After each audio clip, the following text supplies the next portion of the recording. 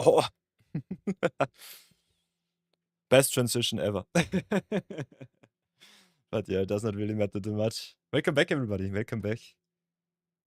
Another day gone by where I could not stream because work got me back into its nasty, nasty clutches.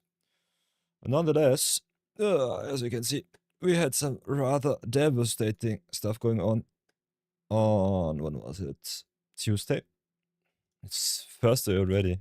Weekend right around the corner, so that's nice. Oh, Magic from scratch going strong once again. Returning quite refreshed. Funnily enough, whenever I have to work, I'm coming back to streaming even more refreshed than I was before, so that's rather awesome. Other than that, I think we had some nice little trophy draft, which also gave me a little bit of a boost. A little bit of kick in the right direction to reset my work confidence a little bit more. So let's get our record straight. Powered Cube is on the horizon. I think Dragonstorm is already gone. So keep that as is. See where it leads us in the future. Not sure if I want to keep my stream records, but I definitely keep them somehow. So let's add them back to the queue. Set them free, set them free. And then I will update what I want to do today. For all of you who might know, I normally try to be a variety streamer, but in the past few weeks, in the past 2 months, yeah, Magic got a little bit too much a hold of myself. So I will be splitting the stream today into 2 parts. First part will be, I think, a 2 to 3 hour Magic stream. And after that, we're gonna go into some MMORPGs. Tried Dune Awakening out, I think, 6 weeks ago, something like that, during the free weekend. Was not too excited about it. The first 4 to 5 hours were quite fun. But yeah, did not ever get into the MMO aspect of it. So I think I will be trying a little bit of Blue Protocol out today. Let's get ourselves some good waifus, have a little bit of anime flavor, and maybe find out what kind of free-to-play MMOs are hot in 2025, how we are looking and what we will be making out of that. Monetization will be rather interesting to see. So far I've seen Pirate Software at least give it a sponsored stream and give it a try. He said that he also plays a little bit off stream. So let's see how well it holds. Because I am so far not really in the know where the MMOs are so hyped up. So we'll give them a try. Have a look after it. But for the moment, we will return to our magics, get back into the groove, and see how far we come. As you can see, as always, I have tried to slow roll my rewards. I also upgraded my Arabella list. For those of you who don't know what Arabella is, I will show you the deck. Been grinding a lot of victories rather soon-ish on Standard Brawl. So I think if you get a good run together with, I think, 60 to 70% win percentage, you should grind out your 15 wins per day in nearly 2 to 3 hours. So that's rather awesome. Upgrade the list with all of our good rares, all of our good mythics. At the start it was more of a apparent list. Now it's more play Arabella on 2, something awesome on turn 3 and just go to town list. Also streamlined our mana base a little bit more, so that it only gives me red and white. Have been rather often screwed in my colors, so don't want to repeat that. Can still optimize also the removal and also upgrade the list to 100 cards, but I personally think especially the aggro lists are way better performing in Standard Brawl because smaller list means more consistency and also not so much mana screw. Sometimes you just don't get to land number 3 or 4 on 100 card brawl, and that just sucks. So everybody, it is time for another edition of Zero Budget Brawl. As you can see, I've been rather lazy with my rewards, but nonetheless slow roll the 500s to get us some 750. And we are blessed with the awesome golds. So that's rather nice. Yeah, can play any color, can draft it up, can play some Omen Puffs Limited, or what came up these days, some Powered Cube, so that's rather nice. For all of you who don't know what Powered Cube is, it's the vintage cube from MTG Online imported to MTG Arena, and it's rather hilarious.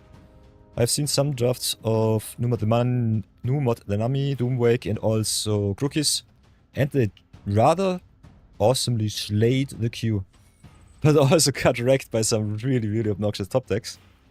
So I'm not sure if I can, as a free-to-play player, recommend you the Powered Cube. It also got the downside of not giving you the cards that you open because it's a so-called Phantom Draft, which means you can play with power but you cannot keep it, which sucks a little bit. So I'm rather interested to see what, besides the card pool that I already know in the draft, is the reward pack system. So maybe I have to check it out on Arena. Other than that, we will be definitely going back into our deck brewing. I've been rather busy with work lately, so did not get the chance to brew another deck yesterday. Still, we have over 100 decks to still post on YouTube, so it should be okay. So the Planeswalker, the awesome card that I've opened yesterday in one of our wildcards was Goben Jeans Blaster Savant. So I think we'll return to through the Omen Puffs and draft up a little 100 card Goben Jeans Blaster Savant deck, aka Fleam, Goben's creation, which is rather awesome. Flying Madness for 4. Spells you cast from your grave cost 2 less to cast, so everything in Flashback or Harmonize is already getting a discount. And if you discarded a card this turn, you can also play it with its Mayhem cost. Mayhem, a rather awesome discard ability from the Omen Puffs, lets you cast cards from the grave whenever you discarded them this turn. Little bit of a modern take on, what's it called, Madness from the original instant block. But definitely a really powerful ability, so we will go and see how far we come with our discard.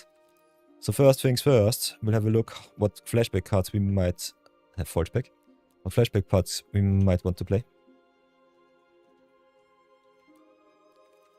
And after that, I think we will have a look at what harmonized cards we got from the Dragonstorm. I only drafted one Dragonstorm draft with this account, so don't expect too much. But other than that, I think cards like the Deep Analysis or some other stuff might be rather awesome.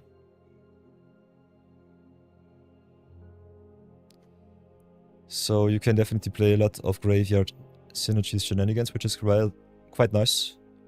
Also, giving the flashback cards a discount per se is really, really strong. So I think all of the card draw spells are definitely worth it to be played. Can get some tokens, can play some mid-range, can copy some stuff, can do some more discard, draw some more cards. Can also search the deck for a little bit with inspiration from beyond. So that's something. But the big expensive flashback cards normally not worth it in my opinion. Can definitely also play a little bit of Go White theme. Play some Revenge of the Reds, some Final Days. I think these cards are quite nice, especially if you self-mill or drop a lot of stuff. Especially for a free-to-play player who might not have the best payoffs for the discard shenanigans of Fleam. It might be a solid strategy just to go mid-range and see how far you come.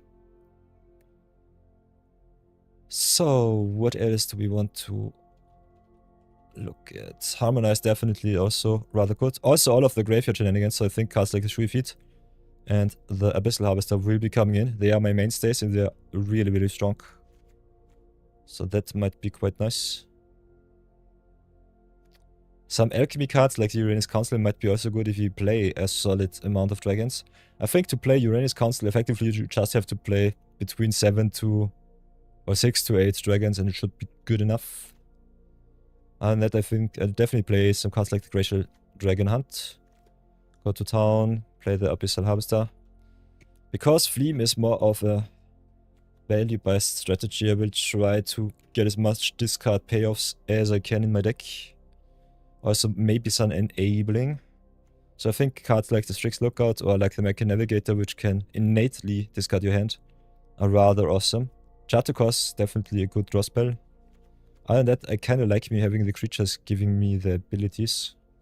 So we will be searching for them first. Could also play some planeswalkers like the Kaito, for example, which can also draw and discard. So Kiora is definitely nice. Kaito is good. Can play some cards which trigger an entry, like the Rock Turret, but it's a little bit expensive. Picked up the Meringue Ridge of Even, so we'll definitely play that one. I think getting all of your good rares into the deck, definitely worth it. Also, if you play some discard, could think about some Tiny Bones, not sure. Tarian's Journal kinda awesome with this deck. Just dropping your whole hand and then just playing it for a discount on a rather good, awesome combo turn. Might be definitely the play. The good thing about Fleam itself is you can cast any spell, so it doesn't have to be a permanent. So you can go really crazy with what you want to play.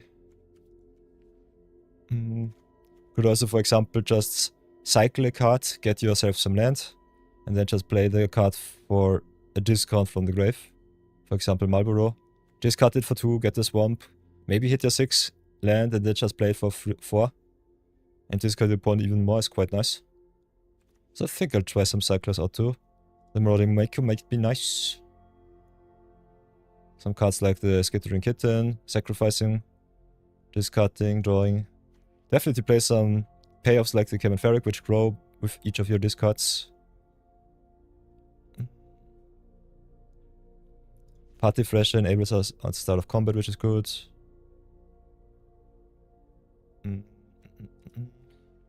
So a lot of discard enabling.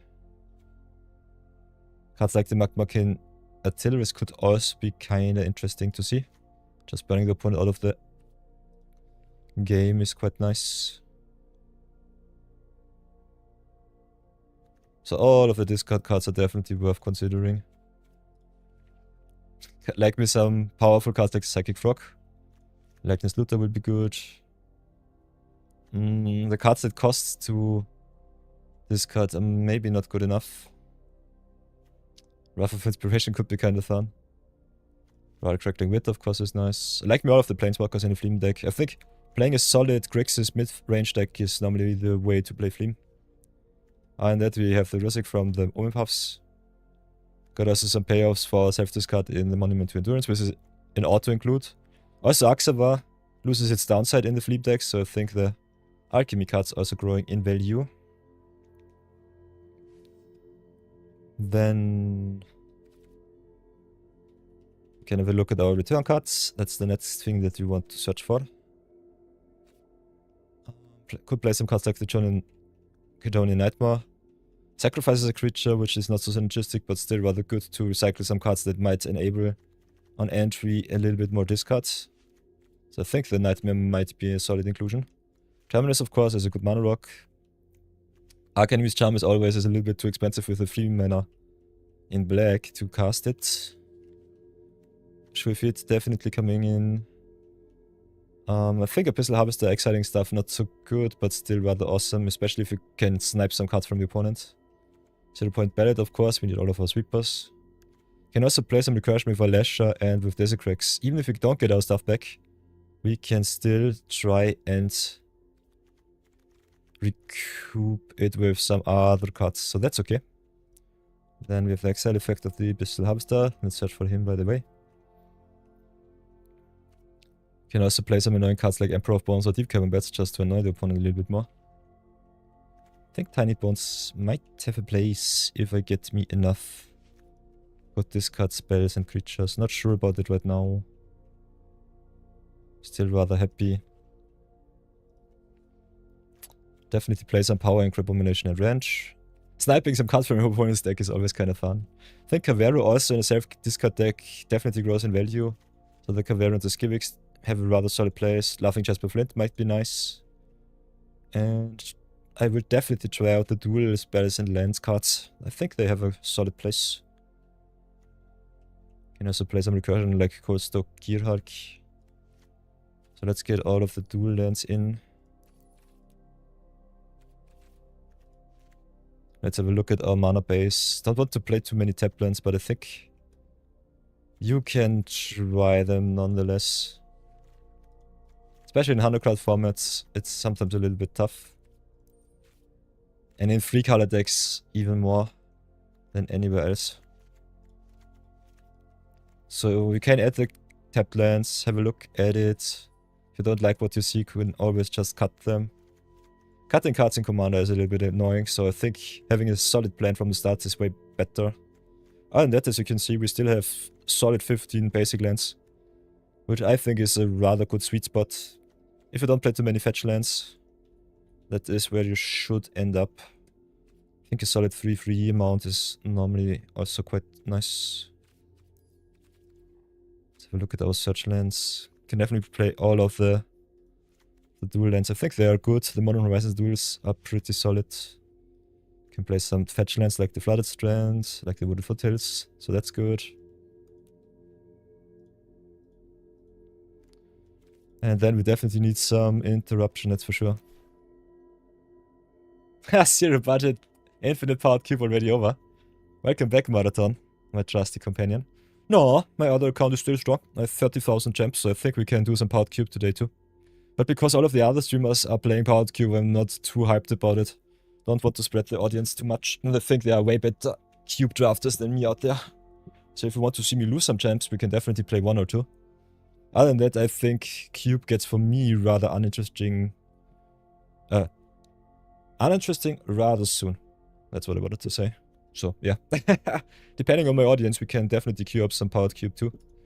So for now, I will be playing a little bit zero budget Brawl. And then we might hop into 1 or 2 cubes if you want to. That's definitely an option. So, let's have a look at our removal suite. A little bit more removal. Destroy all. Do we have some good stuff? Black-green always a little bit lacking. Kinda like Middle Withering Tormentors always. Getting rid of enchantments in black so important. Kinda like the Planeswalkers.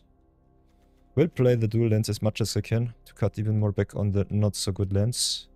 Red dealing with artifacts is kinda nice. And black having some sort of enchantment removal is kinda good. Ah, yeah. How are you doing, Marathon? How was your week so far? Let me know, let me know.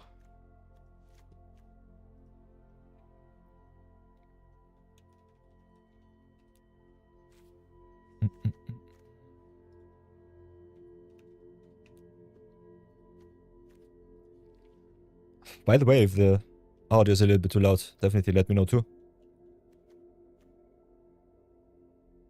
Oh, you still not see the collaborative channel point redemption for the Neely's bad heist? Ahahahahaha. That's totally true. I totally forgot about that. I have to add it to the channel point redemption rather soonish. I think I'm, as a channel owner, and the only person who can do it. I think you as a moderator cannot even do it. So I might have to look at it.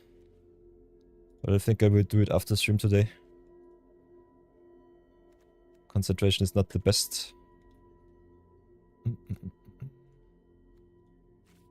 Let's have a look at our mana rocks before I do anything stupid. Ugh, get the raceway out. Don't want to play any colorless lands in this list. Out of my deck.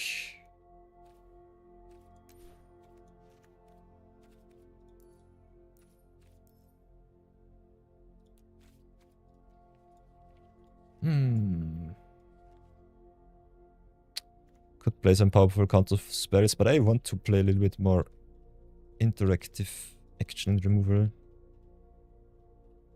Ooh, Martin says he ranked up with all 5 accounts to Platinum Constructed. So pretty chill if you don't think about being in Brawl 4 Limited with one of them. Nice, nice. So the days gone by were really good to you too, so that's good. That's really good to hear. That is what I wanted to hear. Yeah. Our collection ever so growing, so oof. So we'll definitely not put too many cards in the deck. I will just slam in what I think is good. And what I not like, I will cut rather soon. Rather quickly. But yeah, as you can see, if you're playing Magic for 80 days straight, you have a lot of cards to play with. Especially if you grind your daily rewards out. So don't be too afraid to just slam it over whatever tickles your fancy. Go to town. I think I may play just power.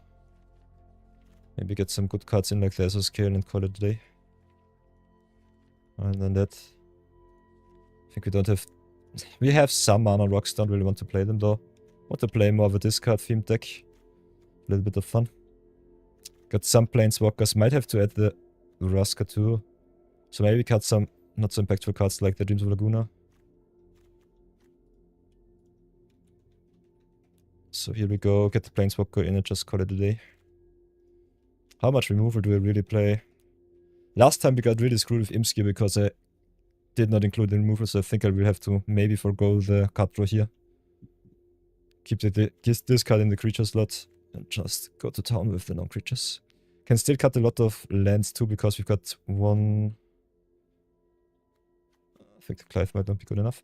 2, 3, 4, 5, 6 good dual lands, so I think just getting away with 6 basics should be good.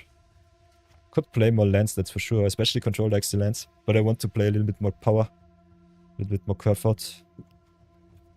So let's get some of our good rares in, then just go to town. So what do I think is good?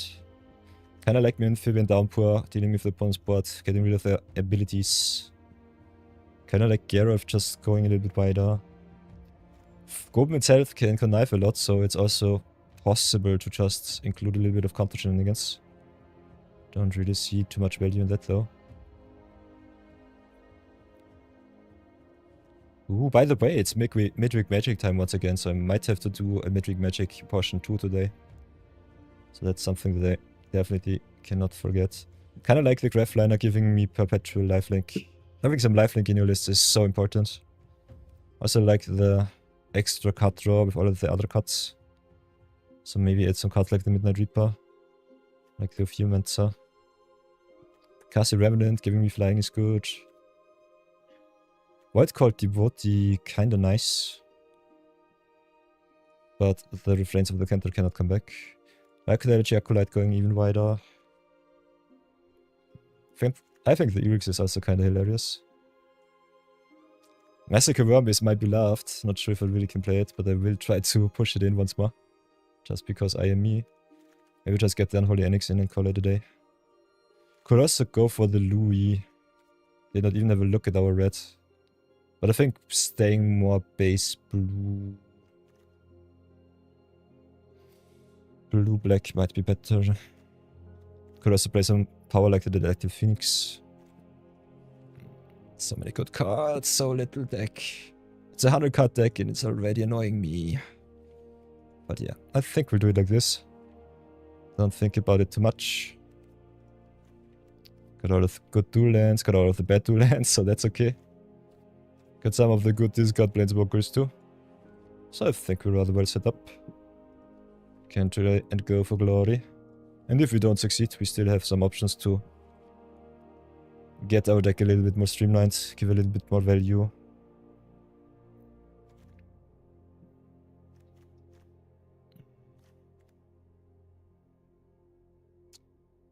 So maybe cut something of the strange discard, cut something of the strange card draw. It's French but good. Like me my warp creatures though, so I think I'll include them once more. Mayhem also only triggering from the discard, so keep in mind that you want to play some discard spells too. So let's see if this iteration of the deck works. If it does not, I will definitely adapt something. But I want to play some games, so let's go into some and have some fun. Already all so close to Christmas, so that's that. Malton really enjoying the Omni draft. Hope it comes for ranked again, but they won't do it, I guess. Yeah, Omniscience draft is always a little bit hop or drop. It's midweek magic once more, so I'm rather interested to know why they did not promote it like they always do. Definitely have to play it. Want my wildcards. But let's do the limited madness portion first. Limited madness. A zero budget brawl. First. Get that out of the way. Because on Tuesday the people were a little bit sad that they did not play more brawl. So I think I'll give them a little bit of more what. By the way, Marathon, the YouTube bots run quite well. Nearly all of my subscribers try and have a little look at that, so it's really fun. So, game number 1 with Goben Splicer, aka Fleam. Deck. We are color screwed. Don't have anything to ramp. Because I forgo our ramp once more. Playing a little bit of mid-range Fleam, so it should not be too much of a problem. Free mulligan perfect. Say hello. Courtesy demands. And then go into some games. Ooh. Marathon staple at 65% in his Omniscience drafts. That's rather awesome. Love to hear that. Insight is good. I don't think I need it right now. We are playing against Zagan, so Zagan aggro it is. Got a little bit of control elements, so it should be fine. No clean answer to the Zagan besides the Felder Profane, which comes into play a little bit late. But yeah, if you don't play any counter spells, it's normally impossible to keep the opponent from not pumping the board to infinity. So let's get rid of the Strike Master. I have to just cut the non-land, but we've got the deep analysis, so that's okay.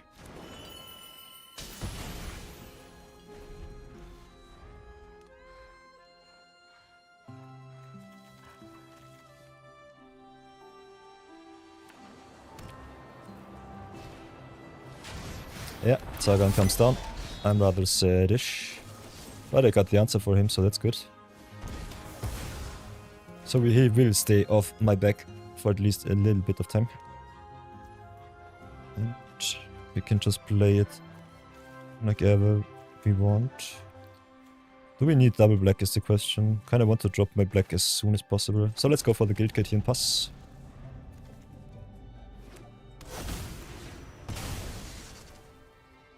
Can still not double spell if I don't get rid of the Fel, but I want to keep it for the Zagan. Also with all of the X 2s and 1s rather good for my Massacre Worm. What's there left to rough, so I think I'll have to drop the Fel. It sucks, but I think it's worth it. So let's go 0-point balance for free. Pass for now. Ballad, by the way, against aggro gets worse the longer the game goes on and the lower your life becomes. So I think playing an early 0-point barrier just to 2-for-1 the opponent is okay. We also still have the Massacre Worm with 3 black, so that should be fine. No clean answer to the Avenger of the Fallen, which sucks. Can play the Fleam, which is good-ish. Can just drop the Psychic Frog and see where it leads me. Which is also kind of fun with the Fleam combo. Definitely have to drop my land here. I think I just play Fleam and see where it leads me. They have only 1 card in hand, so I think they are mainly aggressive.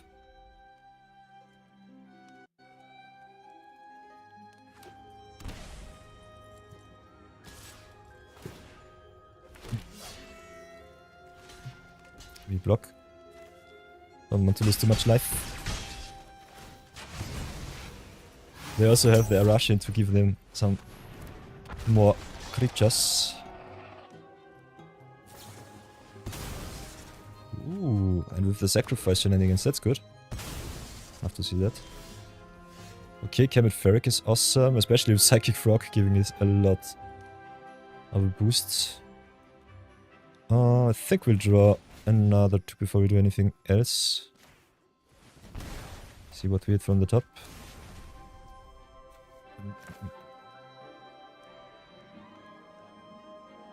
Like me some block, like me some ramp. So I think we can do some good stuff. Could double spell the Dragon Hunt and the Suplex to get rid of the Zagan once more. They can recast it next turn, which sucks. Avenger of the Fallen also a big problem with the Mobilize going even wider for every death creature. So that's a big of a unfortunate spot to be in. Would have loved to play the Massacre Worm now. But unfortunately we are not allowed to.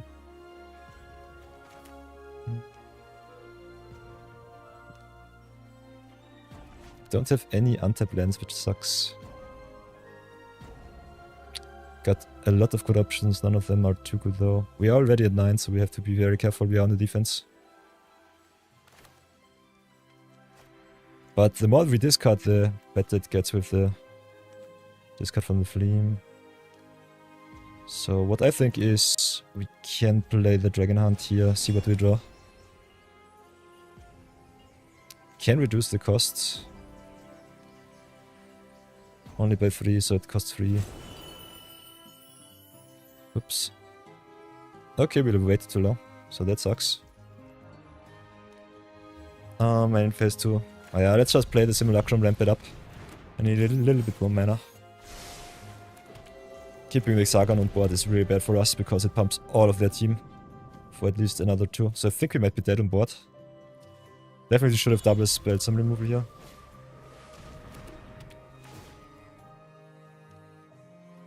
To move the Simulacrum. So yeah, dawdling a little bit too much around really sucks.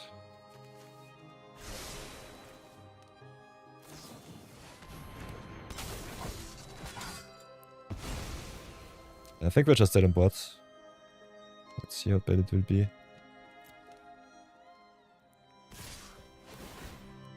Trigger the Avenger first, pumps the whole board, and we're just dead on board. Yes, we'll take it. I have to accept it. So here we go.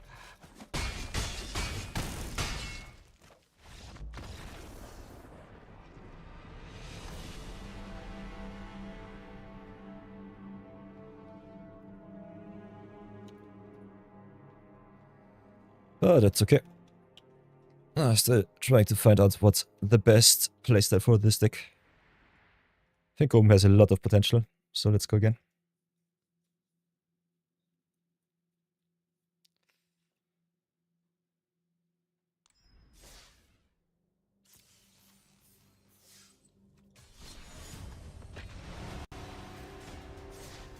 Still not sure about the red removal spells. They are kinda awesome to get rid of artifacts, but they suck so bad against big creatures with poor toughness. What is the sweet spot right now in Standard and in Brawl? So many big creatures out there.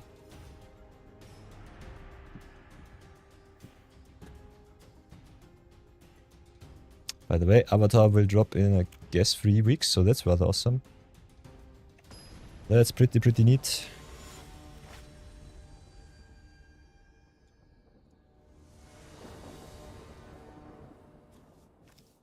So what can we do? We are color screwed right now. Got some card draw and some ramp with the Simulacrum. I want to play against Slimefoot, which is an obnoxious commander.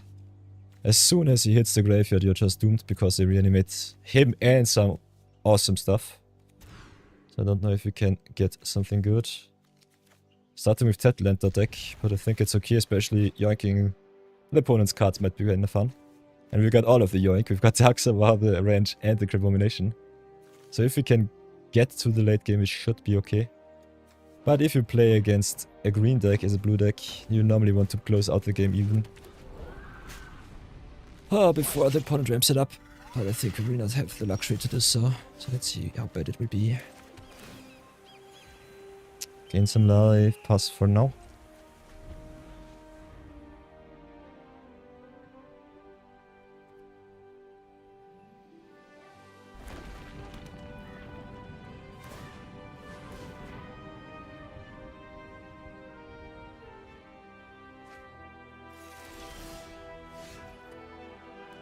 So land drop number 3 is there.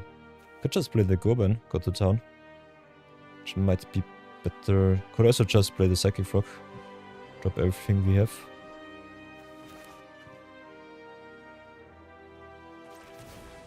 Kinda like the option of a big flyer. So Frog or Goben is good.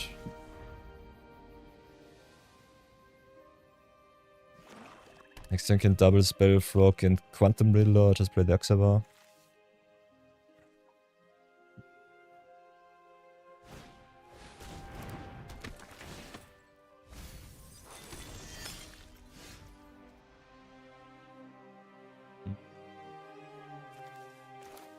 So I think we'll draw first, see what we hit.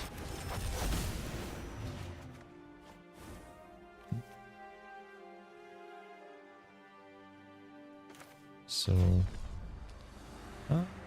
guess.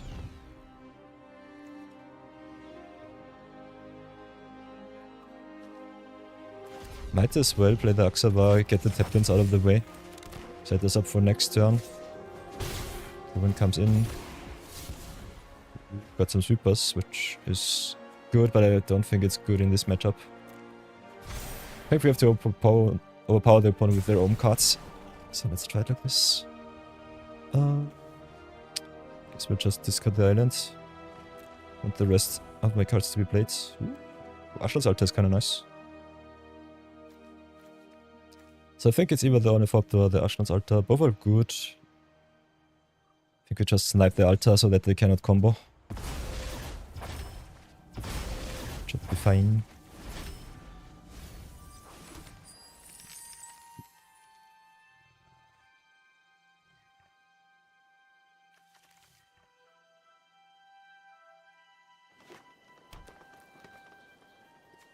Does the YouTube link still work? Let's have a look.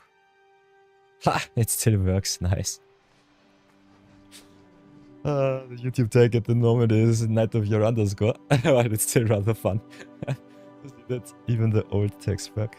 It's fun, that's good. It's good to be everywhere. So, they play this Slimefoot. If they can sacrifice him, they can reanimate whatever they want. I think the only answer for Slimefoot is having some graveyard hate in your deck. Might have to include a little bit more graveyard hate myself. So let's play it like this. Passaggio. Think into another red source. We have all the colors that we need. Then get the range online. We could also just flip the Goben. Cannot play anything from grave though. Everything else is exiled. So I think we really don't need a Fleam right now. Maybe go for the range. Have a look at their deck. Just go to town with our unblockable creature.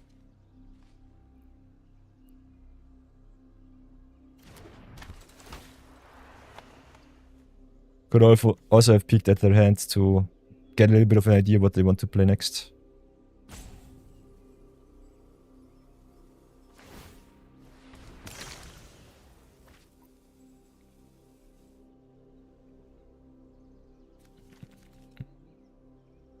What can we yoink? Vivisector. think the Edict is not so good against them. They can just sacrifice their Slimefoot and be really happy that we enabled their... their sacrifice. So yeah.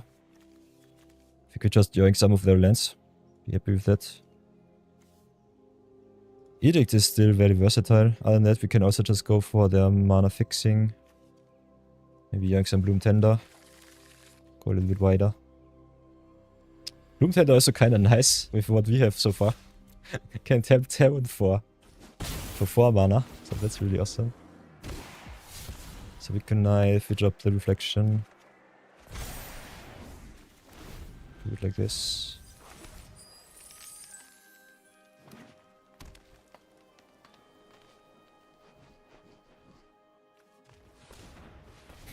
Reflection can be cast for 2 mana next turn if we want to flip Goben into Fleam. Yeah, other than that, just a little bit of shenaniganry.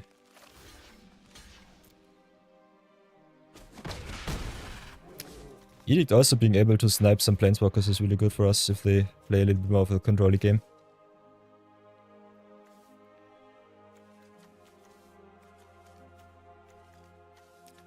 Why did they get their red? They've got the Phyrexian Tower, so they can sacrifice the Slimefoot now. Interesting.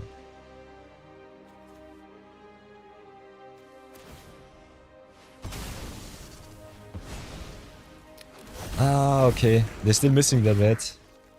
But they got the treasure with the Bloodstain and then played the Slimefoot. Yeah. And now I'm just dead because they can cycle Reaper from the Abyss with the Slimefoot whenever they want. And this is the point where Slimefoot gets really obnoxious. Can exile him, so that's something. Tower needs to tap to sacrifice something. Kinda want to get rid of the Bloodstain too. Yeah, I cannot do that at the moment. So let's go play the Suplex, get the Slimefoot out of the way.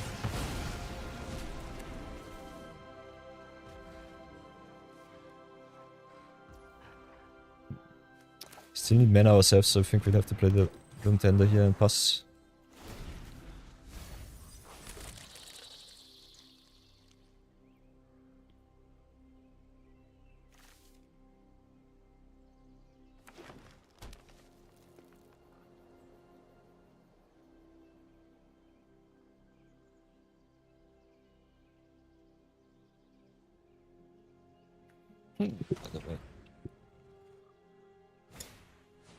Yeah, that makes a little bit of a difference.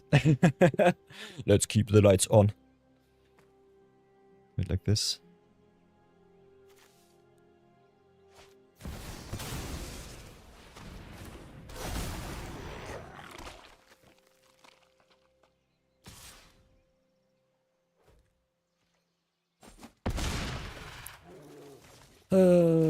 Yeah, they hit the lands exactly when they need it. So unfortunate for us.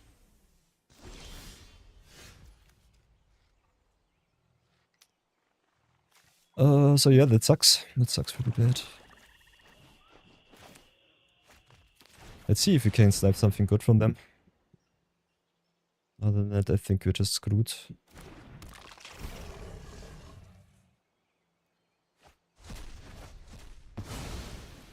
What did we hit? Paralyzed does not do anything for us. Satsushi is kind of nice, giving us some treasures.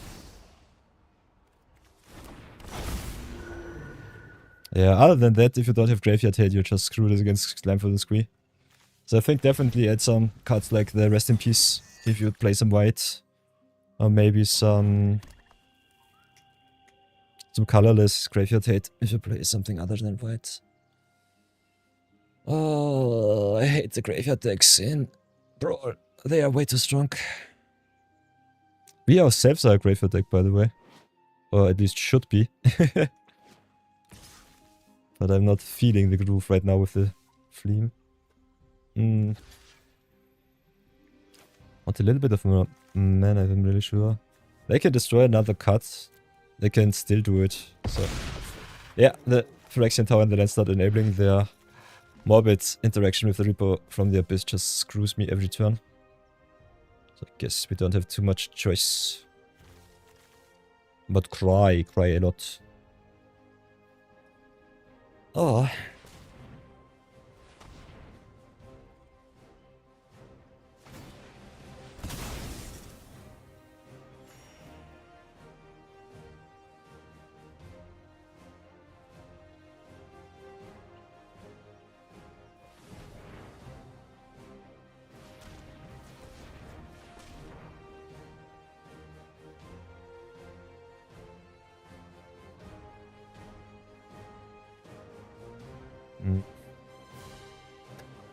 Maybe I should put more hate pieces into my future brews.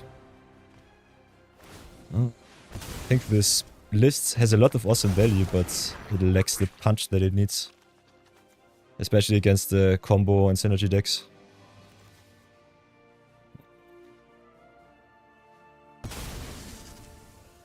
And I still might have to cut some dirtle cards like the Self-Reflection. But I think they are quite fun. Copying a card for 2 mana from the grave is awesome.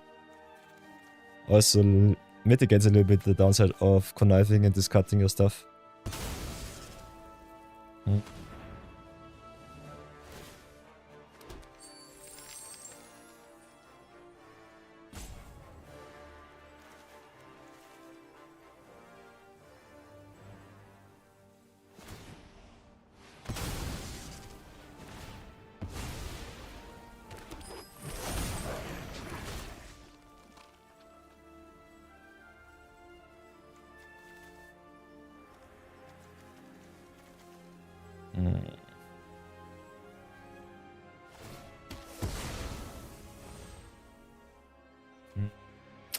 Do I want the treasure or the extra cards? I have 6 mana, so if I hit the sweeper from the top, it should be quite nice.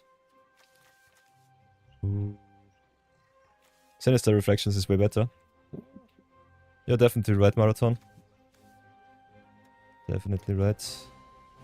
Oops, that's the wrong one. What do we want to do? Create some treasures or exile some cards. Thankfully, make some treasures. I have so much stuff to play.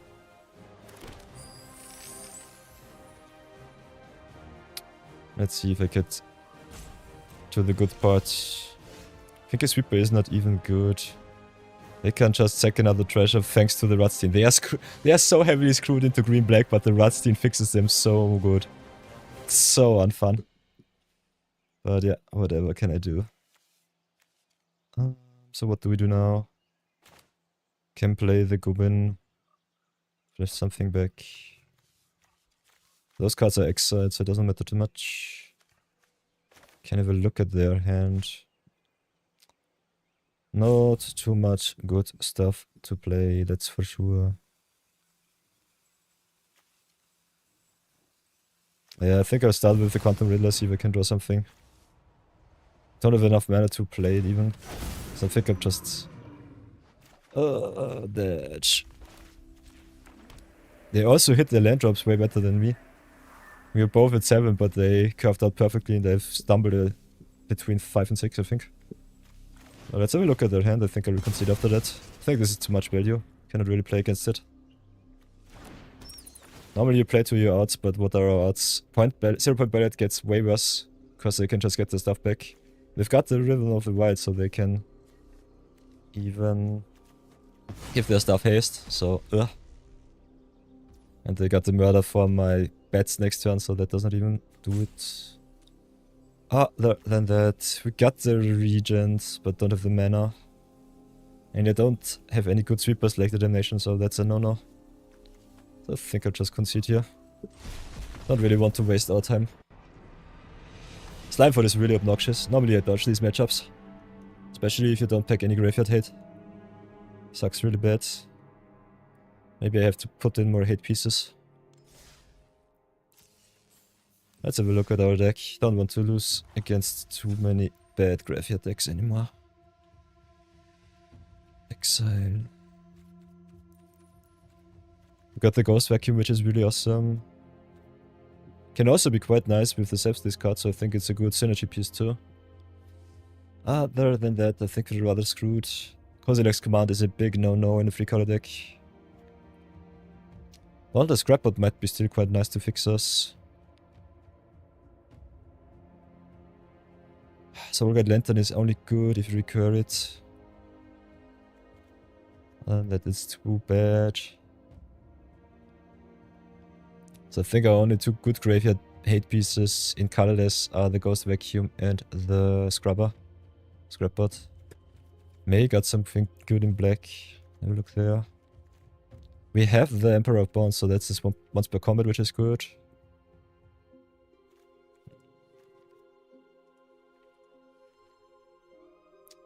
Don't want to dilute my deck too much with Graveyard Hate, but I think it's so necessary these days. Maybe cut some shenanigans like the Marlboro.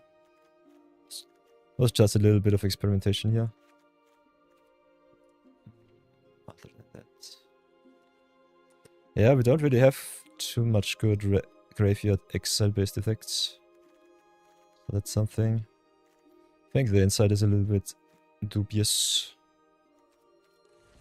Cut a little bit and play a little bit. That's the way to play today.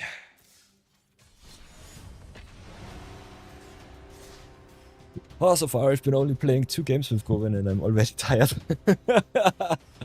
It's such an awesome commander, but I cannot find the right lane to brew with it. Oh,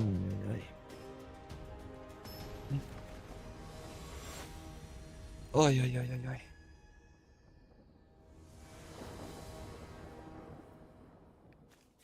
So, what are we on the play? That's for sure. A little bit color screwed. But we got some redraws, some deal damage. If they care about we have an answer. Otherwise, I think we have to look for some hard removal. Against VV, you normally want to be the controlling deck. I think we'll take one extra female again and see what we can do. I think this hand is okay. Tap land that deck once more. So let's go with the Asylum first, play the Mako next turn. Could also just drop the landscape and go for the Goben instead of the Fleam. I think both have pros and cons. Especially in discard deck, the Mako might be better. Into a potential Goben, conniving, dropping some cards, replaying them from grave, throwing the creature. And the Glacial Dragon Hunt is glued to our hand, so that's rather fun. Definitely play the landscape. Might sack it for another land. Don't really have to. Let's see what we're playing against.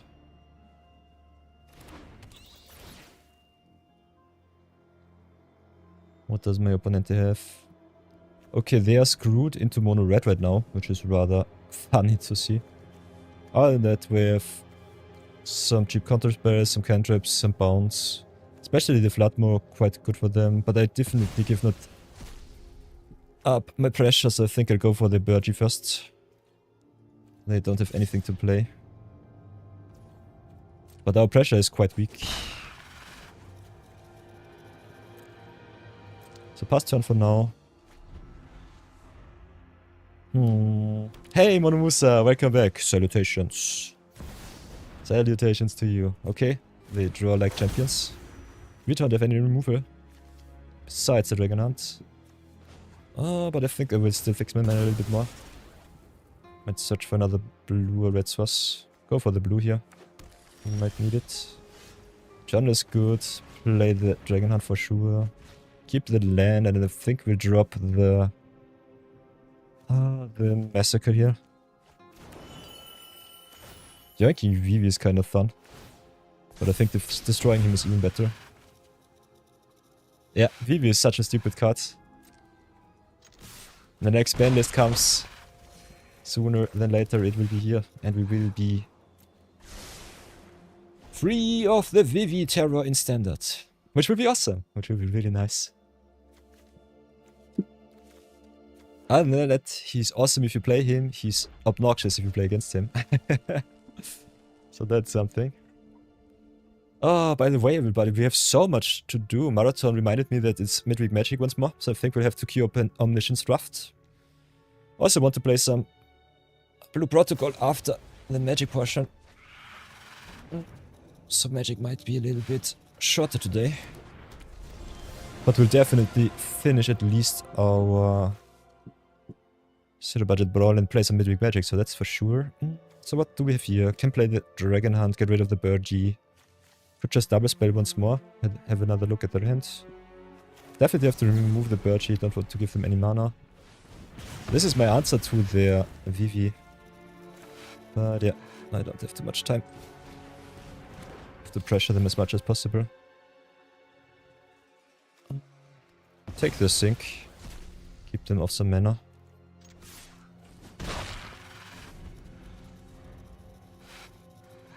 No. Oi, oi, oi, oi, oi.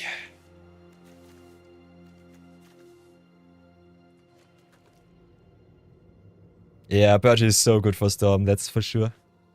I think she's also included in the Vintage Cube. In the Powered Cube, so that's nice. By the way, guys, Marathon asked me to play some Powered Cube on stream.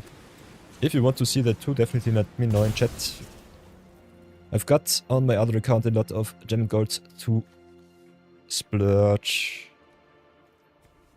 But I'm not too hyped about the reward system of the Powered Cube. So, it's either hop or drop.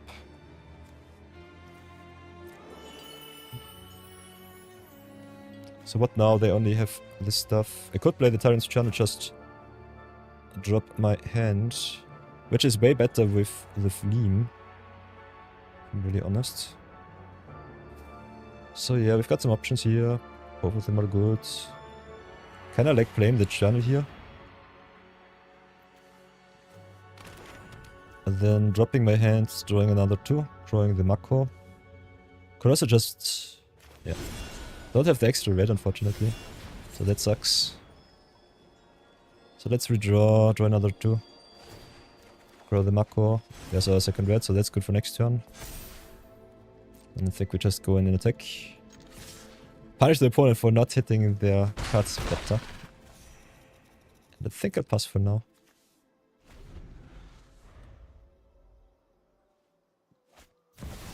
Okay, they recast the VV, that's good for us, with no extra land, so that's good. So yeah, play this one, because I'm stupid. Definitely should have played the mountain here. Wanted to go into Goben into the Glacial Dragon Hunt. It's... yeah, it sucks. It sucks really bad. That was not so good. Let's do it like this. Grow the Mako even more. Tap it down with the Dragon Hunt.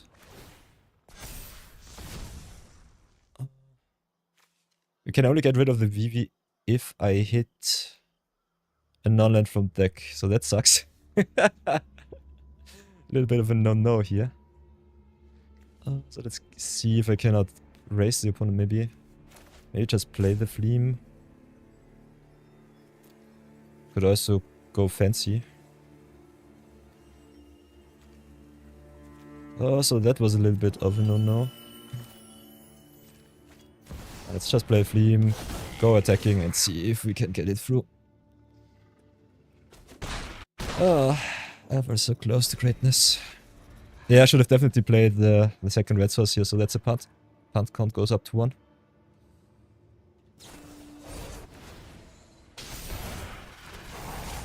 Okay, they played the Monstrous Rage. Get 1 million mana with the VV.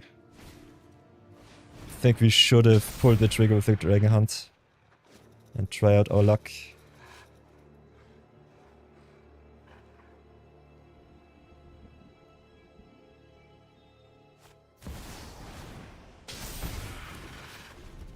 What did I do? I think I played the half elemental to redraw.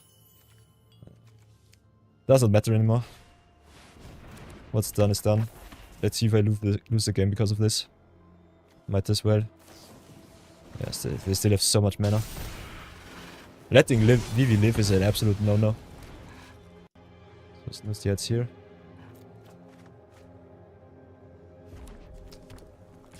So I guess we're just screwed. So the look at the top doesn't really matter too much. Could have kept the Fleam also in grave to replay it with the Tomb of Arclosots, which might have been better.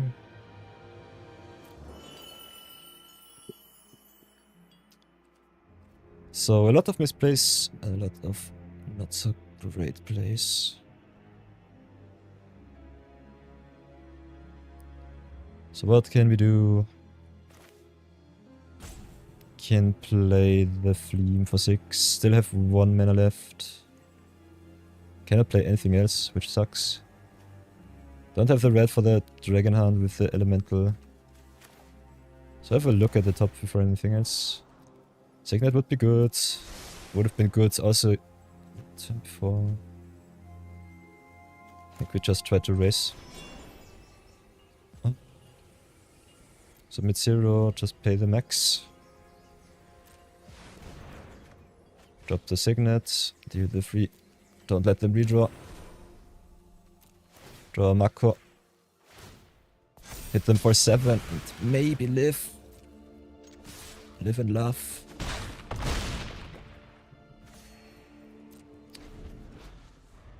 I could have also tapped the tomb, get the Magma-Kin back, drain them for even more. But cannot attack with the Mako, so that's a bit of a no-no.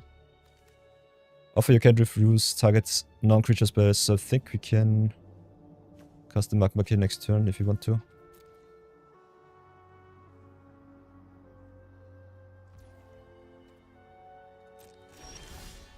Okay, Scrapbot is okay-ish. So let's go hit in for the 1.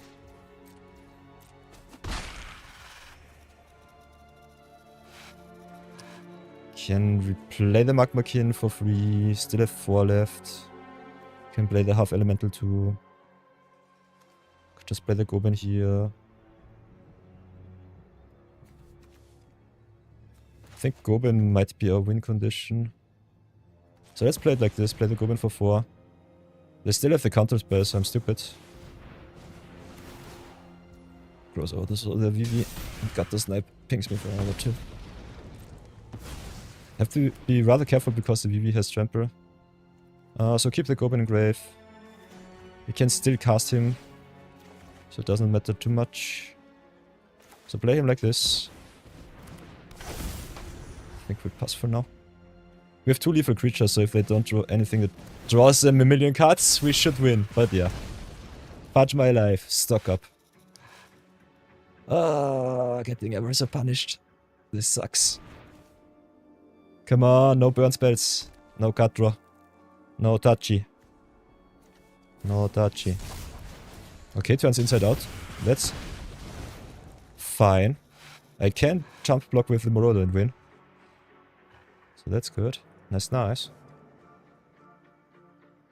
Think we win this. Come on, please, please, please, please, please. Let me live. I've punted already this game. I want to win it at least. Yeah, they just attack and they are dead on the back. Crack back. Last card is offer you can't refuse. So only counter spell for them. And we live on 2. Just have to smack in and that's it. Gotcha. So at least we are 1 and 2. So that's nice. Pre-rolls are on, so I will have to turn them off once more, everybody. So if you want to support the stream, I will have a short little 3-minute ad break. Yeah. Turn off the ad break, turn off the ad blocker. Get yourself some drinks, some snacks. Support us. Otherwise, I will be back in 3 minutes. See you then.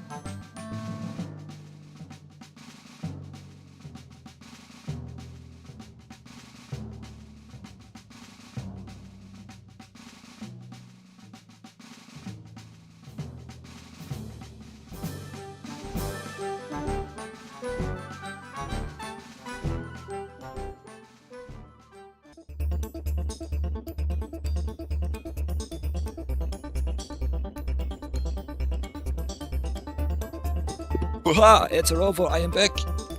Got some business calls, so...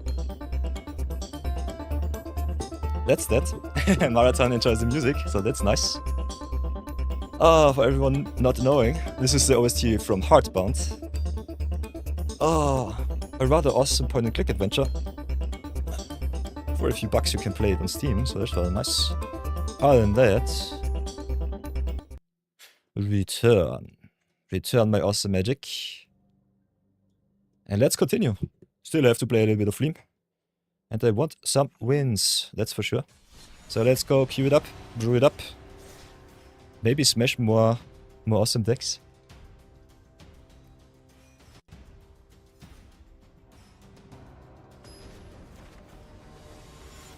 Oh, yeah. So how long did I let you wait? Oh. Doubled up on my break once more, as always. Okay, playing against a Cruel Claw, so we need some removal. We are in the place, so I think Blotout comes into play soon enough. As long as they don't play anything obnoxious, I think we can play, with help of the Sunring Eruption, the Blotout on 3, so that's okay. Oh, a lot of tap lands, so I think I'd go for an untapped source. Yeah, this is one of the downsides when you play a lot of zero budget, no crafts. I think you could play way more fast lands, shock lands, fetch lands, and then it's way easier to be competitive with this deck list. We could play the Goben, search for some good stuff. Could just get the tap lands out of the way before anything else. And I think it might be worth it to do so. So let's go get the tap lands out. Definitely want to play the Flea more over the Goben, so that's something. So let's have a look at their hands. Play it a little bit slow. What do they have? What the heck? Only lands. Nice. So they play a one-shot build of the deck. That's interesting to see. So I think they might be in for a really bad time against us. They can haste in it. Fudge. Fudge my life. What do they get? Is it something game breaking? Is it an Ulamog? Yeah, it's an Emrakul. Cool. Why? Always with the stupid combo decks. This sucks. 99 land Cruel Claw. Yeah.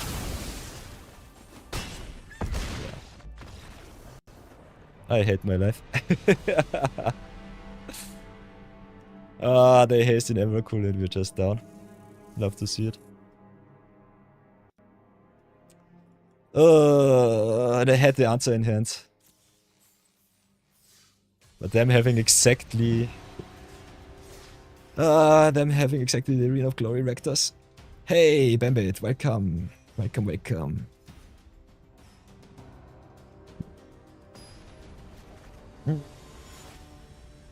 Bambit, how are you doing?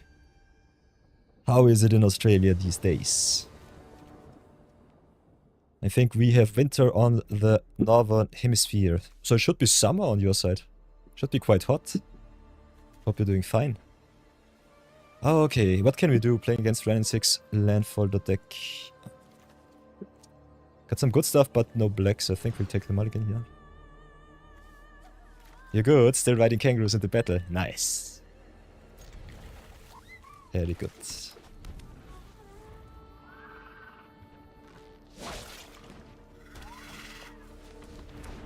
Fishing season is here. That's good. That's really good. Oh, so what can I do? Could play the Goben. Maybe connive into some good permanents for the Abyssal Harvester. Still need another black source though.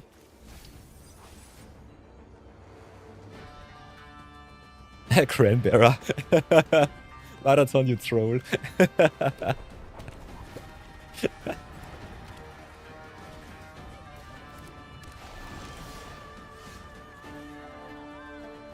But a city called Cranberra or Cranberry would also be kind of fun. Can definitely see it. So first things first. We can Madness in the Desecrack, so I think we'll do it like this. Could also keep it back to get something back from grave. So whatever will I do? Trawler comes into play untapped if I really wanted to. So I could just drop the Harvester, get it back with the Desecrax. Maybe just drop the Desecrax, get a big attacker. Get the tap dance out of the way. Maybe take not too much damage. Trawler also a nice graveyard hate piece for the creature-based decks, so that's something awesome from the Horizon set. Ooh. You're chilling in Melbourne? Nice. Little colder down south. That's good. MTG bot Dash? That's a good question, Marathon. You are my trusty companion. You can definitely find out what's wrong. I did not deactivate it. I think the extension should still be online. But I changed my username once more. So maybe it has reset something like that. Not sure about it. Okay, Scootom is really bad for me. So what can I do? What can I do? MTG bot is not moderator. Interesting. Good question, good question. Why does it not work? Definitely Dash. That sucks. Does at least untap work?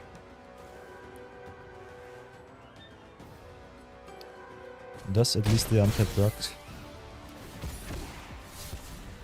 Okay, the critical munition is nice.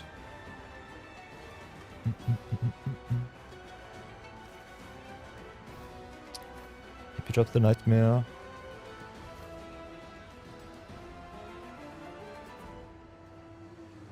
What do I drop? My awesome dudes and dudettes. Maybe just drop the scrap. Need the scrap pot this turn, I guess. Guess I just drop this the Nightmare here. Play the scrap pot, get rid of the grave. They mill either way with the Pack Beast, so it doesn't matter. Next turn, Raska on the Scootstorm should be good. Stay back on defense, ride my Planeswalker to home. So let's have a look at the MTG bot. Maybe I can find out what's wrong. Command lists. Maybe we'll look at the extensions too. My extensions. Untapped is activated, Streamlabs, gaming profile.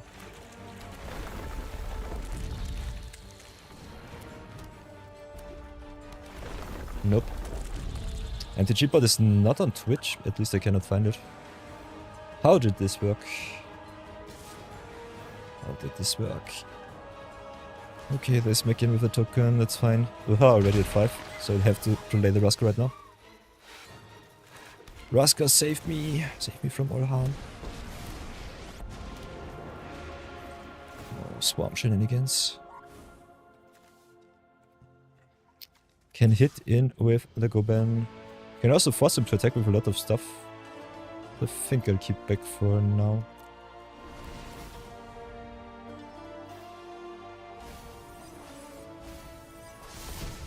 Oh. MTG bot is no moderator. Why is it? Let's have a look. Commands, donate, song requests.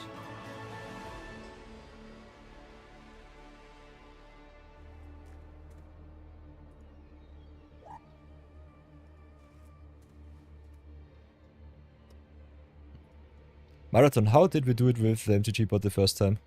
That's a good question. Totally forgot how we did it. Let's go away from commands maybe. What does my opponent do? Ooh, milling even more. Fenrir, Crop Rotation, Bristol Bear, Chocobo, Lightning Bolt.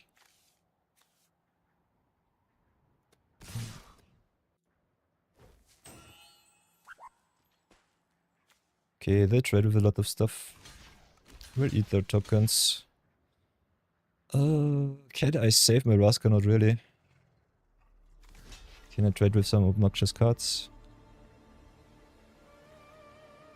They can pump their Death Bonnet Hulk. Already have a lot of good stuff in grave, so I think it doesn't matter too much. Don't really need the scrap pot anymore. Could still get it back with the Abyssal Harvester if I can sacrifice it.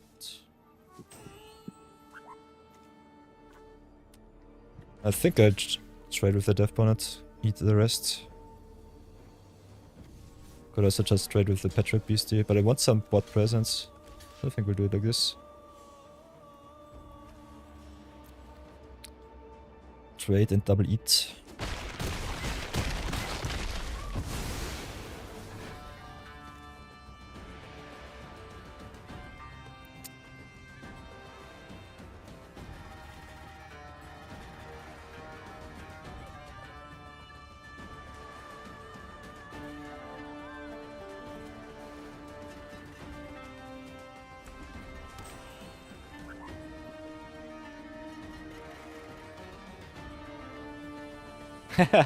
Summon MTG bot.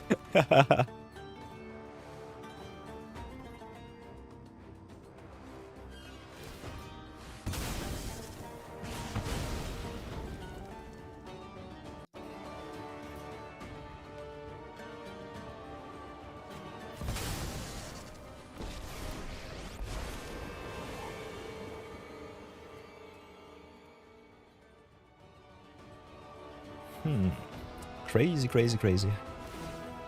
Not sure what happens right now. Okay, Rain 6 hits the field. I did not attack, so I'm screwed a little bit. I can get the opponent down. I think I'll do it like this. Maybe I hit something good from their grave or their hand. So let's just attack them in the face. Could also flip the Fleam if I really want to.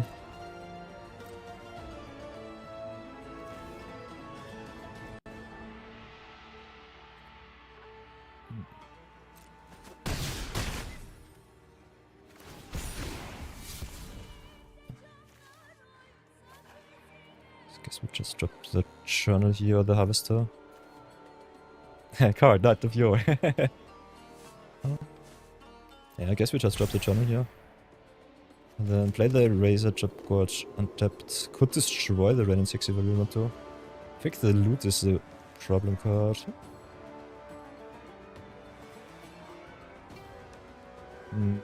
Got many good options. Maybe.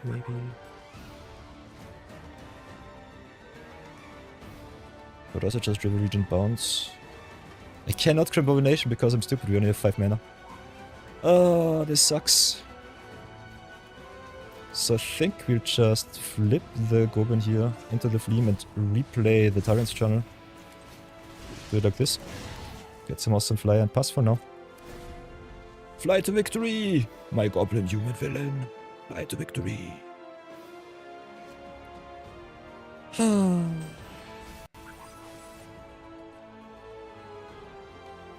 Let's have a look. How to add MTG bots. Yeah, Fleam is so damn silly. It looks so fun. Join in the chat. I think that's it.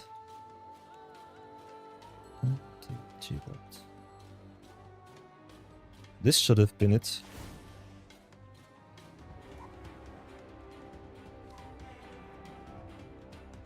Or maybe.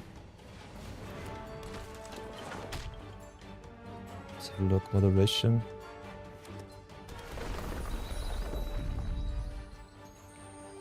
Roles Manager. Marathon MTG bot should be a moderator. Not sure. Okay, they played a Tifa lock card. Get some lands back with the Ren 6. We have a really big Fleam, so that's nice. Can also reset the board with the River Regent if we draw lands.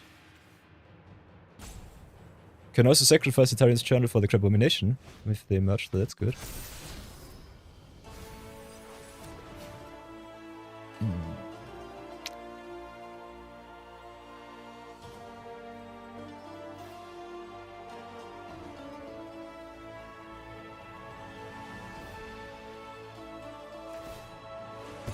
MTG bot is already a moderator, so that's not what we might have missed. I have to go for another blue source. Come to me, my mighty blue.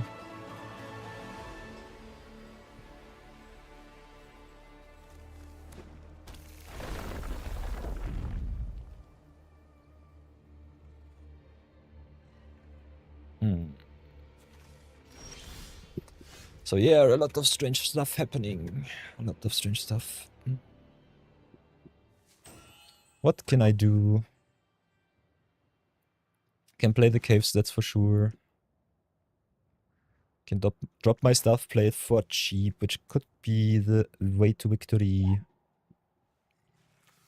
What can I do? I tap for 2. Flip the journal, does not do it. Can just go for the abomination. Get the journal out of the way. Could just attack first, see what they do. Get their life near to 0.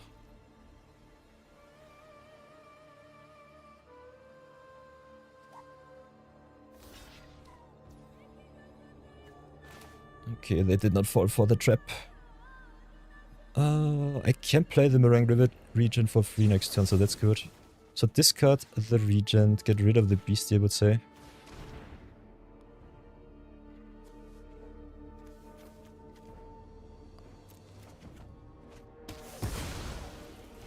Oh, I did not count. I'm stupid. Can still play him for 2.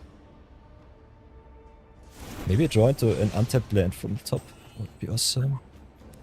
Oh, it's an eruption. So I cannot play anything from Brave. This sucks. What do I discard? Maybe just the harvester. They concede. Too much value. I'll take that victory, thank you so much. At least a 2-3. Might have to try and redeem ourselves. But let's have a look why the MTG bot does not work. So yeah, Marathon, I think MTG bot itself is a little bit of a problem. Let's have a look. Let's have a look how this works. Go back to Twitch. Look at the MTG bot. Does not show if it's online, offline, or whatever.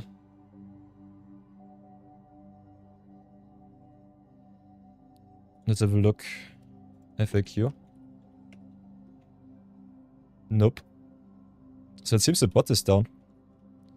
Not sure why it does that. Otherwise, it normally works.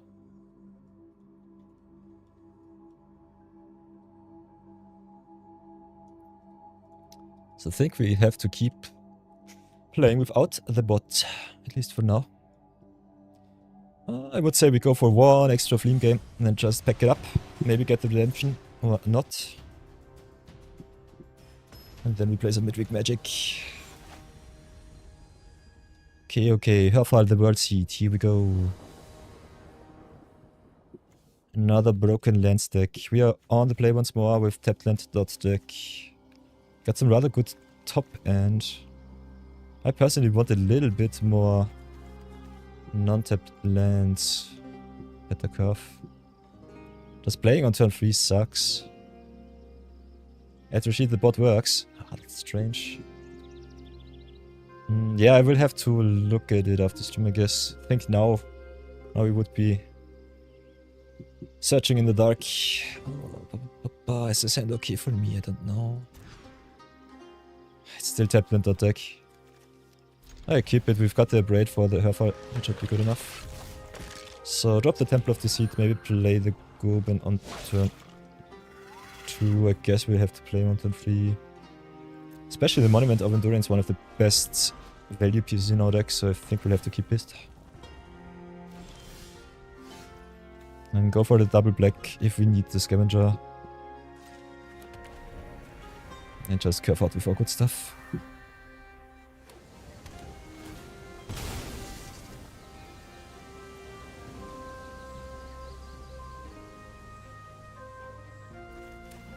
By the way, everybody, thanks for joining me once again. It's always fun to have you all around.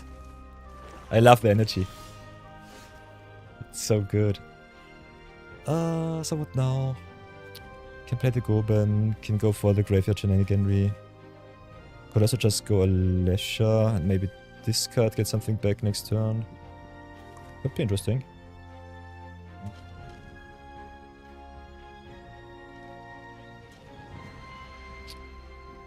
I think we'll try it like this. play the Leisure, maybe get some graveyard shenanigans online too. They could also just burn here into infinity. Let's see how greedy the opponent will be. Ooh, got the Crucible of Worlds. Oh. So they can play for 4, tap for 1, sacrifice, replay. So now I've got decisions to make. I think before we do anything else, we will go in the tech first. Can cycle for 2. So I think dropping the artillerist is good. Interesting, they block. Opponent, you know that raid enables when we attack, not when we deal damage. So what now? I don't have an untapped source, which sucks. Would love to get rid of the Crucible. Also have to get rid of the Huffhull. And they have the fetch land in the grave, so I think I'll have to go for that right here. Destroy the Crucible. Just play the Restless Buy and pass.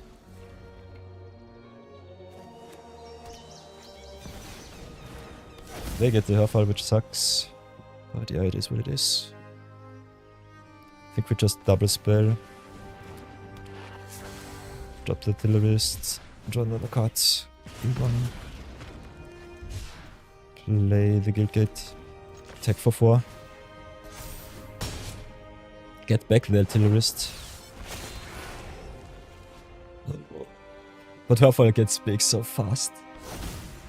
Okay, they got the Hierarch.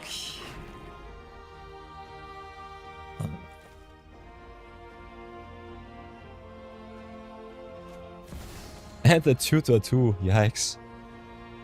They don't have the double green. Okay, they go for the words higher.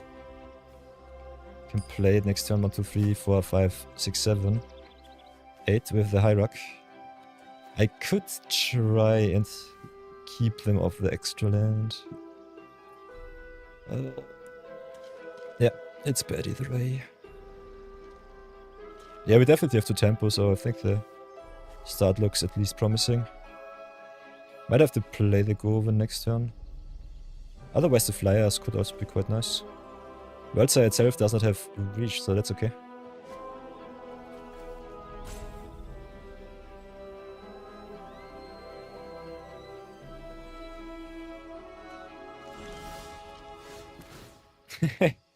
We can also yoink the Wildcard if we really feel like it. So that's fun. Cannot play the range, unfortunately, don't have too much mana at my disposal. Exile a card, play the top 2. Maybe just drop the sewers and see what I hit. Can play reflections. Get more thrashers or artillerists. I'm also stupid. Alesha is big enough to get me back the regen or the range. It sucks. Can I still discard something? Guess not. This sucks. Should have definitely dropped the creature here. But I think the Ritual Chamber is still good. Could also just yoink the Worldsire. Which I think I will. Just annoy the opponent as much as possible. So... they have a lot of good cards here. But the rest on the bottom is also quite nice. So we've got some options. Kind of want the removal. And I think the Ice Tail Explorer is really good for us. So let's go for the Ice Tail. Yeah, they concede. Yanking the opponent's card from the top is definitely our win condition. Nice! I'll take the 3 and 3. So let's go into the deck review and then play some Midweek Magic. I think this game was not nearly over, but definitely a good spot for us to be in at least. Oh, yeah, yeah. So that's really nice. So let's go at it and then play some fun. Short little deck review. Welcome back. Solid 3 and 3 so far. So rather good for a mid-range deck in Historic Brawl, especially if you don't play any counter spells like me. I'm more of the value player than the counter spell player. So how happy was I with Fleam? I think Fleam needs a lot of mana if you don't optimize your list. I think Fleam is at its best when you get some cheap spells that produce you some extra mana, like for example with some treasure tokens, so keep that in mind. would definitely recommend you play what I've seen in the best performing list so far. Some cards like, for example, Heartless Pillage, this card to get a treasure. Or for example, just... Where is it? Not collected, I would say. Can also play some cards like Space Swindle, for example, to protect your combo. Could also just play a lot of the good red cards. There are a lot of those. Where are they?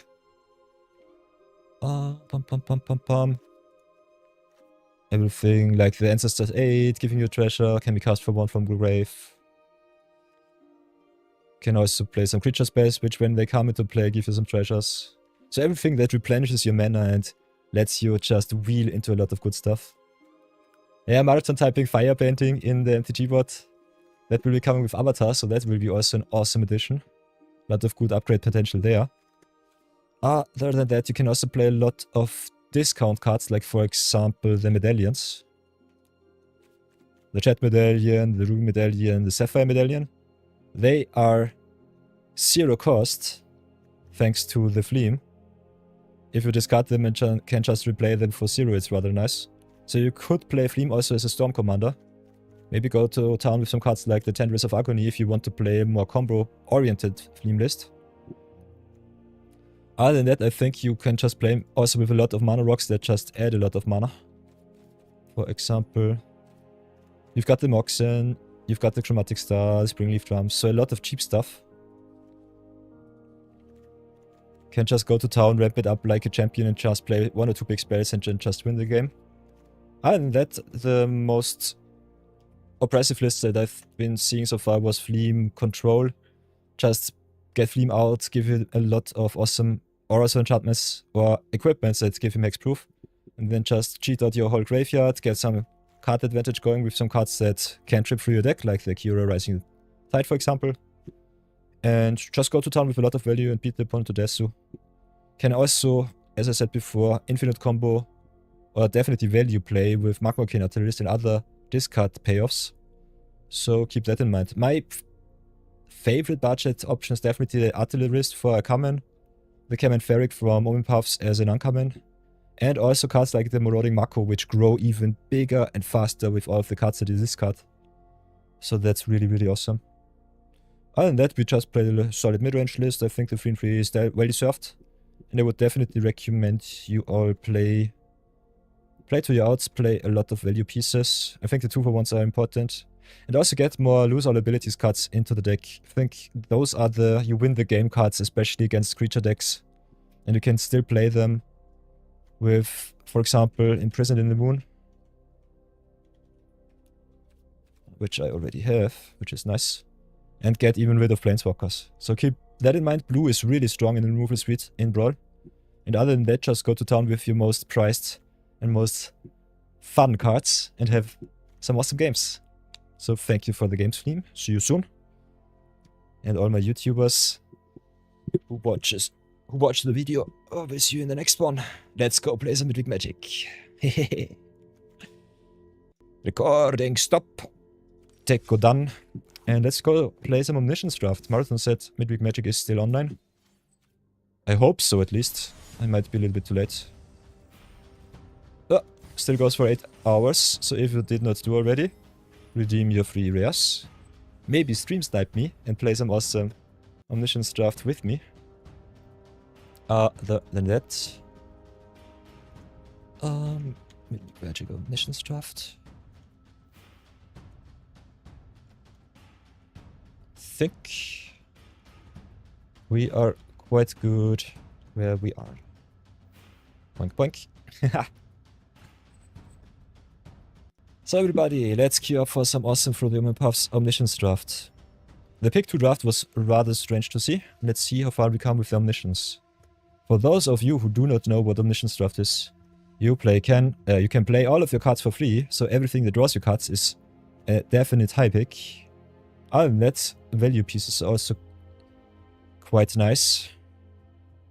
Especially cards like the Rizna, which exile cards from deck are pseudo card advantage, so I think I might still pick her. The Midweek Magic is normally a phantom event, so don't think too much about the rares that you want to pick. Just think about the value. Other than that, what do we want to pick? Good thing about the midweek magic events, they are normally bot events, so you have all of the time in the world to find out what you want to do. Top row 5th card. Spectacular Tactics. Aye.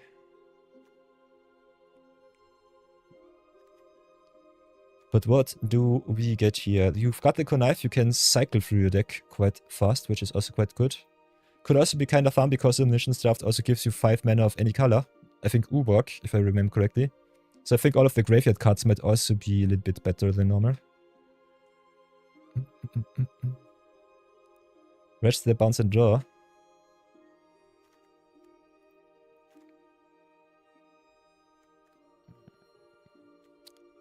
So what can we pick up here? I think cards like the Merciless Enforcers grow in value because you can activate them. They are not impactful, so you might not have to pick them early.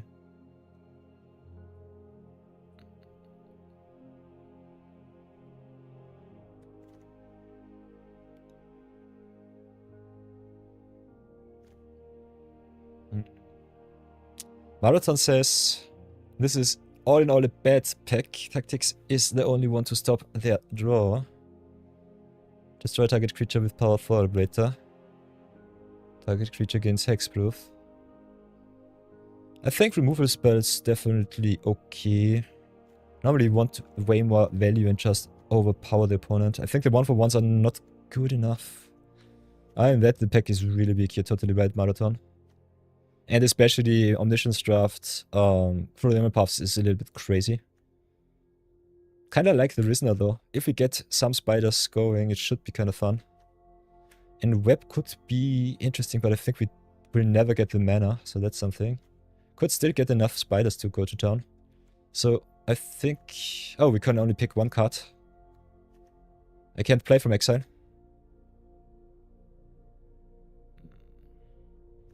If I remember correctly, whoops. That's a good thing with Phantom events, you can just go out. Have a look. Go back to the event. Okay, they just forced us back.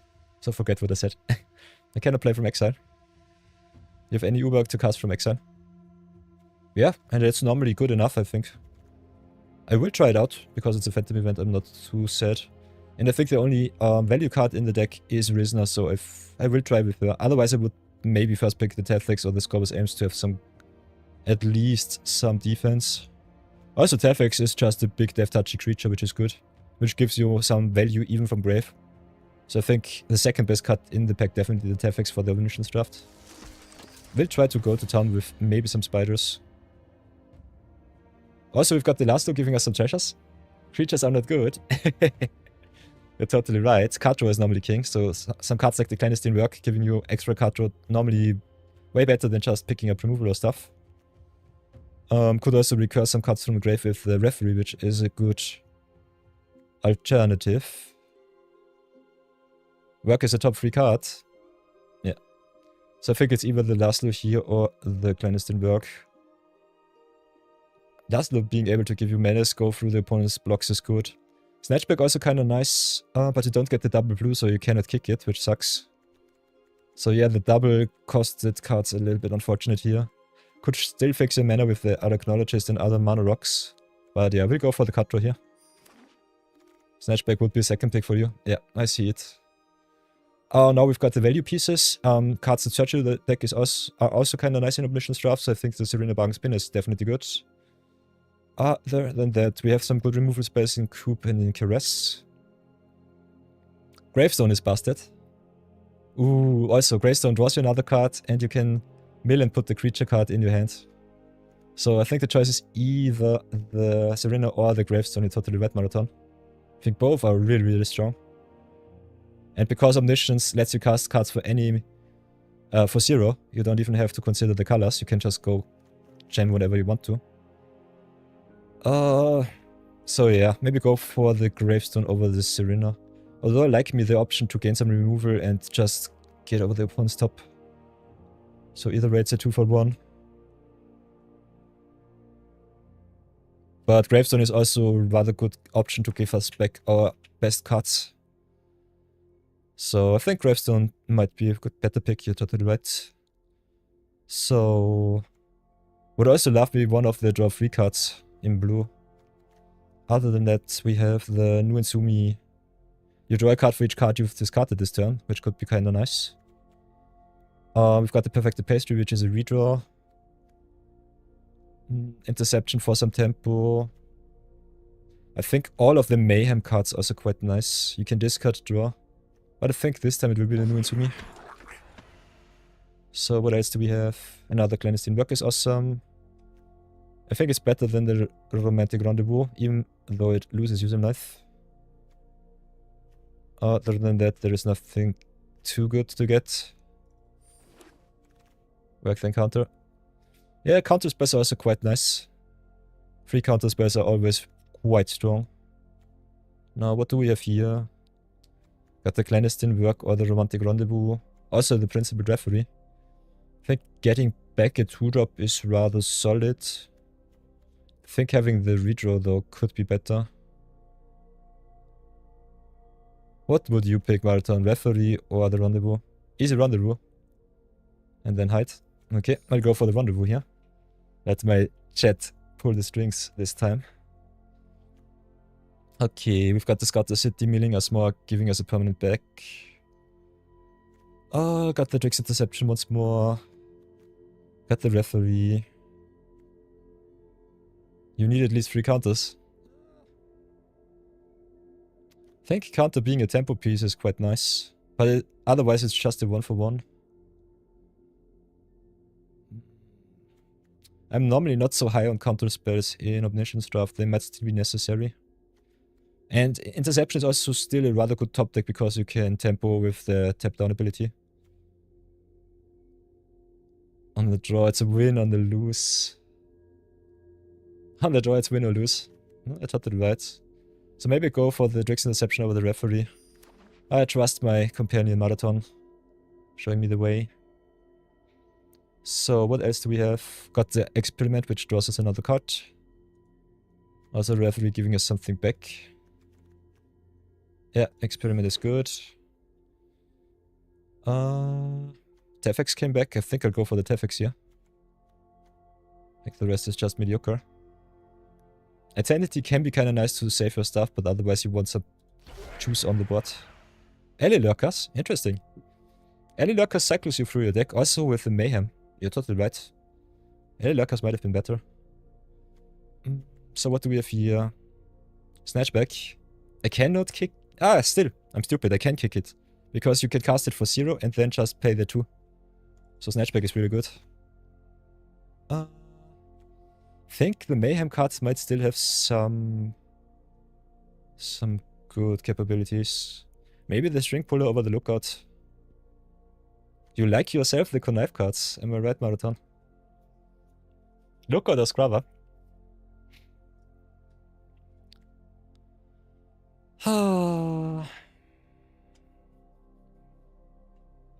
I think the Connive is good, but for the Connive you would definitely love yourself some Mayhem cards too. Mayhem doesn't win you the game, the Connive too. It just rummages through your deck.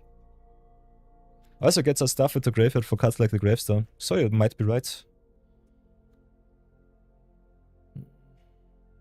I need to draw infinite on 1. Yeah, so maybe go for the Connive cards. I still think we need some big creatures, otherwise we're just dead. So take the Interception here. Yeah, don't really want to play the Saddle, but normally in Omniscience draft you have to play everything that you pick up. Ooh. That's a good one. Gloria is really nice. Excellent top card, you may play it. Really good with the counters. What else do we have? Got the Rampage, which is solid. Got another Snatchback. Got the Sun, which does nothing. You think it's Snatchback? I kinda want to try out the Gloria here. See how far they come. I will go for the Gloria. Okay, Fate Weaver is kinda nice, searching us for our good stuff. Got the Argia, Bounce Back not too good. Prison Break can be kinda nice. Got another Rendezvous, got another Experiment there.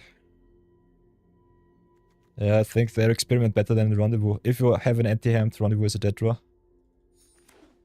And you normally empty your hand quite fast. There's a Robotics Mastery. One of the better targets for the Serena, but we did not get trust, so we don't need it. Also on the wheel, okay. Now we can either choose the Chisok just to have a really good creature. Got also the counter spell. Yeah, but just countering upon stuff they draw against you. I think the counter spells are not so good, you want more 2-for-1 cards. So I think it's either the Unstable Experiment or the Chisok.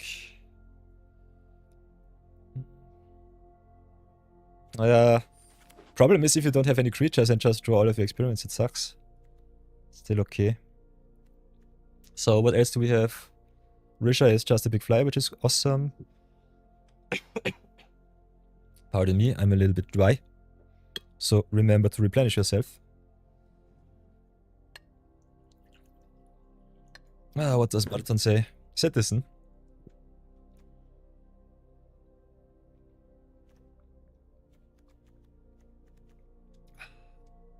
Yeah, I can definitely see the Citizen here. Like me some big cards too, but they're way better value pieces. So let's take the cantrips, so that we don't draw empty. Oryx is kinda nuts. Oryx is really one of the best cards that you can pick up. Other than that, we also have a Snatchback. And also a Sekau. Yeah, I think Oryx is better than Sekau. Maybe we get the Sekau on the wheel, would be awesome. Also, the bots don't know how to draft, so that's good. Especially the Omissions draft, they don't know. We've got the choice between the Archivist and the Serena here. Don't have any enchantments so far. And that or Sword could be also kind of fun. You think Osor is better? I kind of like me the 2-for-1s. I would go for the Serena here. Maybe pick up some artifacts or enchantments next pack. And Serena also is flying on your turn. I think I'll go for the Serena over the Osor. Osor is your finisher. I think Archivist could also be quite nice to get you back some big stuff. And we've got some good cards like the Oryx. So it's either Archivist or Serena. Archivist also being in a removal spell is kind of nice. So I think my choice either between the Archivist and the Serena here. I think I'll go with the Serena. Every value piece is very appreciated. What do we have here? I think we'll go for another Snatchback. Snatchback a little bit unfortunate because it just bounces cards so the opponent can just play their stuff. It's also quite nice with bouncing your own ATBs, so that's good, keep that in mind. Can also just bounce your own creatures. Also rather good offensive and defensive play, so I like me Snatchback a lot. I bounced my Citizen, I'm silly. You're totally right, Marathon, I'm totally silly. So it's Interception or Chisok. I will go with the Chisok here, I want some juice over the counter spells. And I think I'll go with the Tefex over the Lookout. Now we've got the Rendezvous or the Osor. The 6-6 does absolutely nothing. It's big. I think that's good enough. Yeah, Rendezvous. Rendezvous over the Osor. Can see that. Okay, we've got the Arala. Got another Interception. I think we'll take the counter spell here. Marathon has a higher win percentage like me. We also wield the Hide in Mundanity, so we've got this target for the Serena, which is nice. So I think I'll go with the Hide over the Scout. Scout getting you back your value pieces from grave is also kind of nice. But if you top deck it without anything else before, it's rather sucky.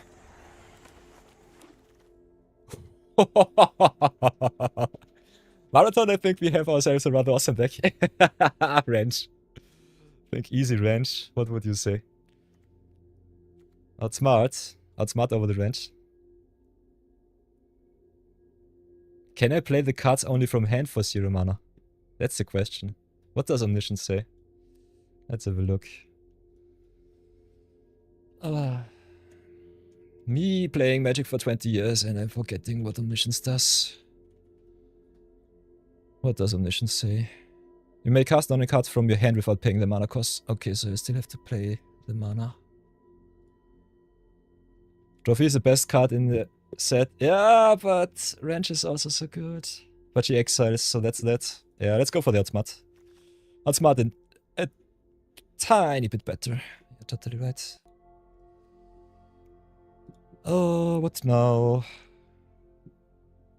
Alessos and Brass is kind of nice, pumping our board, giving them flying. Another citizen.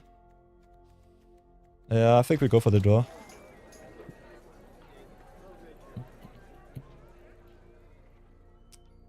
I think... Restless Razorkin is kind of nice if you have a lot of big stuff.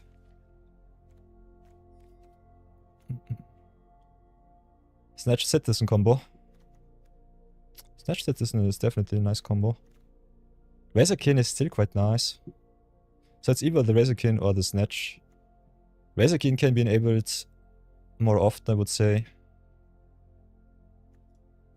So it's either Razorkin or Snatch. Let's go for the Snatch. I trust Marathon. Another Orcs is nice. We don't have any removal, we only have counter spells, so that's something. But Orcs is also kind of nice, letting us play our non-creatures from the top. Still think we have to pay the double blue though, so I think that does not work. But yeah, let's go for the Orcs here. What else do we have? Another experiment. Problem with our deck so far, Marathon, is I think we still need some cards to win the game with. Just drawing your whole deck doesn't do anything. How many spiders do we have? Only 4, unfortunate. Still have to play at least some of the cards. Take the experiment here, draw another card, that's for sure. Ooh, got also the mastery. If you want it. Otherwise, we've got another experiment. Okay, the rule of the format is you make your opponent have nothing in hand and then just win the game. So I think we have to take another experiment if it's like you say. I think mastery is okay-ish. But just having the redraws might be better. Especially experiment being able to draw you another 2 and connive a creature up is kind of nice. So yeah, I would definitely have loved to get the Celestial Archivist. Bouncing him with the Snatch backpacks seems kind of nice. Just getting you back all of the big stuff from grave if you have to trade. I think it's another lookout. Give yourself the redraws, the connive. Ooh, and another Orcs. So many Orcs. So take the Orcs here. A lot of big creatures. Now we've got the Osor. Got another experiment. So many experiments. Oh, got the Scatter City, which is nice. Or what would you take? I think it's Scout over the Enforcers. And I guess the Interception over the Tefex. Would you take the... I think you would take the Interception, right?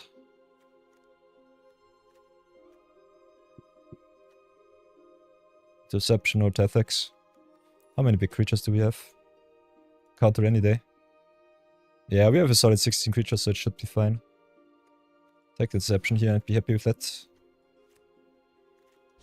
Originally this. And the research team. Okay. Unfortunately, we have to play the Caractantula settle. Other than that, I think the list looks quite fun. So let's go to some games. Have some fun. Ay. Still 10 minutes off before we have to go into another red break, so it should be good.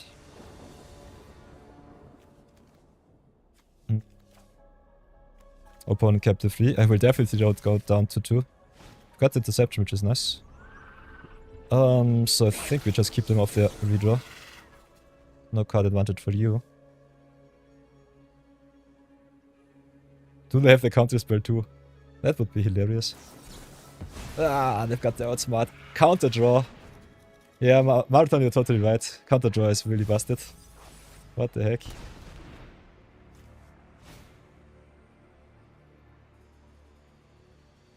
Yeah, card draw spell is definitely very important in Omniscience draft.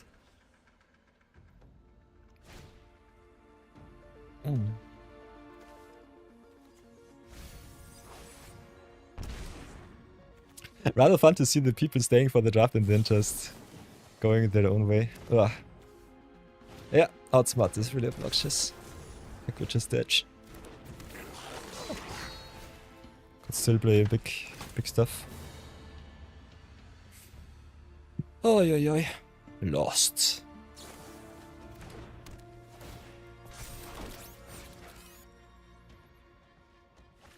Yeah, kinda like the Robotics Mastery being a 3-for-1.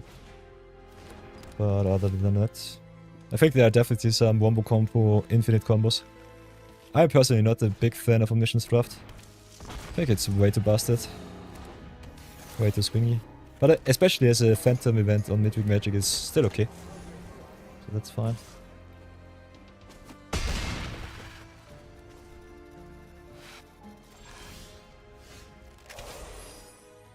Yeah, I think we're just dead. We have to draw something really good.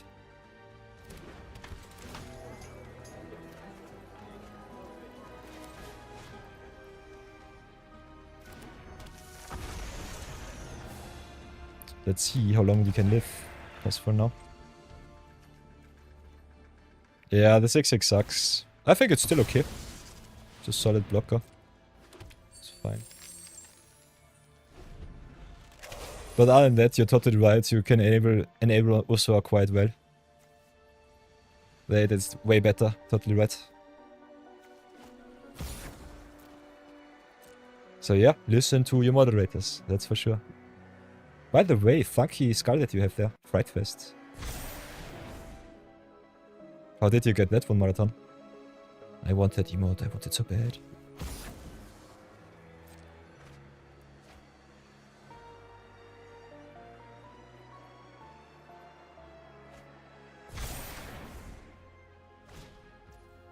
Okay, definitely have to draw, counter the draw spell. I think we're not dead on board, but we're ever so close. Oh, we might as well be dead on board. They have 5 in the air. Can smack us with the rest. And they have the redraw. Let's see how bad it will be. I think they can just right click attack all and go to town.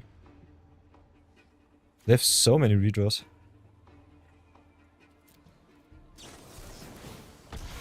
Yeah, okay. They tap us down with that. That's okay. Let's go next. Let's go next. Still have 3 minutes before the ads. Let's see if I can get a win in.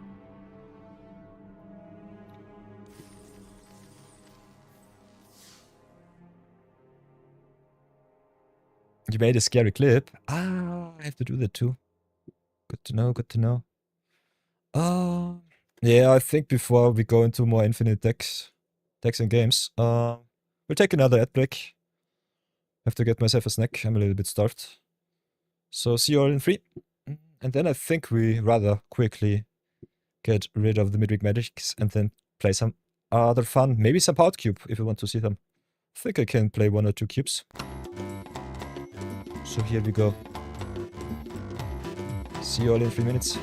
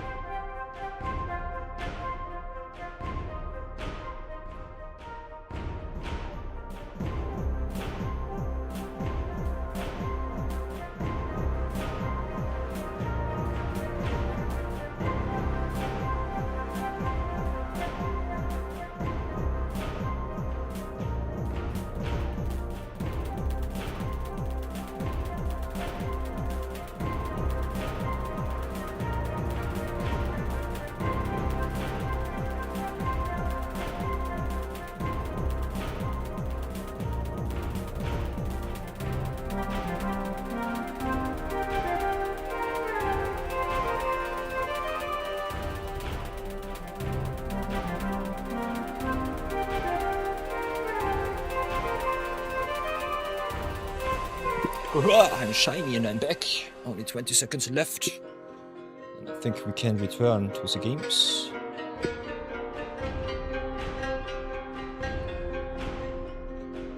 Nice. Whisper's going strong. I love to see it. Last 4 seconds of the stuff. So, welcome everybody. Welcome back. Pardon me, let's get the midweek magics out of the way. I think the deck is okay. We can win some games. Otherwise, if you have a bad draft, I think you're just screwed. Can still try to grind it out. Let's get the audio back on. See what we have here. No draw. Could try to mulligan into some card draw, but I think we just keep and pray. Otherwise, we will learn how to play Omniscience Draft. Definitely have to counter the orcs here. So counter and draw. Cannot give them that card advantage. And they concede, nice. So this will be our win condition. Marathon, you're totally right. Counter spell and win. Just got it down with the counters. And our first wildcard is another investigator. Does not really go far, but it's good enough.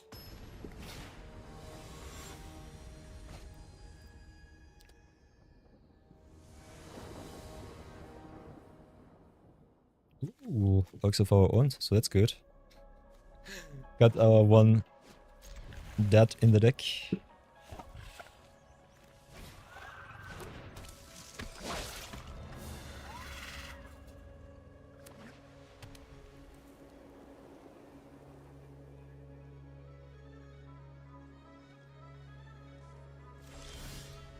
Okay, the works is nice. I think...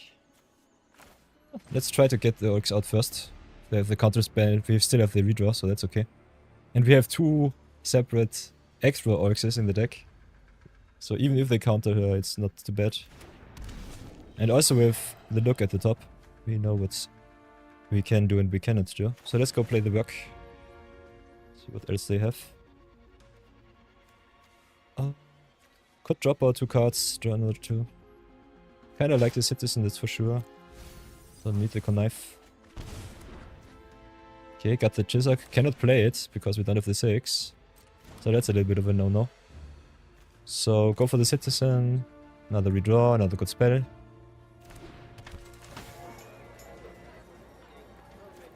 Orcs look so nasty. Okay, we've got the experiment there. Can play the Chisok first. Because it has ward, it's really good against the stuff out there. Draws another card, give us a counter. Movement Deception is nice.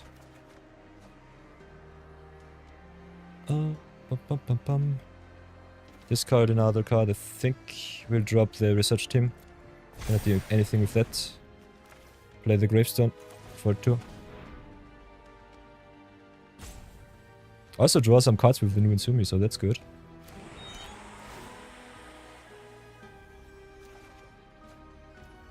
So yeah, that looks kind of fun. So play the Tefex. No sweeper in this set, so I think it's kind of nice. We have more orcs than where that came from, that's totally right. So play them up, look out for every card that we this draw.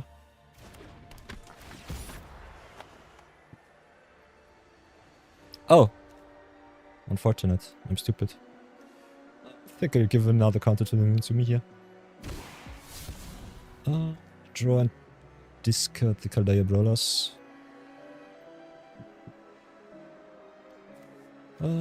It's either the Brawlers or the Saddle. The Saddle has more applications. So I think we'll keep the equipment. The extra creature though, also good. And we want to use our mana with the orcs. But I think the counter spell will get into the concession rather fast. So let's do it like this.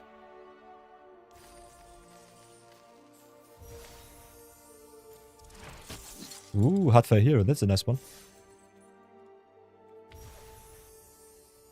Get the rare. Ooh, another Elegy Acolyte, that's awesome. Love to see that. Nom nom nom nom nom.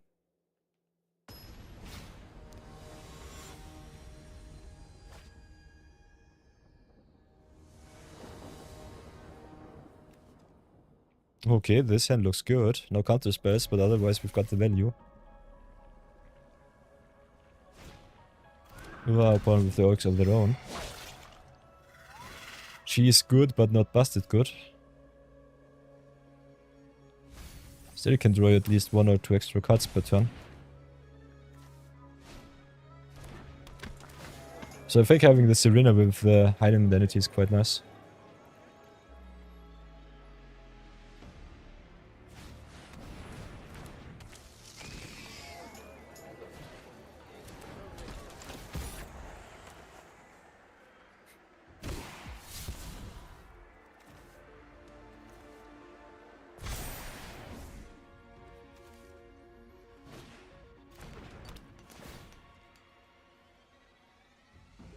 This draft format is definitely wild, damn it. That's totally right.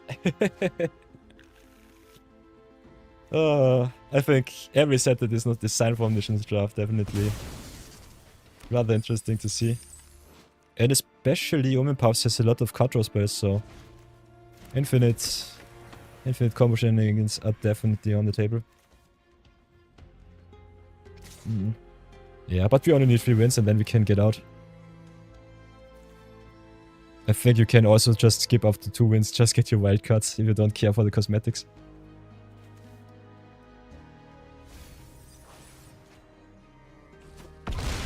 Boink.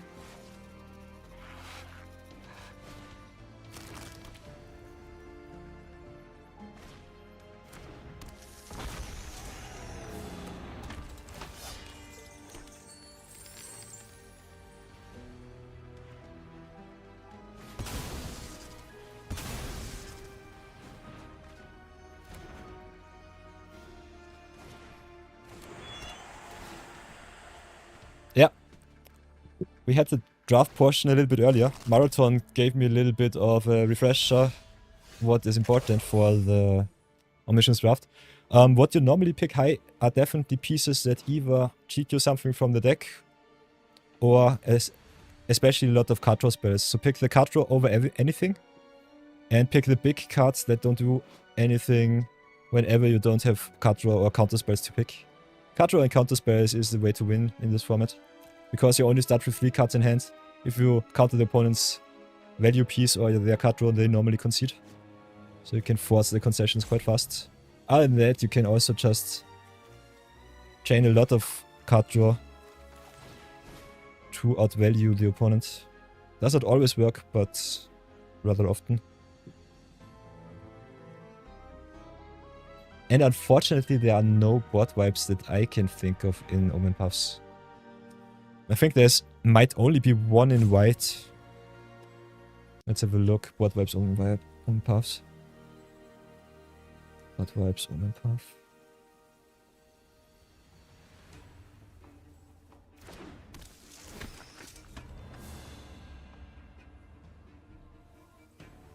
Yeah, draw, counter, dig and win. I personally would find no board wipe. We'll take the hidden modernity here. Get rid of their all accessibility. No spider cards for you. Other than that, I think the Sekka definitely also rather obnoxious.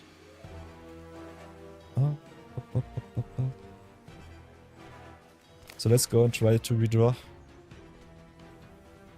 Surveil something good. Ooh, we've got 2 experiments, I think I'll play those. So play the Gloria. They have something. I think they have just the activation of the pastries here. Or the irregular stone. Target me, draw, give a counter to the Serena. Could have also gone for the removal spell on the Chisok. Okay, they have the Wisecrack. Target creature deals damage equal to its power to itself. So yeah, cannot do anything against that. And there's interception, that sucks. So let's try that once more.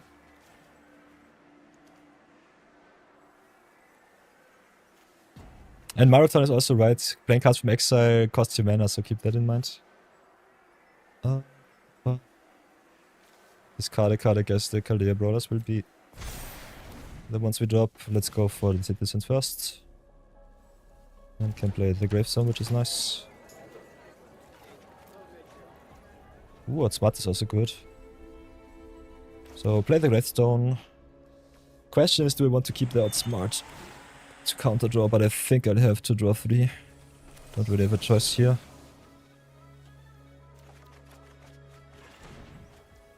Play the work. Get the Rondo Winter Snatch back, which is fine. Can play the Tefex, can just drop it. I think playing the Tefex is definitely worth it. Would love to attack with the new Insumi and then just draw a million cards. I think we need the Death Toucher for the defense. So maybe. Ah, Villainous Wrath is in. But it doesn't win you the game in Omniscience, that's for sure. So we got some choices. We've got this Snatchback with the Gallant Citizen. Whoa! We timed out for whatever reason. What the heck? Speaking too much, playing too little. So yeah, it's my end turn. It sucks. Guess I will concede, because if you time walk yourself in this format, you just lose. So let's concede and go again. So yeah, Marathon, what would you have discarded there? I think it's a little bit tough to decide. Could have also just played the Tefex, maybe draw the play the experiment. Farm something else up.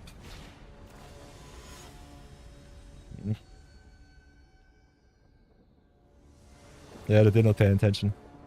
Yeah, I think this format is a little bit boring.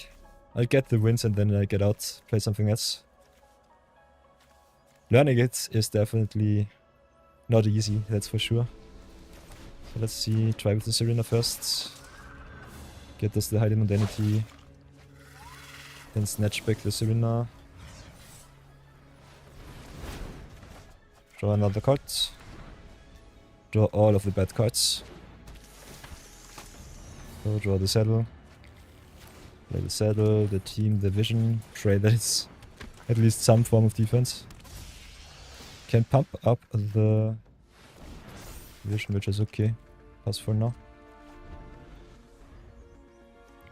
Would love me some card draw spells that only cost 5, but Research Team costs unfortunately 7, so you need some treasure makers, otherwise it doesn't do anything.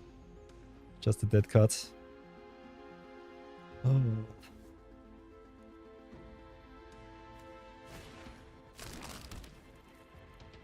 So yeah, I'm not sure if I want to make a YouTube video out of this one. But other than that, it's at least a little bit of fun. Not my most favorite format, but whatever you do to get some wild cards, it's still good enough.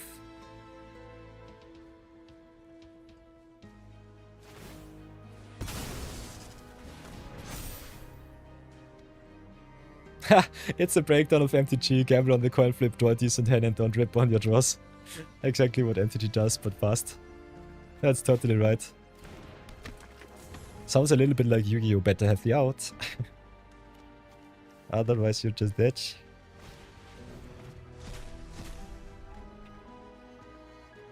Bye. So let's enjoy the show.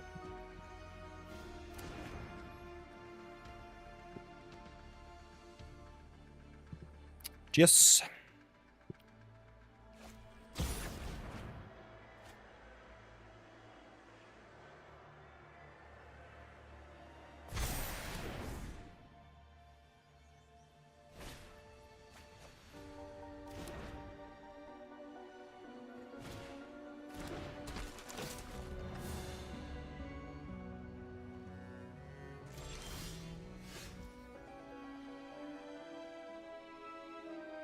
Okay, that was rather fast.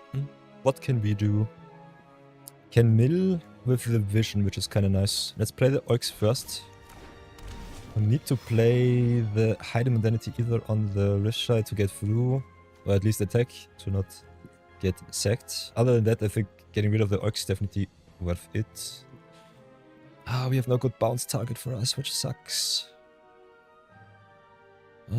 So I think we can play it like this. Play with kicker, bounce the Ricochet, get rid of the all accessibility.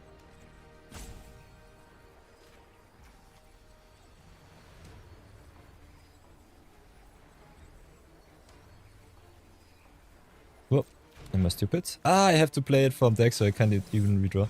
This sucks. But it's still a play. Want to see what's on top. And the clandestine work is definitely my out here. Maybe drop the lookout and want some card draw spells. Play it like this. Play the hide. Could also go for the Etzli. Get with the flyers in, but the Risha is still there. Then let's get rid of their accessibility before anything else. And just experiment the draw and pump the vision, I would say. Could counter the Risha, which is kind of nice. Also, Tefix gives me some counters, which is good. Then play experiment once more. Pump up the vision even more. Draw, another draw 3, that's good. Draw 3. Nom nom. Ooh. Glory Exiles, but I don't have any mana left. Still rather good to play. Why do I always... Ah, come on, this sucks. I do always time out. This sucks so bad. Still go for the attack here. I can mill and then I have to mill. So decline here. Mill there. Hit in for 5. This sucks. Cannot even explain my planes. Time out before I do anything else. But at least I've got the extra turn here. Would have gotten another counter, but yeah. Still think our hand is quite strong. So pass for now.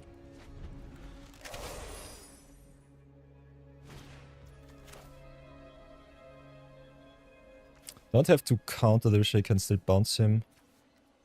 So I think I'll play a little bit slower. Maybe counter a draw spell of them. Goblins is okay. I'm not scared.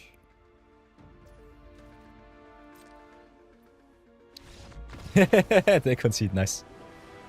Your time out because it's turn 1, it's turbo magic. Yeah, totally right, Marathon. Well, at least we've got the third win, so let's get out. Yeah. Yeah, I think early scoops are definitely also quite defining of this format. So don't feel bad if you scoop early. But why do I always get those... Ah, this is such a feels bad. But the wildcards were quite nice. So I'm definitely happy. So as I said before, definitely get all of the value pieces. I think the Serena as a tutor is kind of nice. Other than that, definitely a lot of card draw. Card draw a little bit better than tutoring. So in the priority list, I would prioritize, like Marathon said before, get the draw 2s, the draw 3s, especially in the uncommon slot. The outsmart the amateur is just bonkers. On the draw, it either counters and draws, or it just draws you 3, depending on what you need. So it's the best card in the whole Omniscience draft, I would say.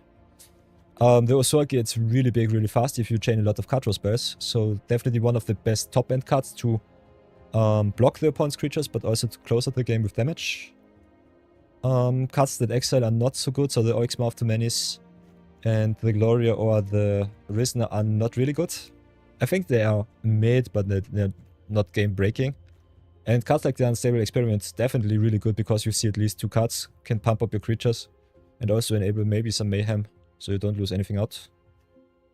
Other than that, play 2 Youts, draw money, a lot of cards, and definitely pick up a lot of counter spells. Marathon was totally right. Countering the opponent's card draw is definitely a way to win the game. Just annoying them enough, or countering some broken stuff is definitely something that you need to do. So maybe omit the spot removal and go for the counter spells, and that's it. So we've got our 3 wins. We salute the deck, and we're so out. Don't want to play any more Omniscience. Let's play something else, more fun. So here we go. Thanks for watching. Oh, let's play something else. Let's play something else. It's not early if the opponent knows how to build and has 5 cards on turn 1 in hand. That's for sure. Totally right. So Marathon. So everybody. We have some decisions to make. Marathon wants to see me play some cube draft. If you want to see that too, I could change the channel and play some powered cube for you all. We're already 2.5 hours into the stream. I might be on a little bit longer than normal because I did not stream yesterday. We'll definitely stream a little bit of Blue Protocol afterwards, because I want to try out some new MMOs, some free-to-play games, see how bad monetization is these days. Also, it's kind of fun to play something with the community, and I think MMOs give you the opportunity to do so. So I might want to lean a little bit more into that we can grow our community even more. So I think I'll do one powered cube draft for a marathon. But I'll do it on the other account. Don't want to waste my gems here. Ooh, the layout is updated. Nice. Did you do something for me, Marathon? I have watched a lot of Numot Denami, so I know how to play in vintage cubes. Normally, the best thing that I would recommend you, watch up what's in the cube and get a little bit of insight what the synergy and deck archetypes are. What I've seen in vintage cube so far is definitely either mono green ramp is really strong. Can also go mono red, mono white aggro. It's not the best, but it's especially at the start of a draft rather good. Then we have the storm decks with the Yakmov, Spargain and Co. And also with the power 9 in the format, Storm is one of the best decks, if not the best deck. Nice. Bambit is also ready to fight once again on the weekends. Nice, nice, nice, nice, nice. I'll have to up my game. Update some decks. Other than that, I'm not too sure which archetypes we also have. I think Reanimator is also one of the stronger archetypes. Could also just go blue-white X control. We have a lot of planeswalkers in the format. And other than that, there's also channels. So I think the ramp decks, the Reanimator decks, the control decks, the aggro decks, and the storm decks are what you should be drafting for. Reading the signs can be tough sometimes, and sometimes you can also just go value and go to town. I think Kenji's decks have very often been Sultai Poop. Just go 3 into or something like that and call it a day. Flicker, Reanimator, Control, Green Stompy. Yeah. Cube Archetypes video summary. You might even watch it on YouTube. So that's really nice. So yeah, maybe cash out for today. I grind the rest out another time. But at least try out the cube draft. I kind of want to see what the pack rewards look like, so I'll definitely go a little bit go the distance and play a little bit competitive for you all. Have a little bit of a looky look. See how far we come. I know that my competitiveness, especially on Arena, is not too good with the win percentage just because I personally dislike league drafts a lot. I normally perform best in pot drafts, and league drafts are just so swingy. Especially the cubes, I think, are either hop or drop. If you pick power, and you just go to town, and if you don't draw it or the opponent combos you on turn 3 or 4, you can't do anything against that. And I personally think that's just a waste of gems. But for whatever reason, the people love to see the cube drafts. I think the cube drafts, especially on Kenji's channel, one of the best performing videos ever. For whatever reason. Email should be okay. Let's try that once more. Doxing myself once again. But with an email address that does not exist anymore, so haha, jokes on you. So now it should work. Terms and codes, totally fine. Sell my soul to wizards because that is how magic works.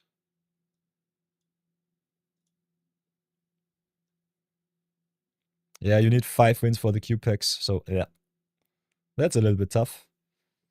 I've looked at Crookies and Doomwake's win records. Yikes. They had, I think, 2 or 3 trophy drafts and the rest was something in 3-3, 2-3.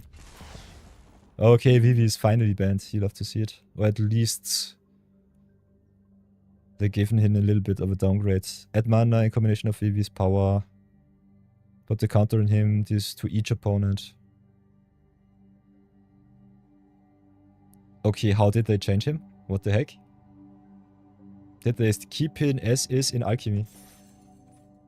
Strange. I don't understand. So let's rewind here. Thanks.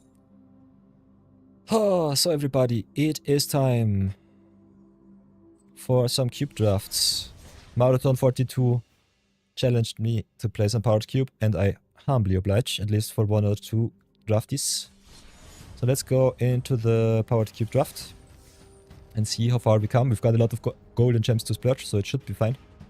For those of you who don't know powered cube, it's vintage cube on MTGO, introduced to MTG Arena, with a lot of broken 1-drops, 0-drops in the Power 9 and the Moxens, and also some rather awesome archetypes that you normally don't see in draft too often or in limited. Cube is a one-off format. There are also a lot of fetch lands in it, so definitely pick those high if you don't see too much power. Other than that, you can force nearly every archetype that you can imagine. So keep that in mind, especially cards like Green Ram Channel the Stompy is kinda good. Got also some Blast from the Past, like Survival of the Fittest, some creature-based search decks. Could also play some blue-white control, because all of the Teferis are in the set, and Fractured Identity is one of the better removal spells. Gives you also a lot of value. Got also some really good cards from Modern, like Psychic Frog. A lot of dual lands, as you can see. And I personally would recommend you stay open, but have at least a little bit of a plan before you go into cube draft, because cubes can be sometimes really overwhelming, especially with all of the rares and mythics, so keep that in mind. There are also some banned cards in the cube, for example Leovold, Emissary of Trest, one of the best cards in Legacy if I remember correctly, or in Vintage. He has been banned in one of those formats, I'm definitely sure of that. And that's definitely keep an eye out for all of the 0-mana artifacts like Mana Crypt, like the Lion's Eye Diamond, Black Lotus. Especially Lotus, the best card in the whole cube.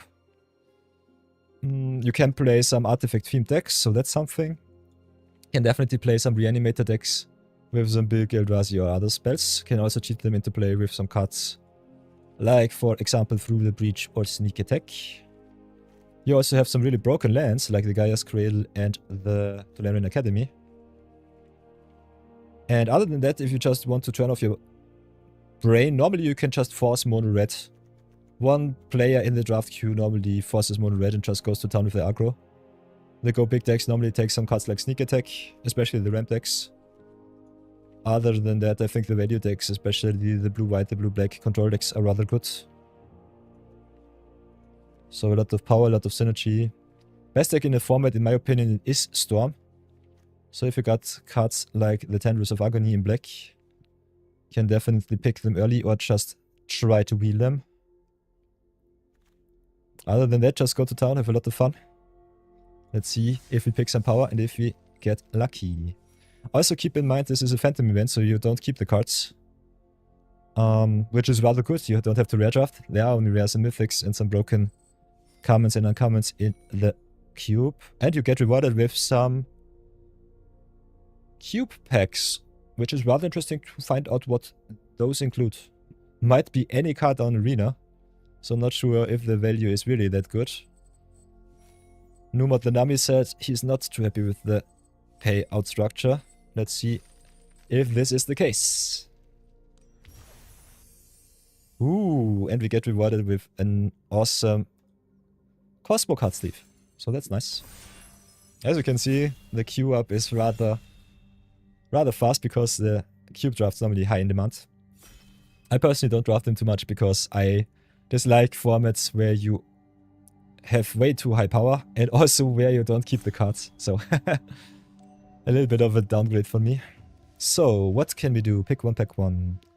We've got one of the best cards for the mono green ramp deck in Rothalos Llanowar Emissary. Don't want to force Rothalos early on. Could still try to force mono green. I think especially the monocolored decks are definitely easy to force. Other than that, would definitely recommend you pick either some combo pieces or the fetch lands.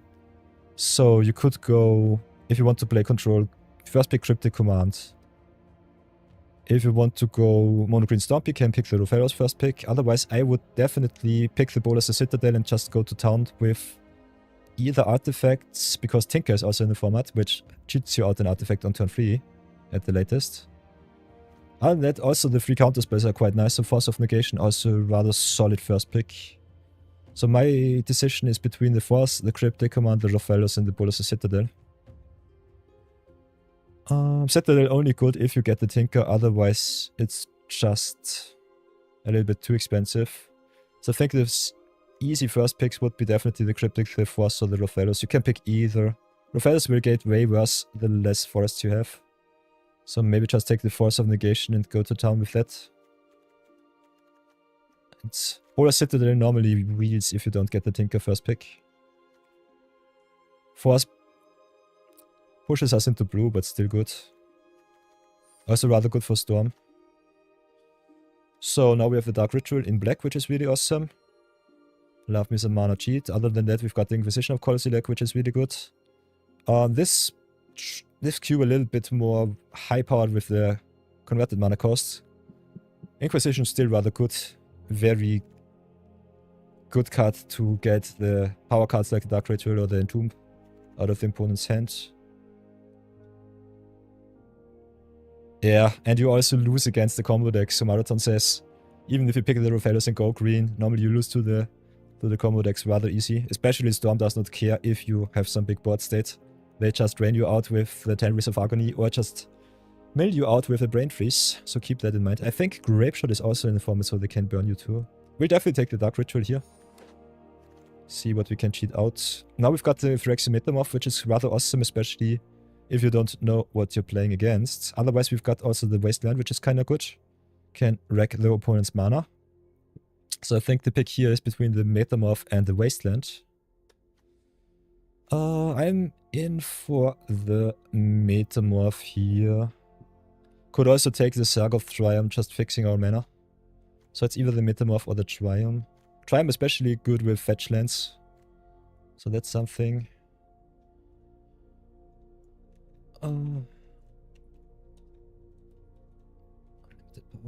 Whoops.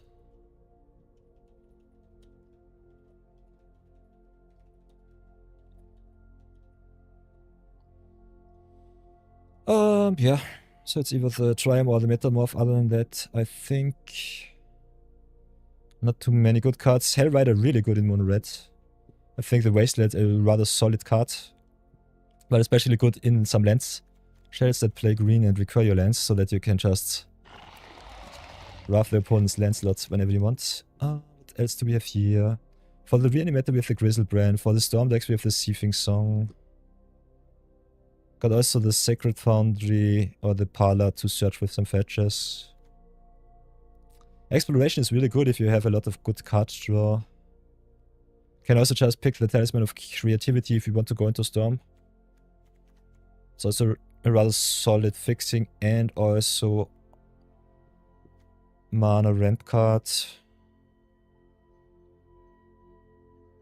So yeah, I think the target is either the Grizzle Daddy or the Talisman of Creativity. Especially with Dark Ritual, we could speculate on some Storm. Otherwise, I think having some Reanimator in the backhand is normally the way to play. So maybe go for the Grizzlebrand here. Yeah, you also got some cheat cards like the Show and Tell. Ooh, and there's the Jagdmoth's Will. Okay. So I think we can force Storm if you really want to. Jagdmoth's Will is just bonkers broken. This card is so good. And the Storm cards normally wheel. Other than that, what else do we have? The Crucible of Words is kind of nice with some Wasteland. So a little bit unhappy that someone can play Crucible and Wasteland shenanigans. And LSV also said he loves himself the currency converter. Really good enabler for the discard for the graveyard decks. And otherwise, really good just to give you some value with treasures, ramages through your deck. So it's definitely the Jakob's Will for here, but second pick I would say currency converter in this pack. Also we have a rather solid blue-black start. Force of Negation can protect our combo.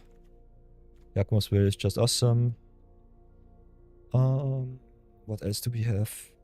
If we want to go into Storm, as Numo Denami also always says, never did they ever pass a Coalition Relic. On the other hand, I would love me some mana rocks, so every artifact is really good, like the Talisman of Impulse. The rest is just solid, so it's either the Relic or the Talisman. I will go for the Relic here. Remove all charge counters and add a mana of any color. Removed this way to your mana pool. Really good for Storm. Awesome Storm card. So pick the Relic here. So what else do we have? We've got the Wishclaw Talisman to search our deck for our combo pieces, which is really good. Talisman normally tables. Love me the Toxic Deluge and the Thieving Skydiver. So we'll take either one of those. Skydiver kinda nuts if you can yoink the opponent's artifacts that are cheap, like for example the Power 9. Other than that, I personally like me the Toxic Deluge a little bit more. Just roughing especially aggro decks out of the game. So it's either the Skydiver or the Deluge. I think Skydiver has more applications, especially against the combo decks. We also have the Chase Build of Mystery, which can win us the game if we get some Brain Freeze going. Okay, yeah. Ooh, and now we have a Vampiric Tutor. That's awesome. Oh, it's a Strip Mine. Yeesh. Strip Mine, Arid Mesa, Vampiric Tutor. That's awesome. But we'll definitely take the Tutor here. Tutor is really good, especially for Storm. But I love me some Strip Mine shenanigans too. So yeah. Also Triplicate Titan for the Reanimator. But Tutor is way too good. Yeah, Polar Citadel came back, so let's take the Citadel if we get some Tinker action. Other than that, we have also Spell Pierce. Could also Third Path Iconoclast for some backup plan if you want to go a little bit wider with the tokens. What else do we have here? We've got the Water Grave. Might pick that now. If we don't see the Storm cards, we could still go Reanimator, just pick the Entomb here. So we don't have any reanimation spells so far, so I think we'll go for the Watery Grave, just fix us. Get a solid Shockland to fetch for. Now, as you can see, the mono red cards go quite late, so mono red normally a safe way to draft this format. I will go for the theater, maybe go Grixis Reanimate. Like the Thieving Song, so I'll take that. Burst Lightning, the Currency Converter is good. Harvester is solid, but not too good. Got the Pented Prism, which is nice. Ooh, and the Talisman came back, so yeah, as you can see, definitely rather awesome start for some really solid Storm deck. Now we've got the Brain Freeze. If you want our win condition, we can pick it here. Which is quite nice. Other than that, we've got the Hymn to Turok, which is rather devastating. So I think my decision might be between the Hymn to Turok and the Brain Freeze.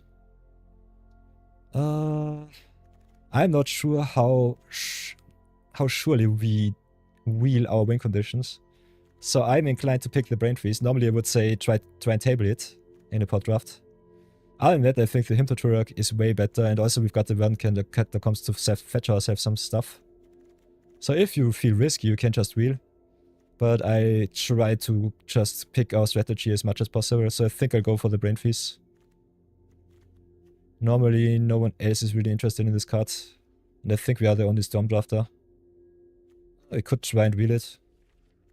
Get the Hymn and see where we lead. Where we go. Ooh, now we've got the Mox Opal and the Tolarian Academy. Academy is awesome for Storm. So I will pick the Academy over the Opal. Other than that, what do we want to see and wheel? Oh, this Barbel is okay. Mox Opal would be awesome. Phantasmal Image is solid. Would love to see the Opal or the Bobble come back. Or the Underground C2. Yeah, but Academy is way too strong. Academy is really good. And especially Storm plays a lot of artifacts that gives you mana. So now we've got the Talisman of Progress here. None of our combo pieces. Got the Creeping Tar Pit if we want to deal some damage. Other than that, we also got the Remand to keep our combo pieces safe. So it's either the Remand or the Talisman.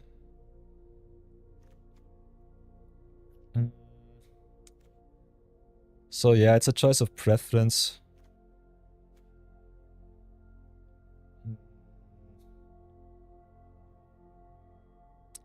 think having the counter spell is more important.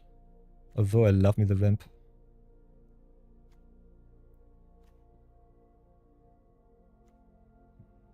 This is tough. This is really tough. Remand also better with the Tolarian Academy. Talisman better with the Tolarian Academy. But the Talisman might wheel. Ooh, now we've got Snapcaster Mage, which is nice. Also got the Time Spiral. Time Spiral is really, really good. Also have the Ursa here. This is a tough choice. If you want to play some artifacts with backup, also if you want to play some Storm with a backup plan, the Ursa is good backup. Other than that, I would definitely pick the Snapcaster or the Time Spiral here.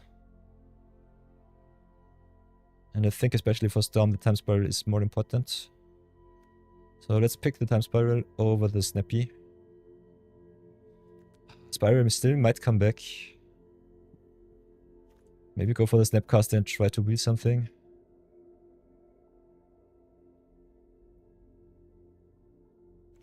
I think the Snapcaster is the good. Go for the Snapcaster here. Okay, there's the Reanimate and the Persist, so Reanimate are definitely open too. Got also the Talisman of Resilience. Yeah, Reanimate is just a really good piece of power. Can yoink some of the opponent's cards. Normally I would recommend you picking up all of the Talismans if you want to go Storm. We have the Brain Freeze already. No, I did not pick up the Brain Freeze, I'm stupid. I go for the Reanimate here. Might have pushed myself into a spot where I don't want to be. Yeah, let's go of all of the Storm pieces, so it might be stupid. Ooh, now we've got the Underworld Breach. And the Polluted Delta, which sucks. But I think Breach is too good. Let's go for the Breach here. What else do we have? Another Talisman, the Baleful Strix, the Displacer Kitten. I think this Displacer Kitten is a really good combo piece. I let all of the artifacts go, which sucks. So I'm not sure if I drafted myself out of this draft. Lutri is a free companion, so that's awesome. Pick the Lutri here. Can also double up some spells. Got the Thundering Falls, the Gloom Lake Verge. The Animate dead if you want to stay safe. Other than that, the Brace Borrow is okay. Yeah, I think I let the Brain Freeze go, and this was a big mistake. Might have pushed somewhere else in Storm. So it's either the Animate dead or the Borrower. Take the Borrower here. Ah, the Chrome Mox came back, as did the Underground Sea. So yeah, how many artifacts do we have? Some. I should have picked the Brain Freeze, I'm stupid. Might get punished really, really bad. So it's either the Underground Sea or the Opal. We'll go with the Sea here, I guess. Let's pick the Tar Pit, get the fixing. Ooh, the Ursa came back, that's really nice. Yeah, but all of the artifacts gone. So, this sucks. Had a really solid Storm draft and I just fumbled it. Should have gone for all of the Animator spells. Yeah, but at least the Reanimator backup came back, and the Tali is also quite nice as a Reanimator target, so that's good. Will not play the Ghost Fast, nice. So what do we have here? Archon of Cruelty is awesome for reanimation. Also got the Mox Ruby. Cannot let the piece of power go. And I think we are the only Reanimator player here, so that's okay. Yeah, Mox Ruby is awesome. Ooh, Marshall says he drafted Time Spiral in his control deck, but cut it because you can't see a way to win with 7 new cards. Aye. Yeah. I would definitely recommend you all draft what you see. Forcing archetype, especially in vintage draft, is sometimes really impossible. Come on, show and tell. Yeah, I think if you see some power, you definitely can draft around it. If you see some Tolarian Academy, for example, definitely pick up all of the artifacts. I think we could have had a really good Storm deck. But me sending the Brain Freeze around is definitely not good enough. And Storm normally overdrafted, so you have at least 1 or 2 Storm drafters on the table. So that's something. Other than that, I think we still look quite solid. Not sure where we go next. Could still pick up some of the artifacts, maybe get the 10 Wrist of Agony. Letting also all of the fetches go is rather unfortunate. Don't want to play too many lands. Ugin, for example, I think is really good with all of the artifacts and with the mana acceleration. So can be playable. But I think we just go for the talismans here. See how far we come. Other than that, I don't see too much good stuff in this pack. So I think we'll go for the talisman. Ugin's still rather awesome. So it's either the Ugin or the talisman for me. Khan also quite nice to search for something from the sideboard. Ooh, Library of Alexandria. So what can we do here? Consulted Star Charge is good to get you your combo pieces. They don't have any combo right now. Only some reanimator stuff.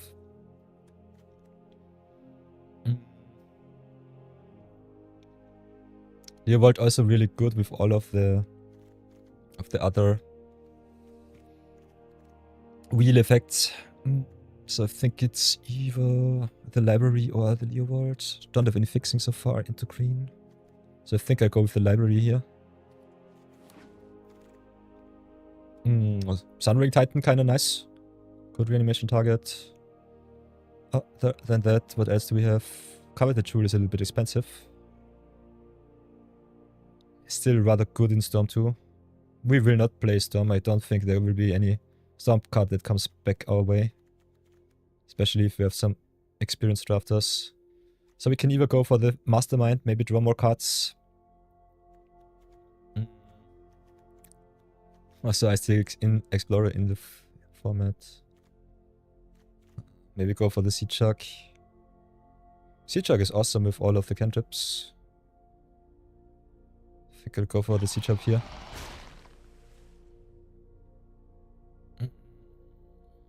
The fast bond. Very late fast bond, what the heck? Fast bond is so good, but we don't play any green so far. So I'm not sure about that. Other than that, I don't see any good cards for us. Not sure where we are right now. Might have to pick up some removal. We don't have any removal spells. Steam Man's also quite nice just to search. We don't have any fetch lands, so that doesn't matter too much. Maybe just pick the fast bond and maybe play the green. So strange to see. What the heck? And they let the Tendrils of Agony come our way. Okay, I'll definitely pick the Tendrils here. What the heck? Oh, now I'm so sad that it did not pick up more of the talismans. I still have enough artifacts to make the Tolerarian Core Academy quite strong. Also, Treasure Cruise. Big shoutouts to Treasure Cruise. And the Trinket Mage too. Oof, so much power. No Tinker, unfortunately. But we'll definitely take the Tendrils as a backup plan. So, what else? Got the Lurus, which is good. Got the Tezzeret searching us for an artifact. Can be the Mox Ruby. Can be the Converter, which is good. So it's either the Tezzeret or the Lurus here. Also got the Mana Morphose. I think Lurus is still quite strong. So I think I'll go for the Lurus. Yeah, this is a rather strange combination out of Storm and Reanimator. So I'm not sure if it will work out, but we'll at least try. The Faden is also kind of nice. Blood Crypt. We don't have any fetches, which sucks. So maybe go for the Blood Crypt here. And that I think the Dark Faden is quite strong. Yeah, I think going for the fixing might be more worth it. Don't have too many discards cards. I only have the Converter here. Really late Foundry too, that's for sure. So Ventus, so lala. I think I'll go for the Arcane here. Could also go for the Solidarity, but we don't have too many blue cards. For a Subtlety, not sure about it. I think we don't have enough artifacts for the Capricorn here. Also, Excavator coming back is kind of strange to see. So, Pinnacle Emissary is kind of nice with the Ursa. So that's nice. I think we'll go for the Emissary here. Maybe play some artifact sub-theme.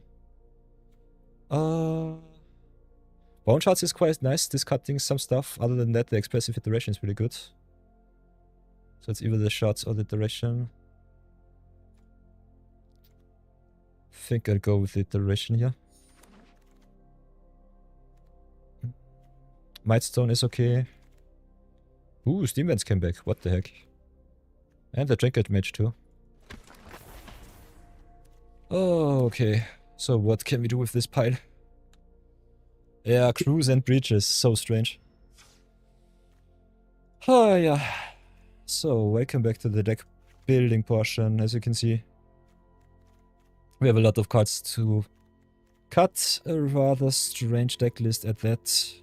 We can play definitely some Storm if we want to. Don't have to play our Reanimator package. I think still have some good Reanimator targets. Not sure about the Boulder Citadel. It's a really good card. But we don't have the Tinker. And I let go of a lot of talismans, so that's that. Would love me Citadel with a lot more talismans, even more. Got the Displacer Kitten to maybe bounce some Mightstone Reekstone. So I think the Kitten is good. Other than that, it's a little bit tough. Could cut the Reanimator. How much discard do we have? Got the Converter.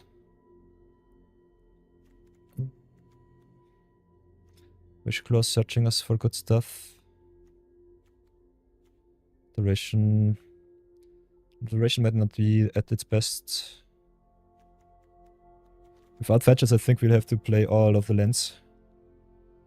Curve out as much as possible. Don't have too much card draw. Got some yoink potential. How much artifacts do we have? Only 10.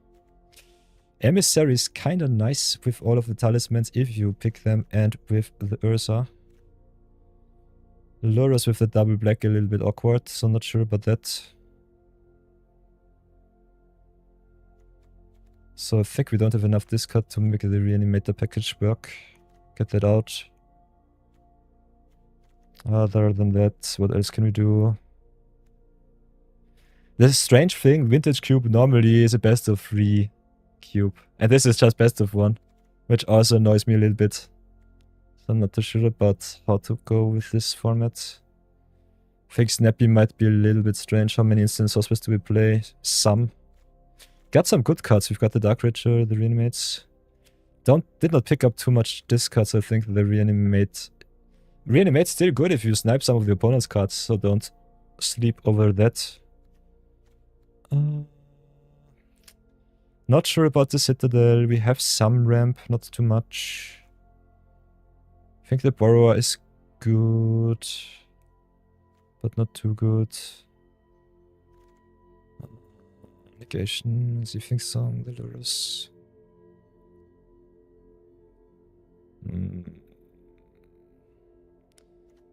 I am not sure. I think we drafted 3 different archetypes. Don't know what we really want to do. Hiya. Normally you could definitely get away with less than 17 lands. Not sure about it here. Not sure what our game plan is. Could cut the Rumination package, see where it leaves us. Got the Underworld Breach. Don't have too many untapped cards, so Storm was not too open. Still can see things song. Ramp us up into some good stuff. So yeah, this is one of those spots where I'm not really sure what we're really playing. I think none of the decks really came together. I think making Storm work is sometimes really, really tough. Got the Tendrils. We have some mana creatures. Some mana rocks. How much mana ramp do we have? We've got the Ruby, we've got the Ritual, we've got the Talisman of Hiroki, the Pented Prism. Got the Thieving Song, the Relic, got the Ursa too. Don't have too many artifacts, so I think Emissary is way better in an Infinity list. Might not be too good in our list. Maybe cut the Emissary. Ursa's still good to cheat something out of the deck. So this might be a way to enable this. Also, Chromos Sichak making some artifacts for the Ursa is quite nice.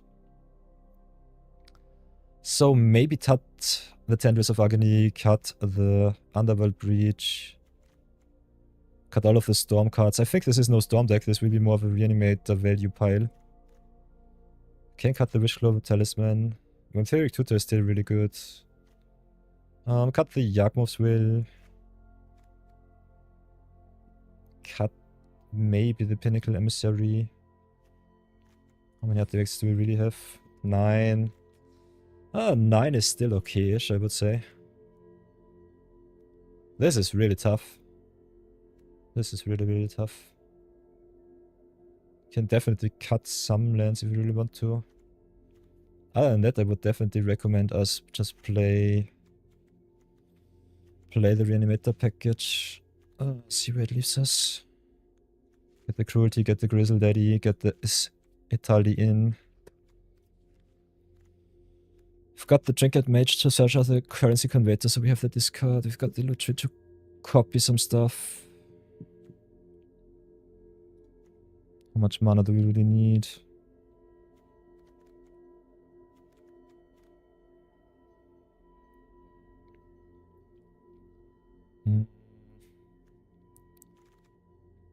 Don't have too many good removal spells, so Snapcaster might not be good enough. With some counter spells. I think with 2 reanimation spells, I think 1 or 2 targets are good. Kinda like the Italy just cheating cards into play. Cruelty, Archon of Cruelty is kinda nice in the Grizzle Brand. Grizzle Bender is, I think, a little bit better if you go Storm.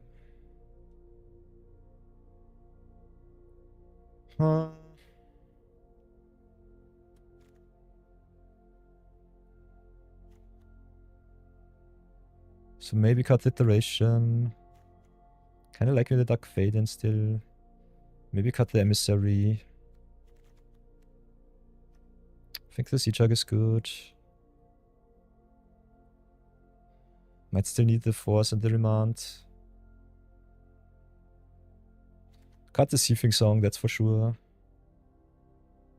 Depending on our artifact count, we might not need the Mindstone and the Weakstone. Still rather awesome to flicker with the Dispenser Kitten.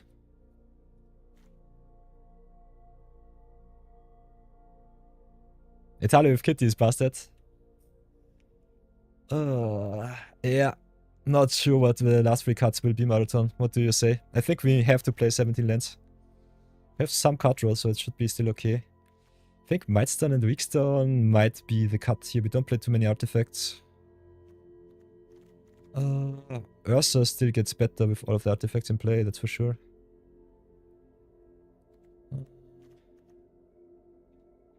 Also ramps us up for 2 mana. Can activate the Ursa's ability. You don't like the Grizzle Daddy? Yeah, I think I would cut him too. Other than that, what else? Maybe the Borrower. But it's really good against Reanimator targets. Maybe the Snappy. We have 8 targets for Snapcaster. I think Snapcaster is still too strong. Could cut the Metamorph. But it copies everything on the battlefield, which is so strong. What does the dragon do? You mean the Archon of Cruelty? When it comes into play, target opponent sacrifices a creature of their choice and discards a card and loses 3 life. You draw a card and gain some life. Archon of Cruelty is really good. I think we don't have the best Reanimator shell. You would cut Archon. I don't know. I personally would maybe cut the Mightstone and Weakstone. I think it does not do too much in our list. And I guess the last cut will be either the Sea Shark, but we have a lot of No creature spells. Can see us cutting the Chromos Zigzag. How many blue spells do we have? 10.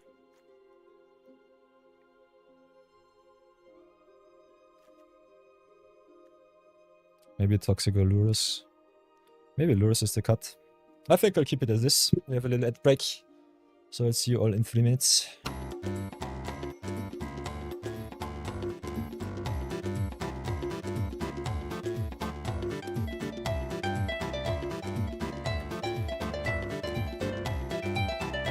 Oh, see you soon.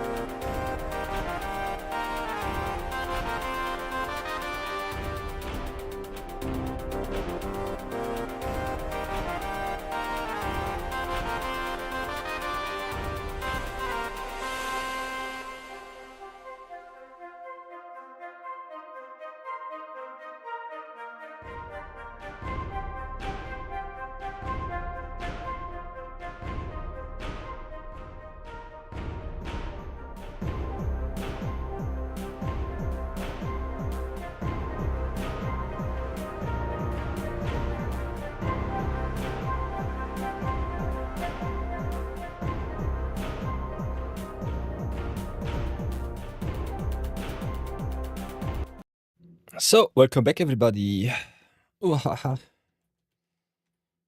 Sorry for that forced ad break, but it should be good right now. Yeah, got another 60 minutes without any interruption. So, here we go. As you can see, Vintage Cube is kind of hard to draft around. Let myself be distracted a little bit too much. I think we would not have had a too good Storm deck, but still a rather solid list. But I have decided to go a little bit with Reanimator. Currency Converter I think is a good discard for our Archon or our Itali. And that we still have some rather good control-ish blue-black list with some top and red. Not sure if we have to play so many mountains. But yeah, I should have picked up a lot more fetch lands or talismans. So keep that in mind if you draft in the future. And that we've got as our discard outlets the Dark Faden, the Currency Converter. Have some search with the Vampiric Tutor, so that's good. Got some counter spells and some search spells, so that's nice. Got also some combo potential with the Displacer Kitten. Linking the Italian and the Archon is kinda nice. Could still search for a little bit more power. Maybe play some Wishclaw Talisman. And maybe play some Lurus. Not sure about it though. I think Lurus is way better in the White Weenie lists. And that Will and Breach only good if you play Storm, and I think we don't have a Storm list at hand. So I guess we'll play it like this and see how far we come. Wishclaw Talisman also only good if you can win by combo, so keep that in mind. Because the opponent will definitely get will get their best card out of the hand. Of the deck, and that will be game. So let's see how far we come. Let's see if I lose gloriously. Game number 1. The play, we've got the him to Turek, but yeah, not the double black, which sucks. Got the persist. But no discard target. So I think we'll have to mulligan his. Okay, this looks way better. Get the persist back into deck, I would say. Could also just drop the Phyrexian Metamorph. Maybe do it like this. We can only get non-legends back, so get the persist out of the way. So play the Rockus Theater first. Pass for now. Kitten kinda nice. Let's see if we can cook something up. Okay, opponent with turn also the Pride, so that's something. Play the Academy. What the heck? Oh, Academy taps for 0. I'm so stupid. Oh. Part number 1 achieved.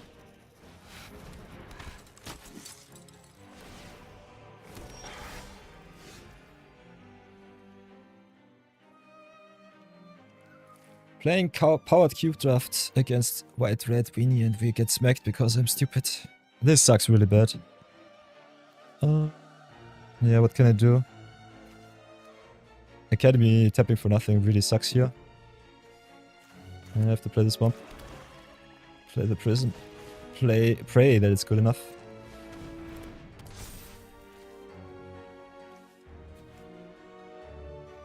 Can play the Phyrexian Metamorph, get another prison. Not really sure if it's good enough.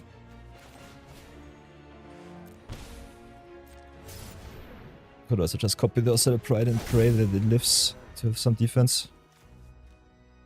So a lot of strange plays here. But I don't have too much of a choice.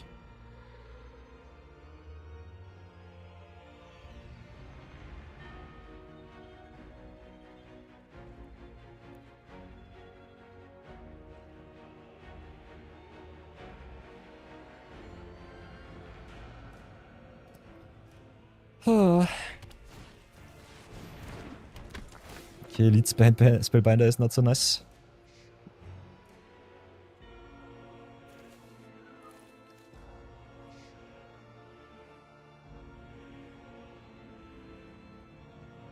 Oh, yeah.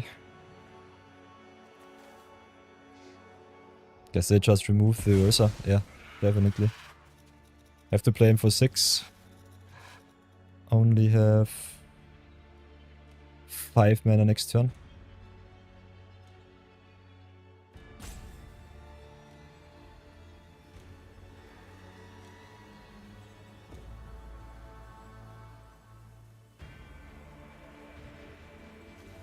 We'll definitely trade with the Osella Pride if they attack with it. Cannot let them roam free with a lot of tokens. A really bad spot for me. Also gets me down from my mana.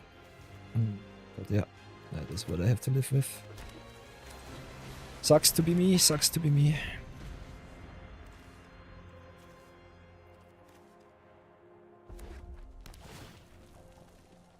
Yeah, definitely should have picked up all of the talismans in the world.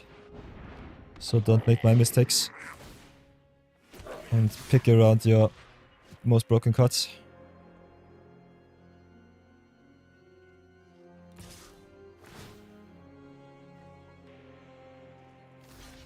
Block the token here.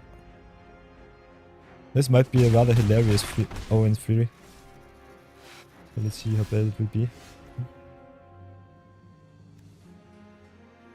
And Flash in the Loot Tree is a blocker. Only have 1, 2, 3, 4, 5 mana, so we cannot play the Ursa. Yeah. Play the Watery Grave, tap and pass. Sucks to be me.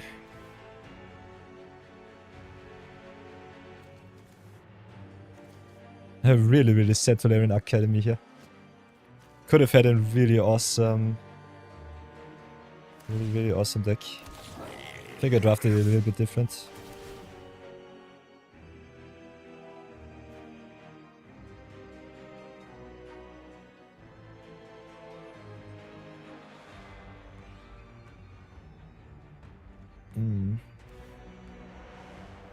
Oh, what the heck? Oh, part number 2. I forgot that they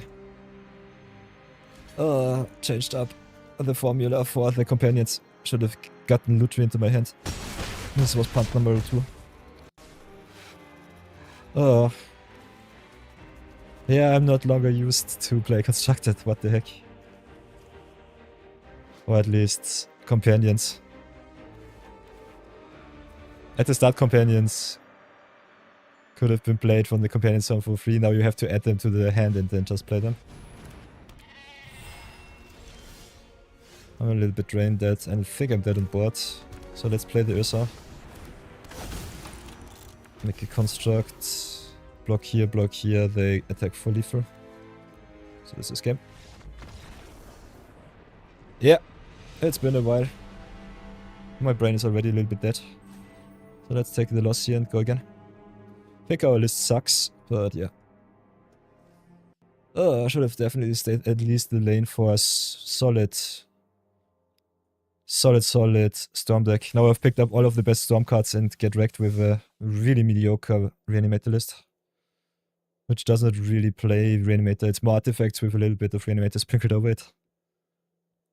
So yeah, this is one of the reasons why I don't like Vintage Cube. Especially Cube in itself. I think finding the right lane is even harder than in normal limited pots. And you have the League Draft too, where everybody that is a pro drafter just screws you over. So yeah, a lot of feels bad for me. Don't really like it. Does not really suit well with my personality. Also, I did 2 punts. Yeah. Played the Academy with 0 artifacts, which, yeah, makes the Academy even worse. Reanimate is okay. Can get back the Ursa if it dies. Got at least the undergrounds here.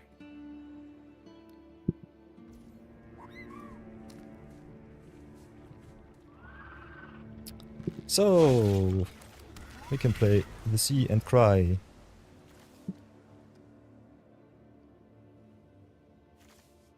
Playing aggro might be the way to win in this format. I think best of 1 is such a different experience than just playing best of 3 format. So let's see what they do. I guess I remand just to draw another card. Okay, Correlation Relic is nice. So play the Relic. Keep it up. Tap for a charge.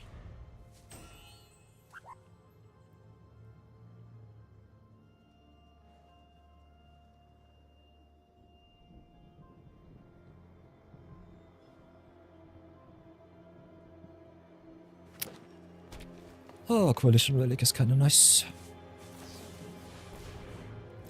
Manamorphose.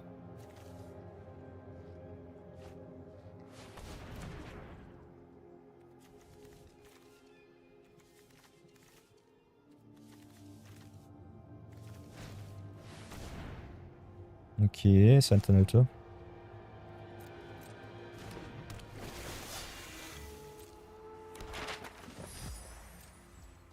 So end of turn, put the charge counter on the relic. Okay, hit another land is nice. Oh, do we make? Okay, just go for another blue. How much mana do we need? Got the Ursa here. Can make a construct. Academy taps for another 2. So we can get the loot tree. Could also play the Displacer Kitten. I think both is fine. I think having loot tree to reanimate 2 is kinda nice. But we don't have any good targets right now. So I think we just go play the Kitten.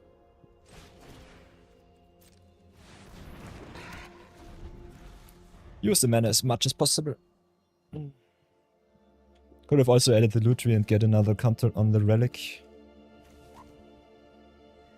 Oh, no, it's just Kitty Atala combo, yeah. Unfortunately, I don't have any draw spells in my deck. So this might come back to bite me. They have Grizzle Daddy with Reanimate, I guess. Would love to reanimate the Grizzle Band, but I think they have the target already in hand. Okay, strip mine it is. Yeah, green strip mine decks are obnoxious. Yeah, there's reanimate for the Grizzled Brand. It sucks. And we don't play any removal in our deck, that is also something. We only have the Toxic Deluge and the counter spells. So yeah, that's a bit of a no-no. The attack for 4, I will take it.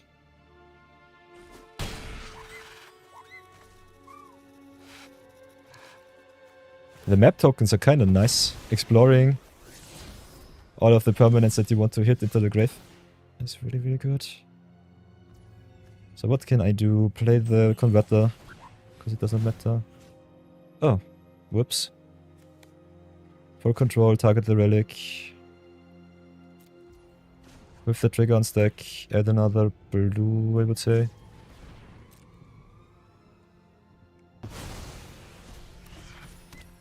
Get the relic back themselves. Then can exile. Can also just play something from the top. 1, 2, 3, 4, 5. Can just play the mountain here. See what I hit. Can also draw a discard with the converter. I think I just hit Ursa, see what I hit.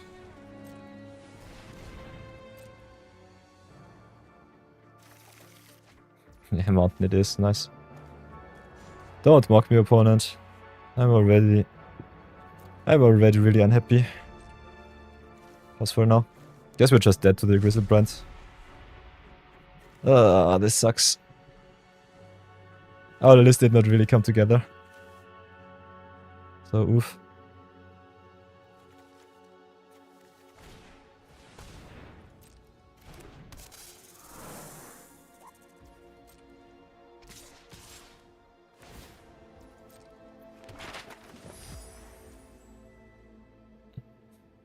Can double block the Sentinel. If they have the removal, they just blow me out. So I'm not sure. I think I'll just take the 12 or 11. Yeah, I don't have any room for the Grizzled Band. I just died to the Flyer. So,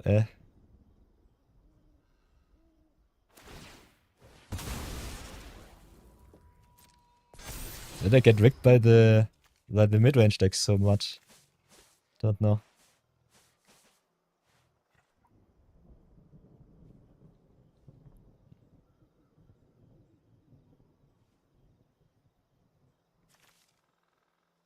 Yeah.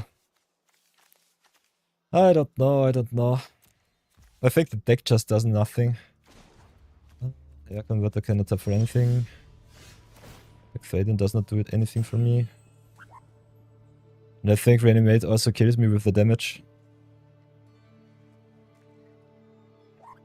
And they have some removal. I think it's a push or something like that. So I'm not sure what they can do.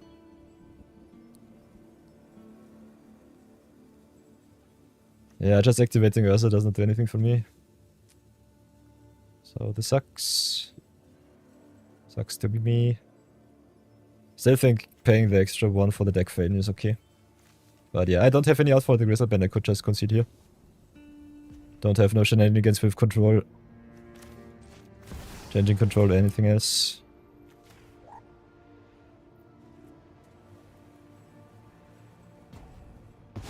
Yeah, I don't even get the mana of the Coalition Relic, so yeah. I'm punting way too much. I will not draft another of these stupid drafts. I hate it. Try to discard 2, see if we can hit something, but yeah. We just die. The Reanimate doesn't do anything to us. And the Toxic Deluge does not get us anywhere. So yeah, I will concede here.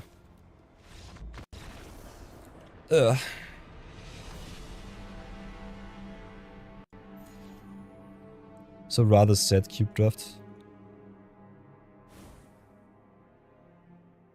I think cube draft on Arena is, especially in the best of 1 format, even more brain dead than anything else. You can make so many plans, but it does not even matter. Because if you are the best drafter in the world and get the worst pool, you still cannot win any games against some broken combos. And this was all mid-range and aggro so far. So my deck sucks even against that.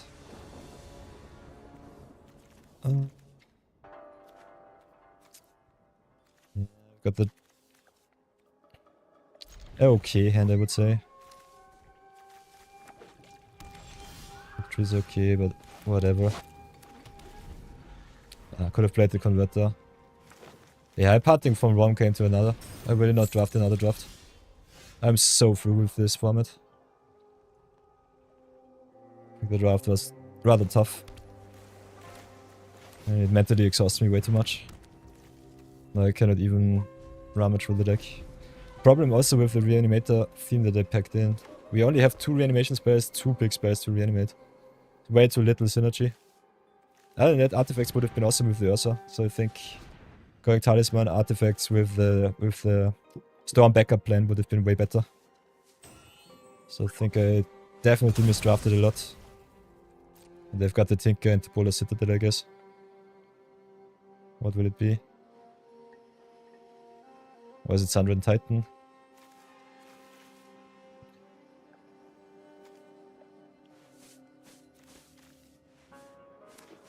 Yeah, Sundry and Titan, come on. This sucks.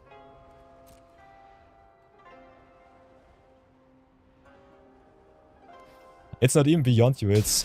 Especially if you play it ranked, it's just unfair. You play best of one, what can you do? Normally in cube draft, you pick up some hate pieces or some counter spells, some removals, something, because you cannot plan for anything. And this is just obnoxious. What do I want to play against this stupidity? Forget it. So yeah, Marathon. This is my opinion of the draft format. I'm so sad. I hate cube draft, especially vintage draft. Vintage cube as a one-off. Best of one is obnoxious. Best of one doesn't make any fun. Doesn't make any sense to me. Pick power, pick combo, or just go to town. With some awesome aggro decks, but yeah, leave me out of it. I will not draft another cube draft. I think it's stupid in best of one, and I think best of three is not worth it with the payouts. So yeah, what do I think about the deck? I think the deck sucks. It sucks really bad. We have 2 good reanimation targets, we have good 2 reanimation spells. Other than that, I think we don't have too many good enablers, we only have the Converter and the Dark Faden. Got some control elements, but against the really good combos in the cube, you don't have any chance. And we did not pick up any card draw, did not pick up any removal. So what got me here really, really bad was simply the fact that I at first tried to go into Storm. Could have a really solid Storm list in that. We picked up a lot of good artifacts. So I think the Ursa would have been a really good win condition. Would definitely recommend you all thinking about some win conditions if you want to draft some cube draft. I think synergies are really, really important. Archetypes are normally set, and playing some mishmash normally gets you kicked out of the draft rather easily and fast. Picked up a lot of good powerful cards. Hymn to Turek is broken, Reanimate is broken, Tutor, Persist, Snapcaster, Ritual, Mox. As you can see, you can overdraft yourself with power as much as you want. But if you don't know what your deck should do, you will have a really tough time, like me. And besides that, I think most of the decks cannot compete. You have so much land destruction, so I think the green deck's definitely well placed. If they get a fast start, they can just cheat you out of the game. You've got the Storm decks, which are very tough to execute. And I think the Reanimator decks are also not too interactive, especially against all of the blue decks. So, I don't know. I'm really sad with this cube. I think the cards are awesome and the cube per se is nice. But I think league drafts suck as they are, and best of one is even worse. So I would definitely recommend you play some best of 3 if you want to play a cube. Other than that, yeah, this is not for me. Might be for you, but I will definitely skip. So let's get our pity pack, have a look what's in there. Okay, it's Modern Horizon, so you get just random packs. Keep that in mind. And yeah, let's forget about cube draft. I'm through with it. I hate it. Play something else.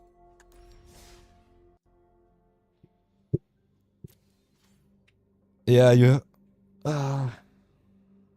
would have to spend a week just studying the cards. Yeah, I know all about the cards. The problem is seeing the signs, especially in this format, is so hard. It's really, really tough. And even if you see the signs, your deck might still be not good enough to get at least 3 or 4 wins. So as Kenji Egoshira said, the payout structure is horrible, best of 1 sucks. And I personally don't see it. I really don't see it. Getting some random packs is also a little bit of a downer. So all in all, I'm not a fan of cubes on Arena. Not at all. I think playing with powerful cards is nice, but losing to those decks is just... it's obnoxious. How long did the video last? I normally record the video so you can see it here. I think with the draft portion, I think it was something about an hour. And other than that... So everybody, it is time. Yeah. So here you can see the video lasted an hour. And if you go 7 games or 10 games, it lasts up to 2.5 hours. It's crazy. It's just not feasible. How long was the draft? I think the draft was the first 20 minutes, something like that. So I think analyzing the draft definitely good if you want to post some content like this. I think even losing drafts has some form of educational value. Also really good to get yourself in the mind state and have a look at what went maybe wrong. But I think what was open was Storm, what was open was Reanimator. Also artifacts, especially pack 2 usually has so many talismans. Could have picked the talismans here. But other than that, it's really tough. I think drafting aggro is way easier. Drafting aggro on mid-range may definitely win you more games. I tried to pick like in a normal cube draft, did not work at all. Was really, really bad. And even then, if the opponent drafted a better deck, you're just screwed. So I think the problem is not only the draft structure as is, but also the competition that is in the cube. And I think the reward is nearly non-existent. Even if you lose a draft, you at least get some packs. Keep the cards that you drafted. So you know that the collection grows and that you have some extra value. But on cube, I lose. I've wasted 10,000 gold and yeah, what should I do? It sucks. It sucks. It sucks really bad. So yeah. So yeah, Marathon, sorry for disappointing you, but I will not do another powered cube draft. I think powered cube sucks. I'm not a really good cube drafter, as you might have seen. I get distracted way too often. And yeah. It makes me sad, it makes me really sad. And I want to have a lot of fun. And I'm normally playing Magic to improve the collection, brew a little bit around. And the cube draft is just constructed light for me. Constructed light with, depending on your pot, you might have a playable deck or just an unplayable deck.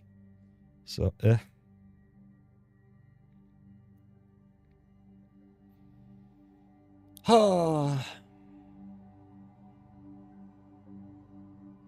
Can you have your first cube doctor for free, Marathon? Sure.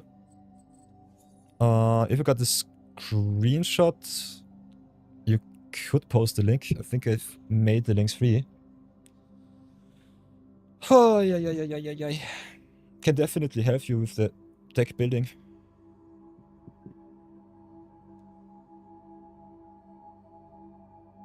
Nightbot will definitely not ban you.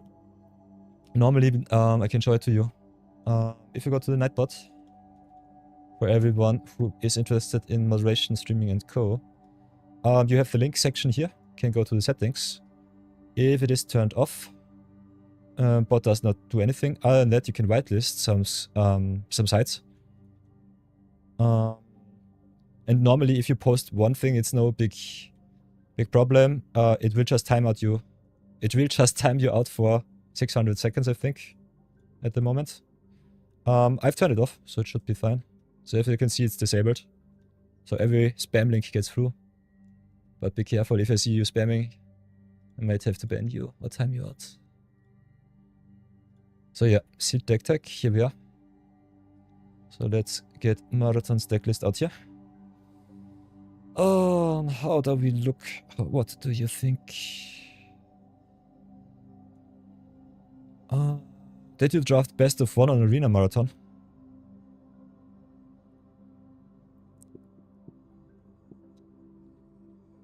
Or did you draft on MTGO?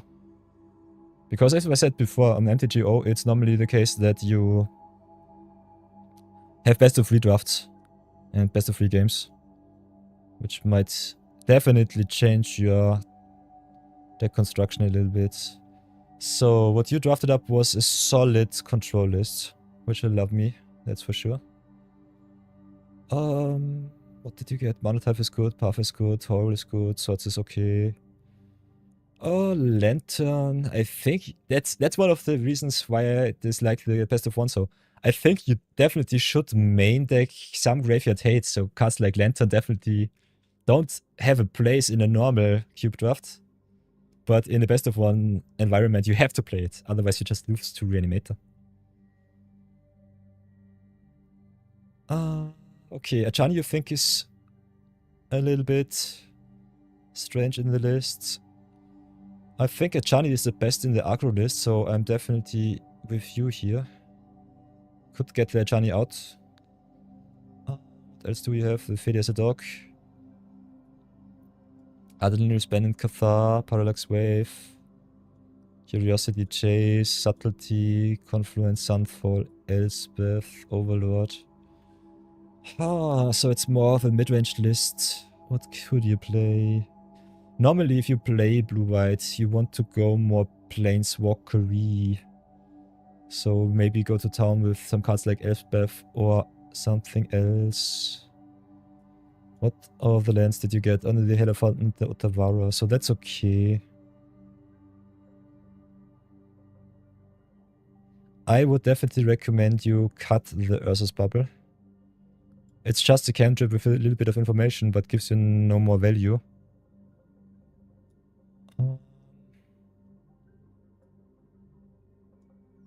Could definitely see you play maybe the Talisman to ramp up. Lion's Eye Diamonds is more of a combo piece. Could also play the Unlicensed Hearse if you want to play more control-y. Will definitely cut the Bauble, get the Skydiver in.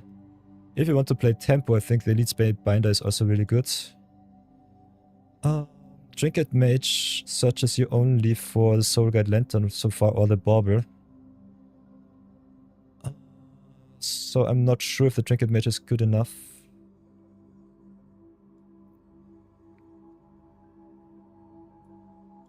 So yeah, can see you cutting the Trinket Mage.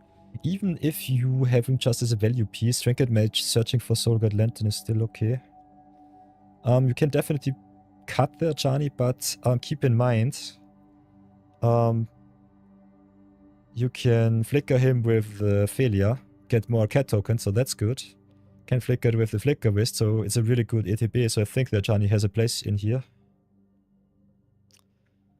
Question also is if you have enough blue permanents, blue cards for the Subtlety. 1, 2, 3, 4, 5, 6, 7, 8. Treasure Cruise also a little bit strange in the deck because Treasure Cruise normally wants a lot of fetches to exile. You really wanted Comet, but no red makes it impossible. Yeah, this is one of the reasons why I definitely recommend you all draft up the fetch lands and the shock lands as soon as possible. I think fixing is one of the best ways to start the draft, and then you just pick some of the power cards and we go there. The way that you want it to be.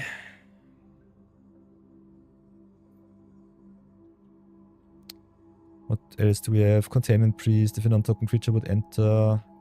If it wasn't cast, exile it instead. This is one of the things with the Powered Cube. Containment Priest is an awesome sideboard card against Reanimator if you have the matchup.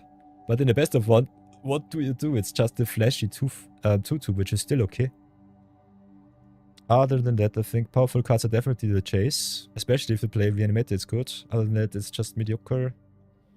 Can definitely see you ramp it up with the Talisman of Dominance.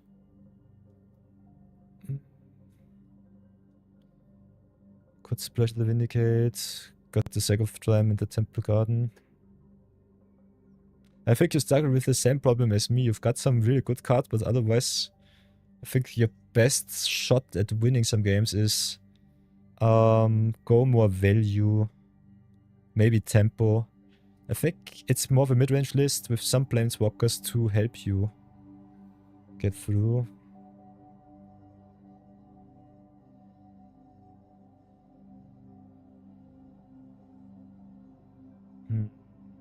Confluence is strong, Sunfall is good, Elspeth is good, Parallax Wave is nice.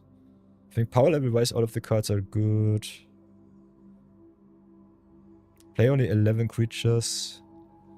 Treasure Cruise is really nice, but without the fetch lands, as I said before, I think it might be a little bit too expensive.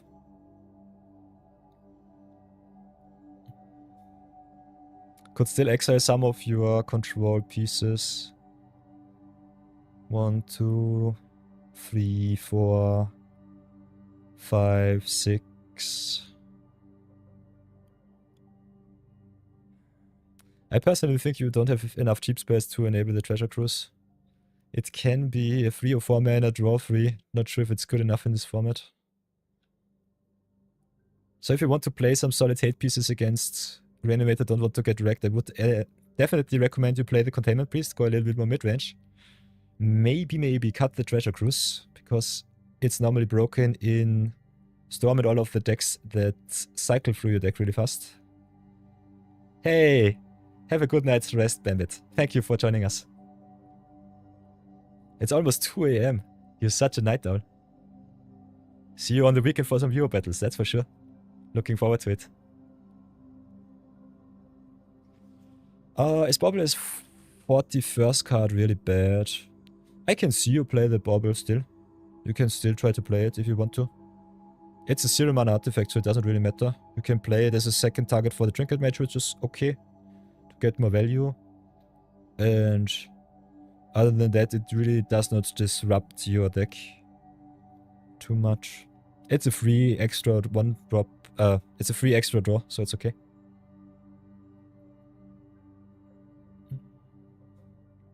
So I can still see you play the versus Bobble as a 41st. That's okay. Time Spiral unfortunately only good in Storm. The untap would be kind of nice. Also, Time Spiral has some good hate pieces in Narset, so that's a possibility. To enable Adeline at her best, I would definitely recommend you play more creatures. So I think 12 creatures is okay. Unlicensed Hurst can be quite nice against all of the flashback cards. So normally, if you don't have the Trinket Mage, I would say cut the Soul Guide Land and play the Unlicensed Hurst instead. Play more creatures.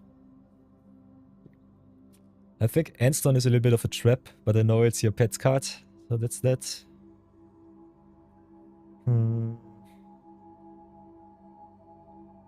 So yeah, this is a tough one. Curiosity gets also better the more creatures you have, so I think the Flickering with the Ajani is still okay. And also gives you some free attacks, because the opponent does not really want to block the cat tokens, otherwise they just have to remove the Ajani, which is also a good 2-for-1. Yeah, Endstone will also just mill you, but I think you're dead before you can even play the Endstone in this list. Because Vintage Cube is really powerful and really fast. What does Parallax Wave do? Remove Fate counter, exile target creature. When Parallax leaves, each player returns the battlefield, all of the cards. Oh, Parallax Wave can be interesting. Flicker.deck. Got the Overlord on 4, which is nice. Also flickering the Overlord is kinda good. I think Failure only targets creatures. Yeah, no, not permanents. So you can flicker the Overlord with the Failure, so that's good. Other than that, I think Mana Type is always a little bit of a meme card, but can be rather fun.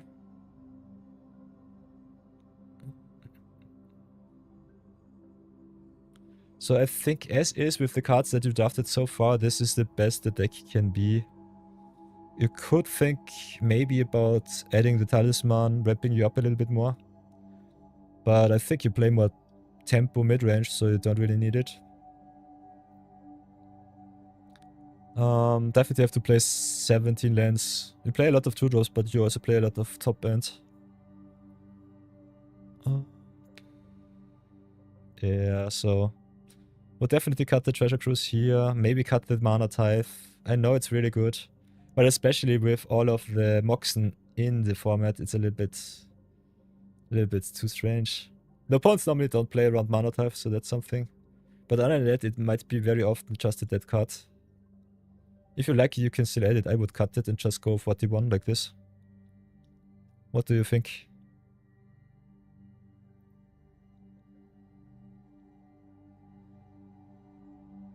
So, cut the Treasure Cruise, cut the Mana Type, and get in the Thieving Skydiver. And get in the Containment Priest. Those two. Do you think that's good?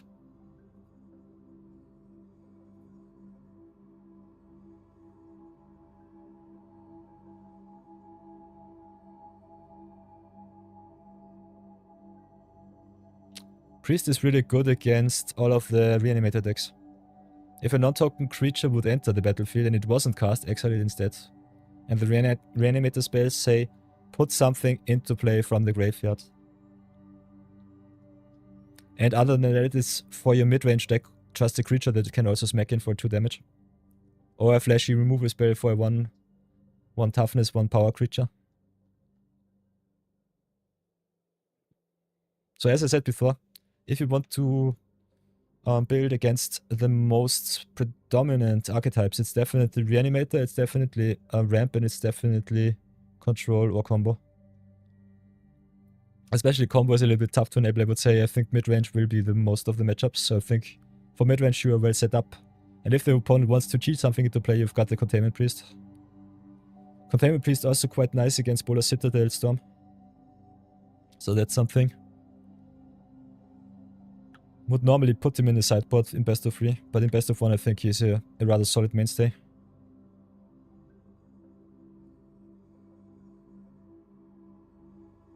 Yeah, Reanimator also packs removal, but you cannot play against that, around that. You will play against it, I guess. From 0 to 10 I would say it's a solid 4. Let me definitely know what the record will be. Because I'm rather interested to see how good the mid-range decks compete. I think if the opponent plays some broken decks, you're normally dead on turn 3 or turn 4. They cheat out the Grizzlebrand, or they just storm you with the Tendrils for 22. Or they just mill out your whole deck. So I think playing Control is rather tough. I think mid-range might still get some wins. Because you will see some aggro lists, you will definitely see some random mid-range lists too with some power. You got some counter spells, you got some bounce. You have mainly removal, so that might come to bite you. But this is one of the settings where I say you just see how the deck works. I cannot prognose too much. Nah. You play it right away and see where it leaves you. Don't be a scaredy cat, Marathon. My evaluation is just that. It's an evaluation. You can definitely prove me wrong, and I will be gladly proven wrong. As I've said before, I've watched a lot of Vintage Cube. I never played it, so my experience is only from a viewer perspective, not a player perspective. And especially drafting this format is really, really hard. So just give it a try. Draft it, play it, and see how you feel. If you want to draft it even more, awesome. If you lose some games, still awesome, you learned something, so it's okay. Never feel bad about your decisions. Just play it and have some fun.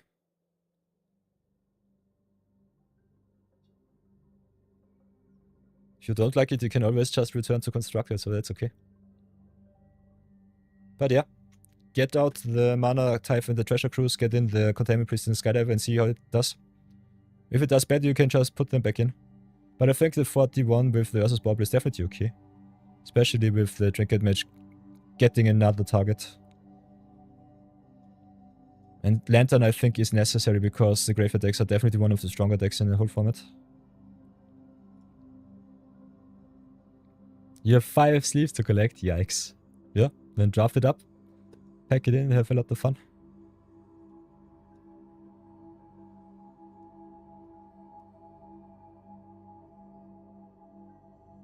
Can I publish and post a link? Of course. One moment. Where was your deck link? Let's open it up once more. So here's the shield. Then, oh, and also put the Spellbinder in. Spellbinder is awesome in this deck. Especially in this format, just having a look at the opponent's hand is so important. You get all of the information. So Spellbinder in, Skydiver in, Containment Priest in, 42, cut the Treasure Cruise and the Mana Tithe. I think we're set.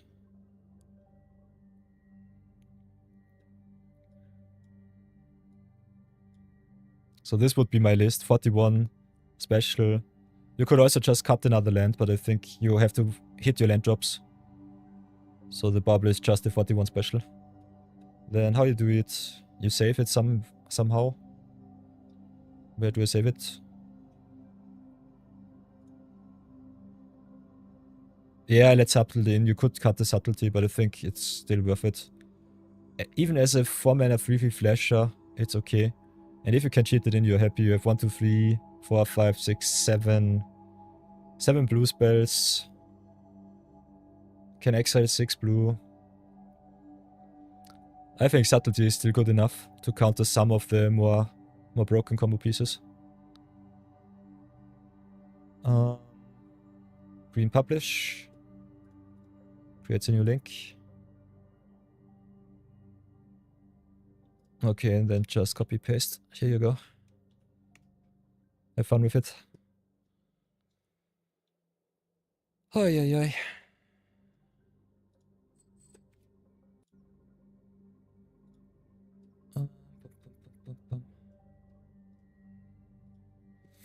So yeah, I think I will be done with the magic potion for now. We'll play a little bit of Blue Protocol.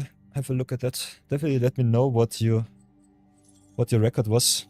And definitely play some games, Marathon. It's fun.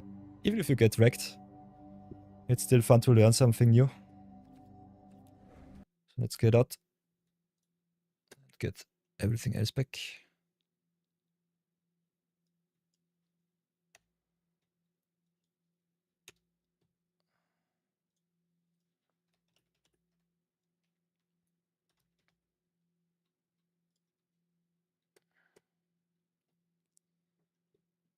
Bum, bum, bum, bum, bum.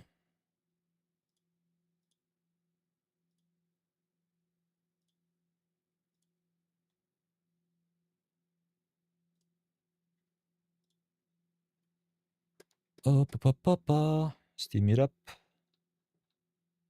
It's already 4. What the heck? So here we go.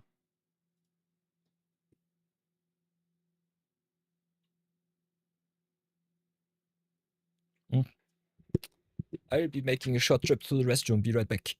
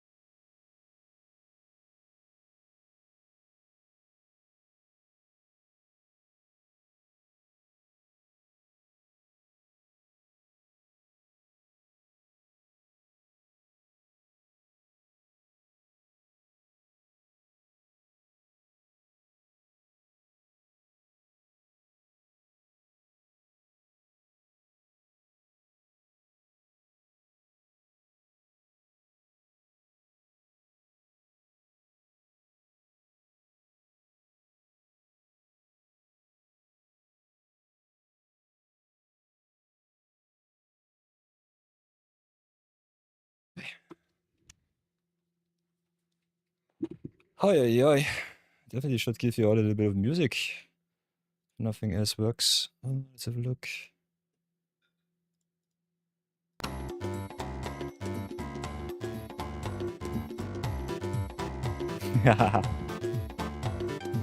I love this music.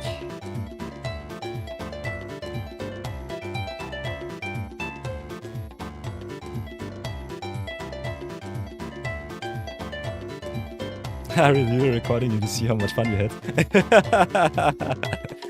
Marathon, you're such a troll. I love you so much. It really helps a lot at the tech. You will get more wins than I do, I promise you that. That shouldn't be too hard. Oh boy.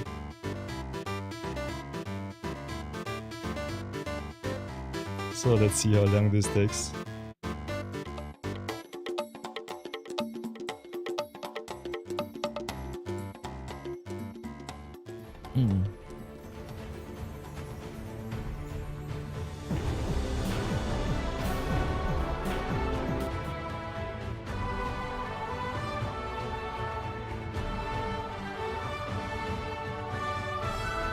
So loud again.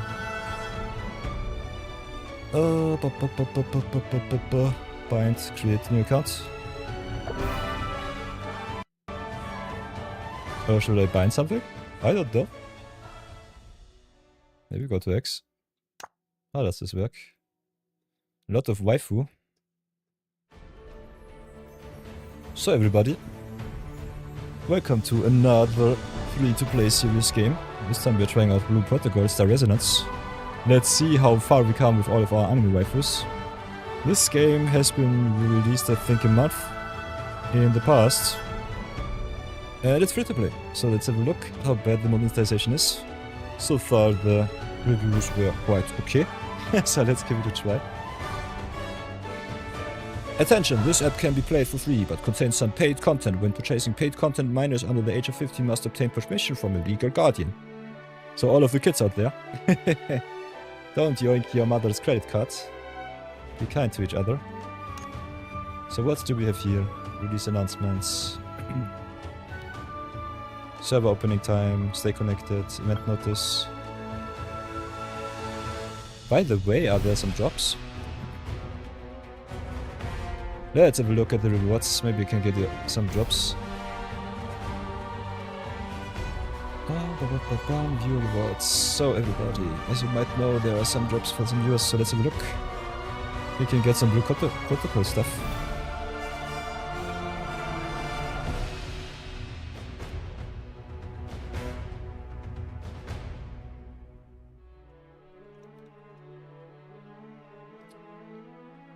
Chop it up, reward it up.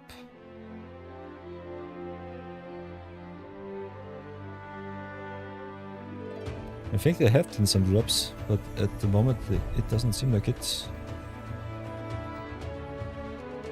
I'd love to search for the game.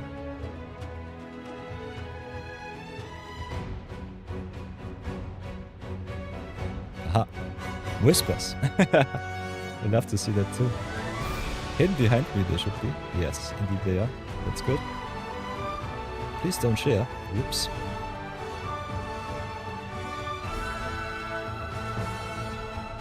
So let's have a look. Is there something for us? I guess not. So no drops out here under the sun.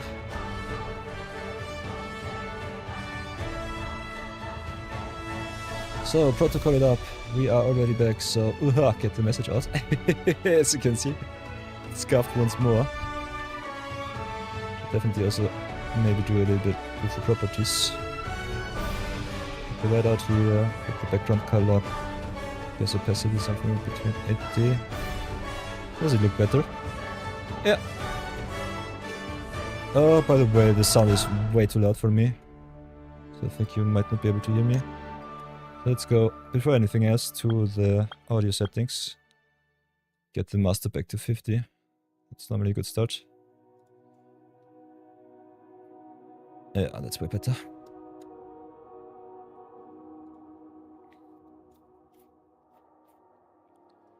So, what else can we do? Can put also background noises and stuff a little bit down.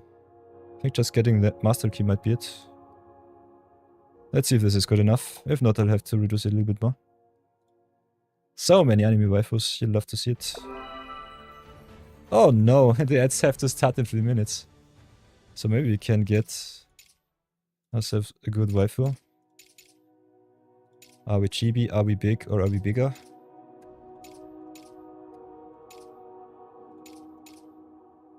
We are an old dude, so the old dude body type 3 it will be. For all of the waifu potential. Or am I younger? Could just play generic character number uno.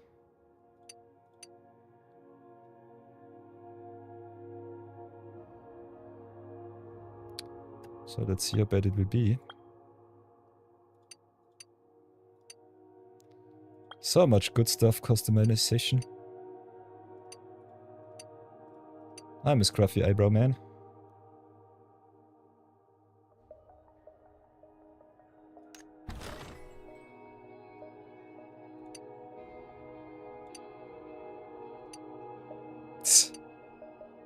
Look at that customization, yeesh. What the heck? Ooh, cat ear dot man. Love to see it. So that's rather nice.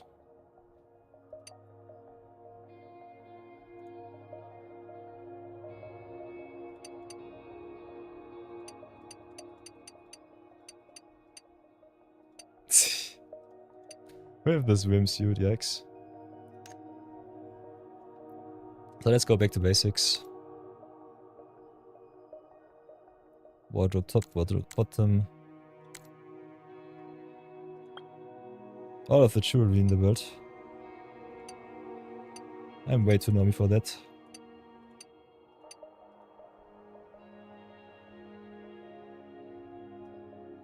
Kinda want to see my face though.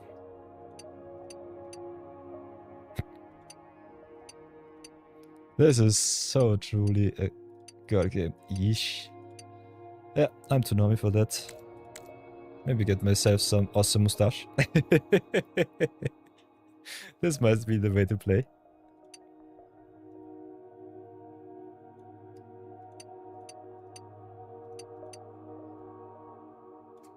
Ay, ay, ay.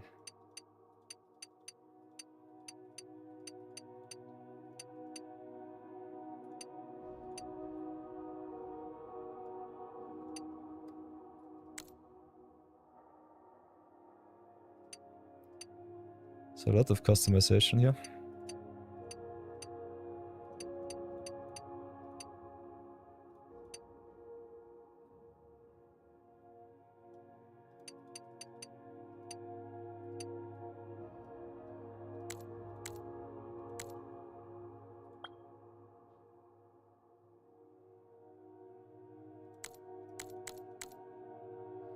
So I think I will be scrambling around with my character design, but not too much.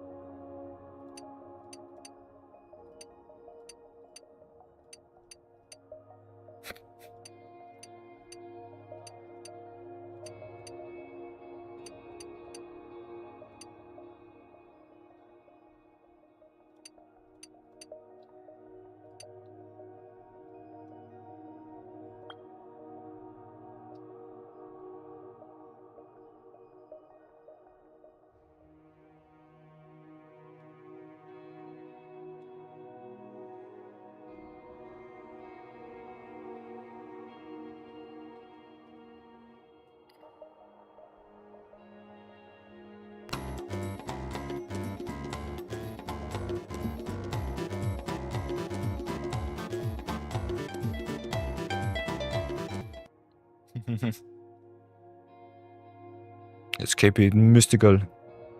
Kind of limited ad break, but it's okay. I'm just screwing around with the character creator a little bit. So how do we look?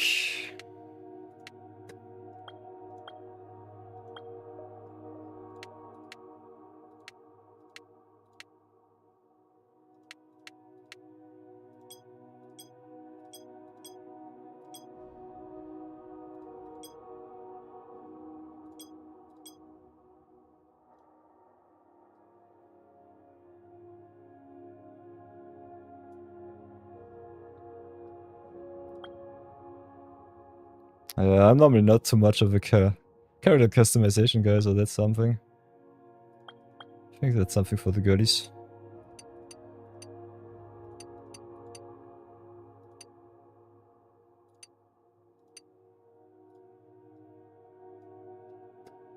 Bum, bum, bum, bum.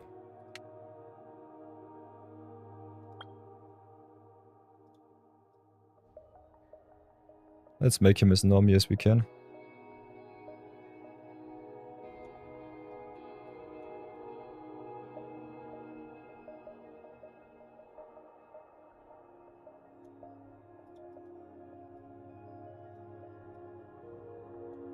Rather awesome with all of the lights.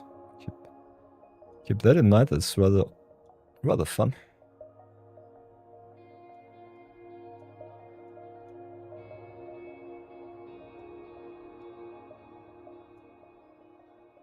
Blue-eyed normie.boy. Here we go. So, Verdant Oracle. Oh, yay. Maybe return. What else do we have? Got the lip gloss, got the marker.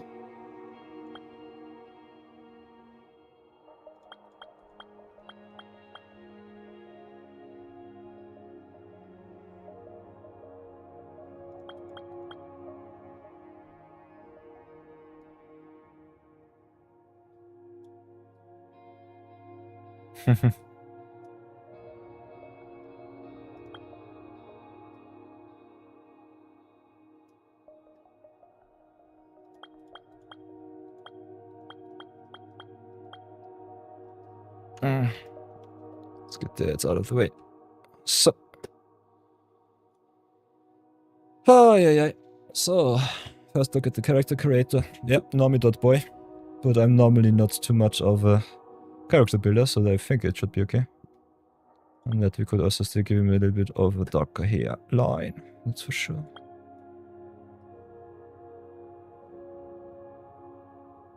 But it's still so shiny. So rather strange.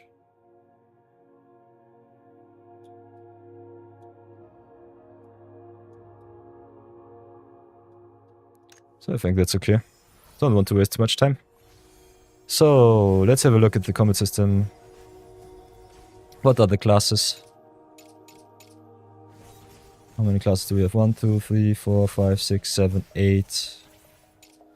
We got the Virgin Oracle here. Wilson Nature Ring, excelling in long range healing.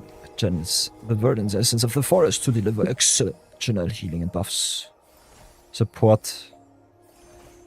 Intellect, luck, and mastery. Difficulty 2. Spectre that uses Wild Bloom as a special attack, dealing damage while providing healing effects.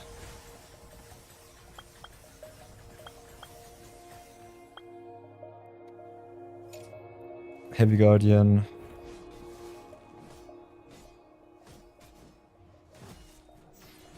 What's the toughest class to play? Wind Knight. Excellence in close range combat using a lance as a weapon, agile and fast, possessing excellent small area attack capabilities. Uses Gale Thrust as a special attack, boosts courage and accumulation, along for more frequent use of Gale Thrust. By maintaining high attacks, stacks of sharp. You can trigger the core mechanic that consumes courage to reset skill cooldowns, further boosting the frequency of Spiral Thrust.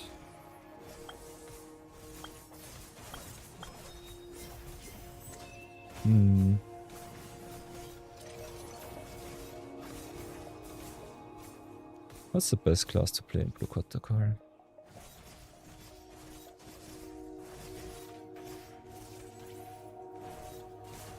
Stormblade for DPS. That's for sure.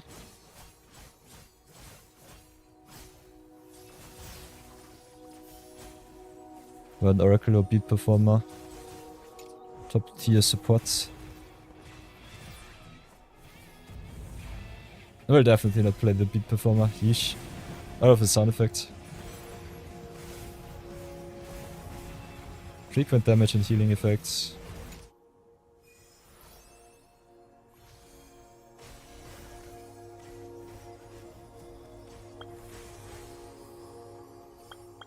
I'm normally more of a DPS kind of guy.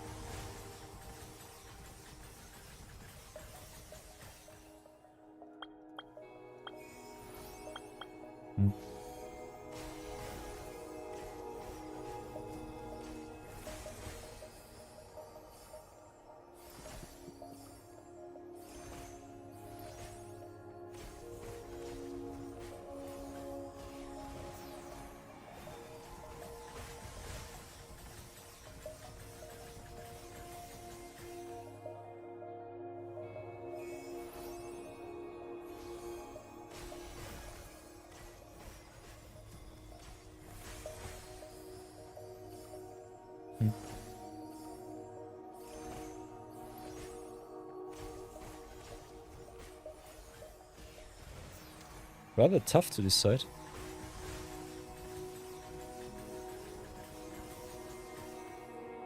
If I want to play with friends, I think being a healer is definitely nice. If you want to just go solo leveling, I think cards like the Wind Knight or the Stormblade definitely are the way to go.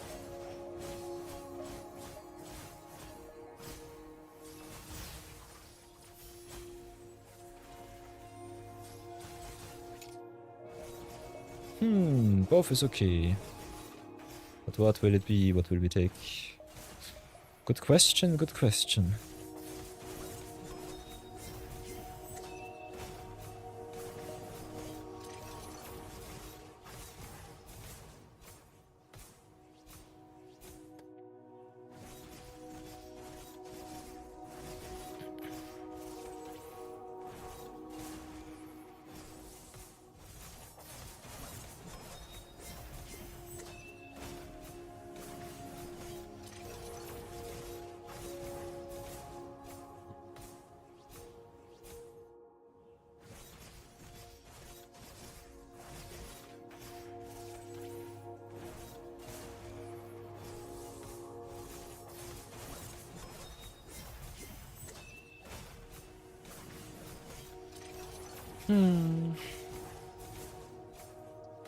So I guess you can't have too many healers.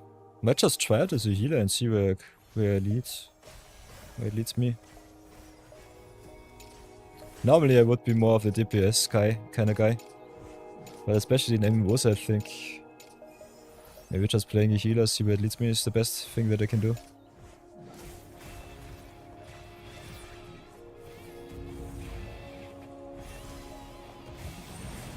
I think support capabilities and buffs are also kinda nice.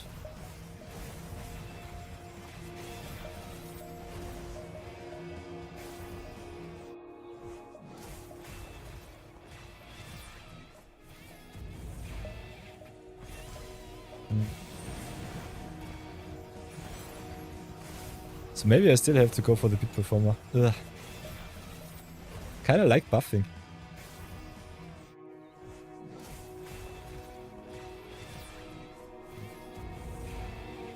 I guess I'll give it a shot.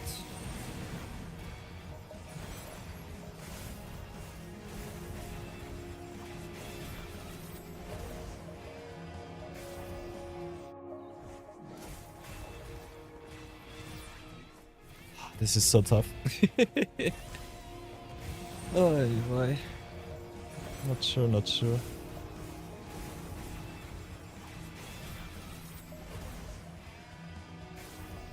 Whatever should we do?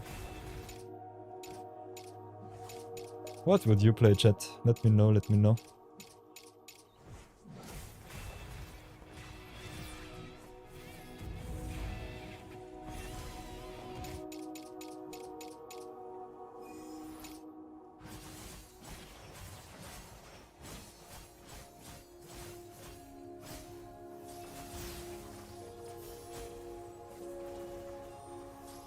I think healers are kinda nasty to level up in the early game.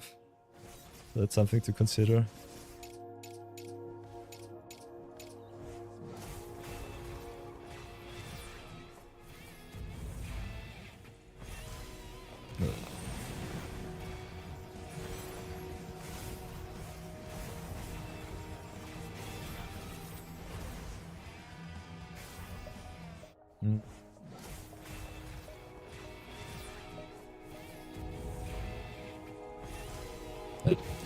I'm thinking way too much once again. But I kinda dislike the sound effects of the beat. So I think it's either Oracle, or maybe just go Wing Knight, Shield Knight, go to town. Or else it just go Stormblade. Wing Knight is the most difficult class.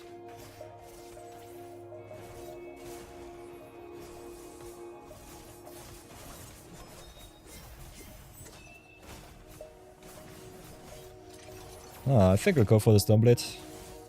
Let's try it like this. Confirm it like this. See where it leads us. If it sucks, it sucks. If I want to change, I will change. I want to play more cooperative. It's definitely better to play a supporter or a healer. These are normally the classes that no one wants to play.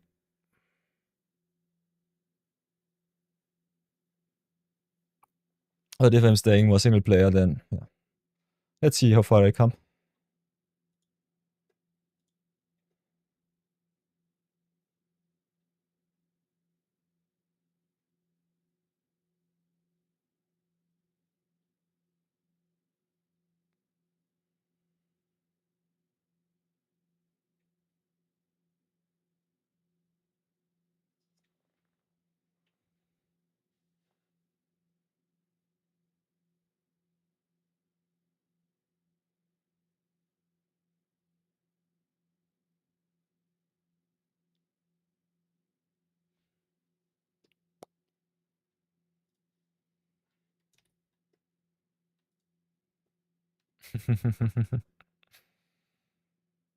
Mm.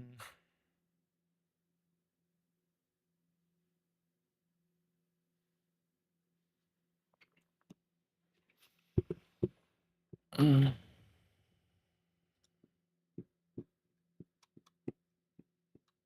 The loading times are kind of strange. Not used to. I am definitely not used to see loading times on my screen. Mm.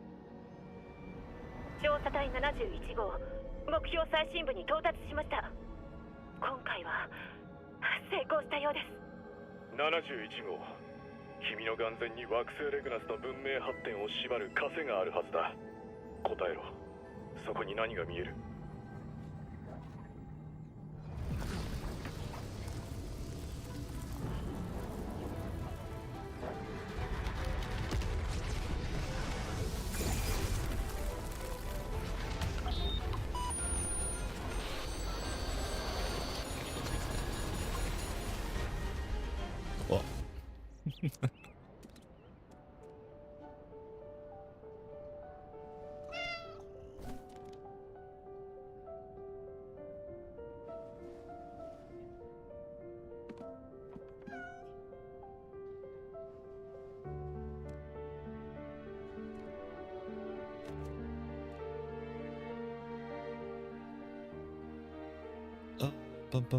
Graphics quality. I think we stay at medium. The card would allow it to go maximum. We could try maximum out. Let's see how bad it will be. If we stumble around. Oh, it should be okay.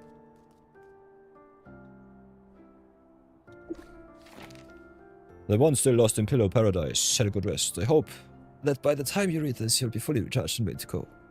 I've left some brand new clothes for you by the window. Make sure you wear them properly, okay? As for her old outfit, it was a total disaster. I took care of it for you. You're welcome. Once you're all set, come find me downstairs among the crowd. The most dazzling girl of them all, shining like starlight. No need to guess, that's me. Haha. Did Erona leave it for me? Let's have a look, let's have a look. Okay. How is the performance on max?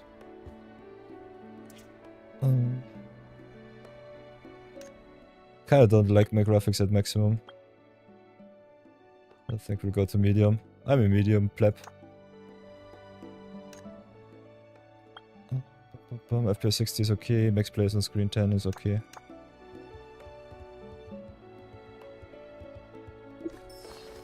So there's the outfit. Wardrobe.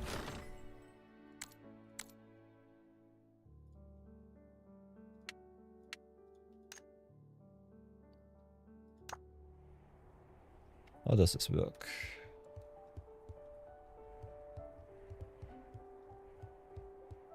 The town of beginning. Ugh. Okay. So sprint is just a dash. Good to know.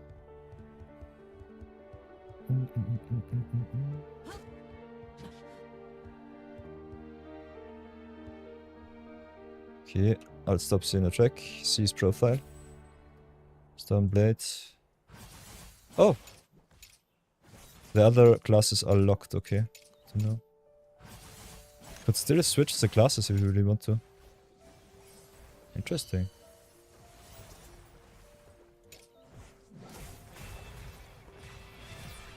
How can you unlock?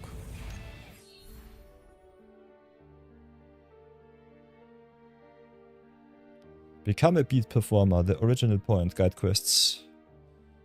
Walk up in a strange inn, there's a letter from a mysterious girl. That's the original point. Pass a trial to become a beat performer, okay. Okay, so there are different quests and you can unlock all of the other classes with the quests. That's nice.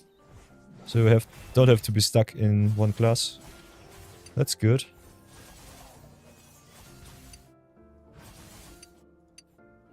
Interesting. Specs even get easier or harder. That's nice. Good to know that.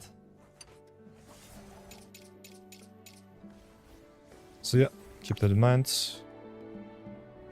No talents, that's for sure. Skills.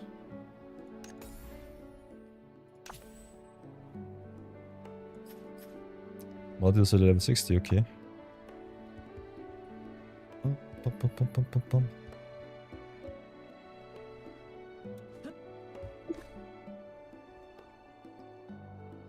Read the letter, view the painting. Which painting? Where is the painting? I don't see anything.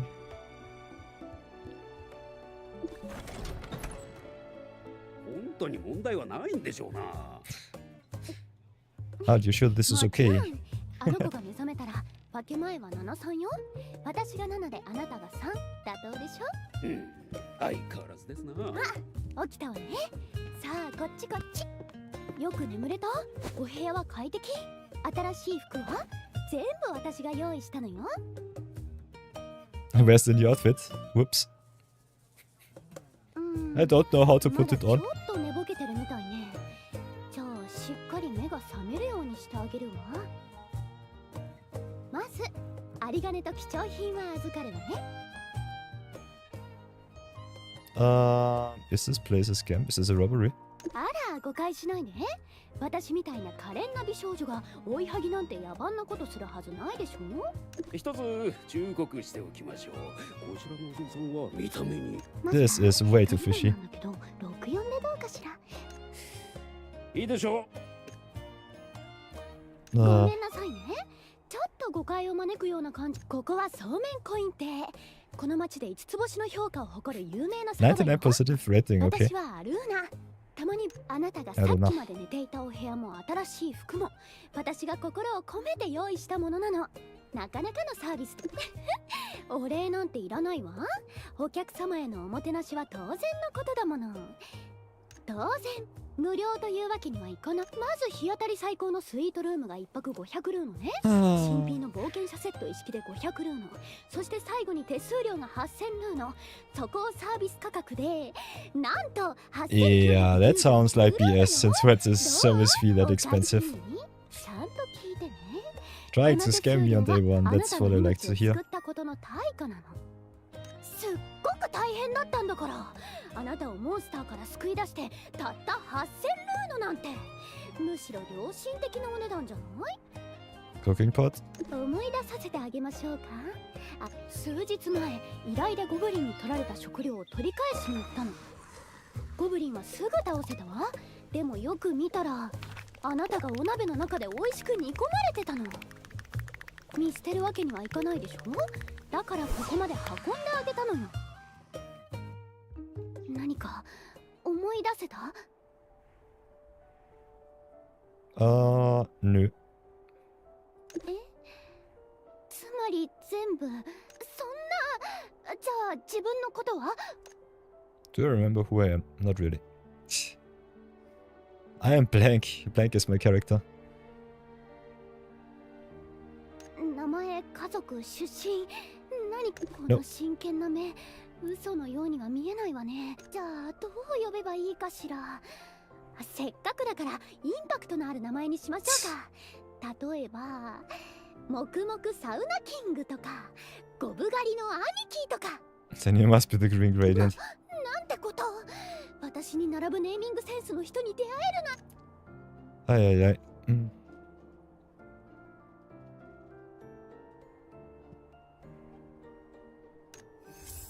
I'm Koyo. える。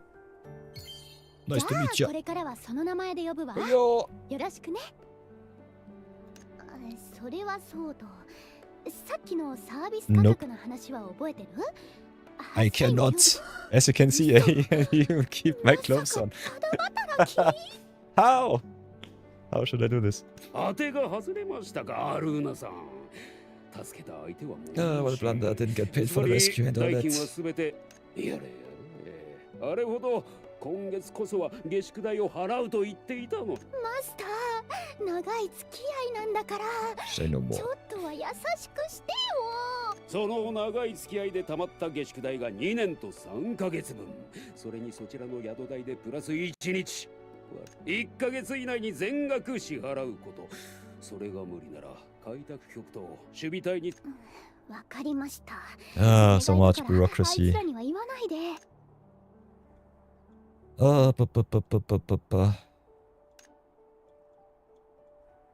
Let's slay some monsters, come on.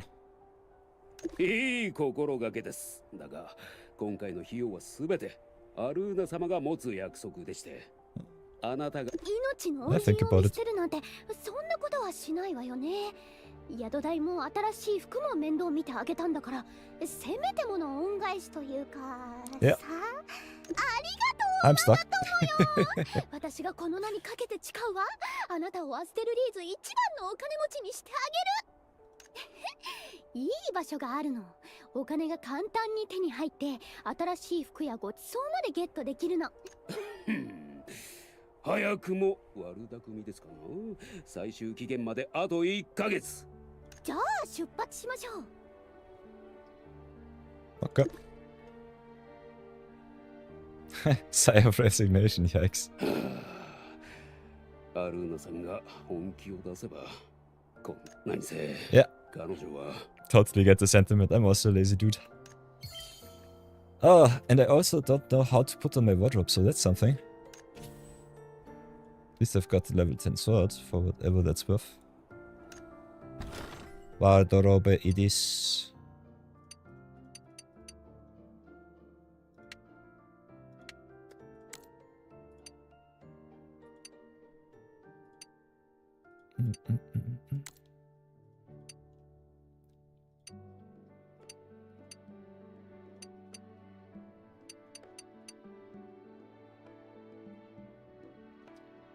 Do it like this.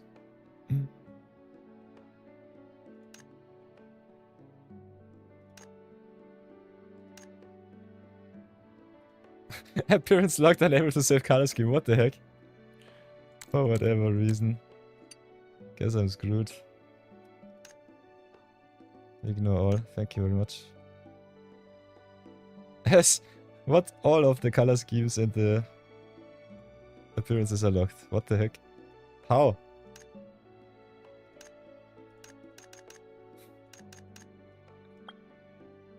Okay, interesting. Could customize myself, but not any longer. Okay, that's for sure. Basic costume locked. For whatever reason.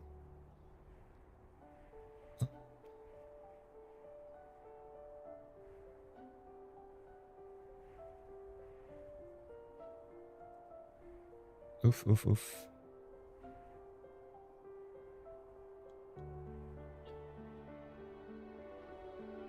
Well, chat it is. Oi, boy, boy.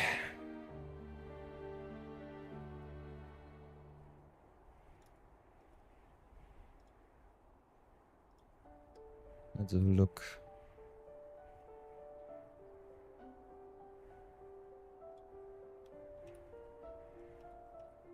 What does N do?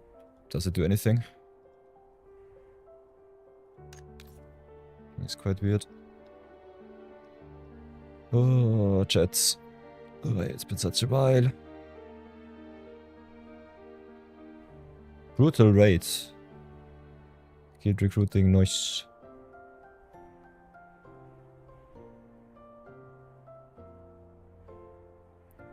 Stop spamming.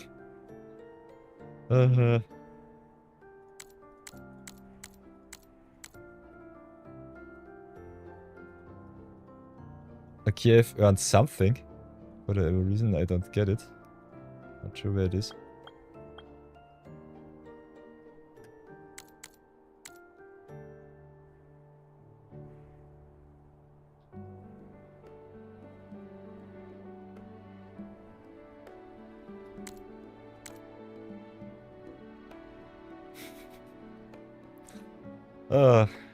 Getting to know my way around. Ay, ay, ay. I have no idea. So much world chat. Definitely have to blur it somehow. Do I have a composite blur somehow? Somewhere? Let's have a looky look.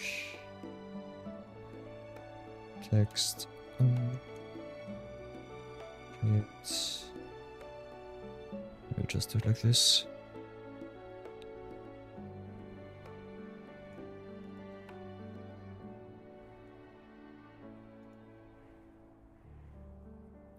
Bum, bum, bum. The screen, shrink it up.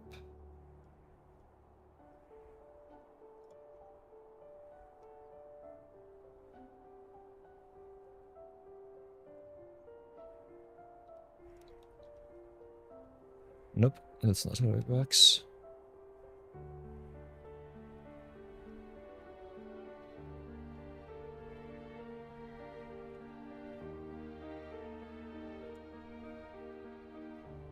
Let's try with the filters.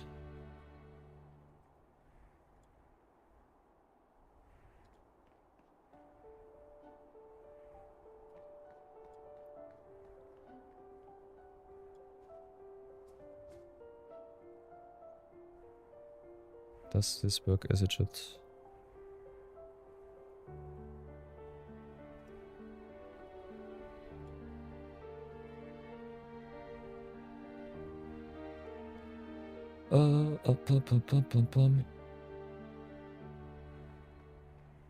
By the way, chat, do you see the world chat or do you not see it?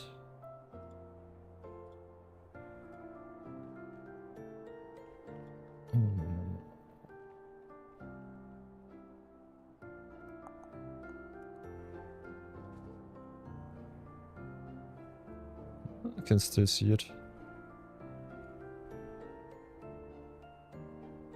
That's not what I want. No, there's the composite blur, but how does it work?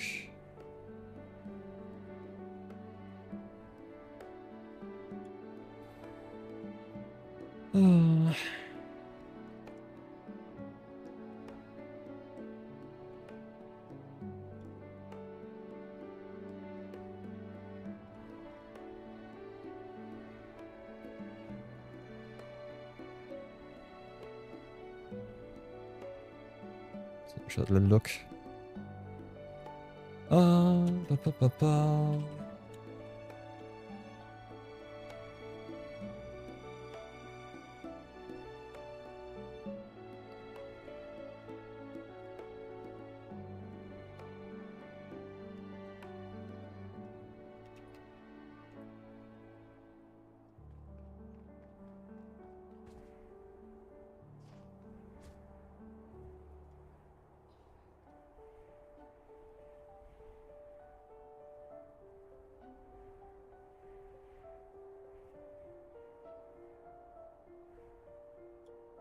How does this work?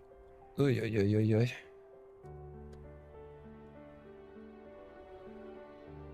Bum, bum, bum, bum.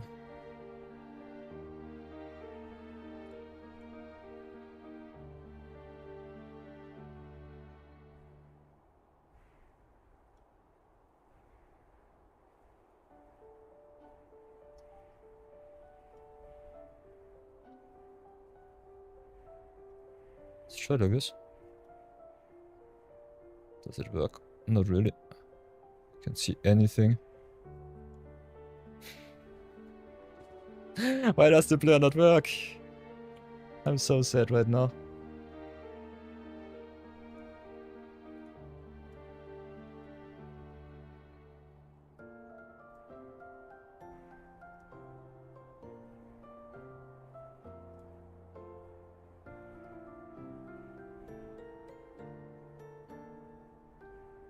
I have no clue.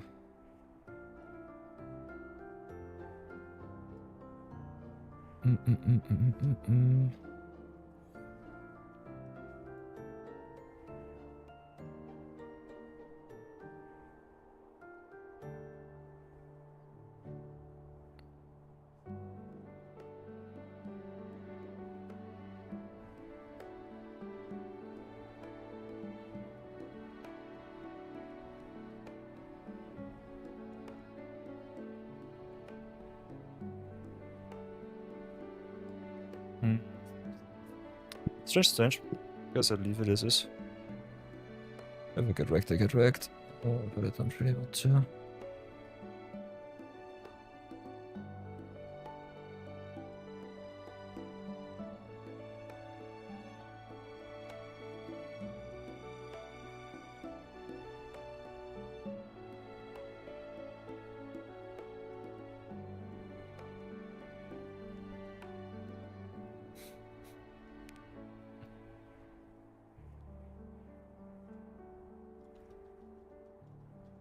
Okay, that's something. Not really want it as a text source though.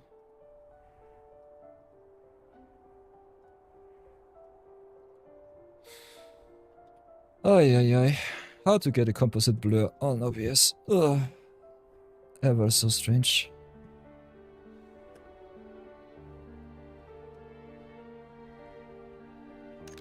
Can I just put the jet down?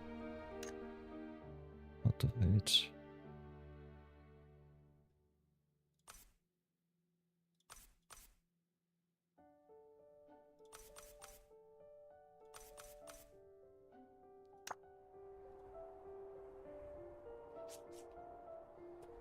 Let's have a look. Oh, this is back. This year. Hello.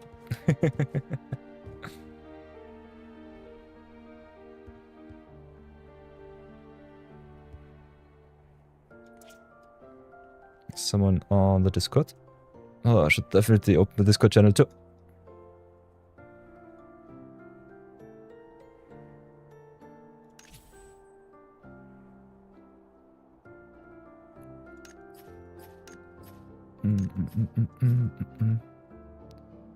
Oh, I'm just a naked dude. Here.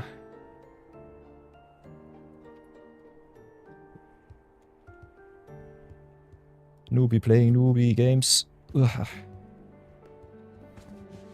Let's try that out. Hoppa. Federico in 7.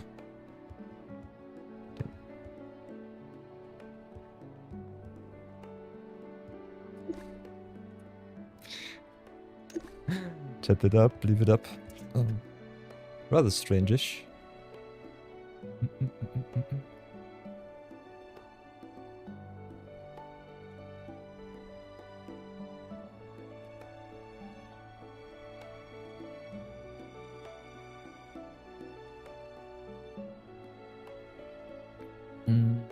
Let's have a look.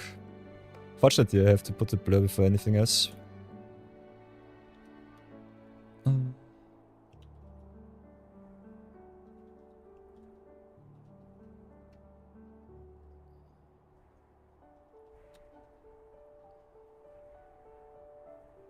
Player. Duplicate the game capture and then use a crop path filter.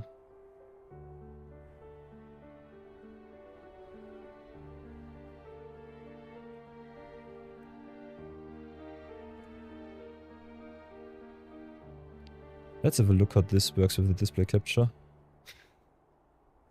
Finding this out on stream, but I think it's kind of fun. Let's have a look.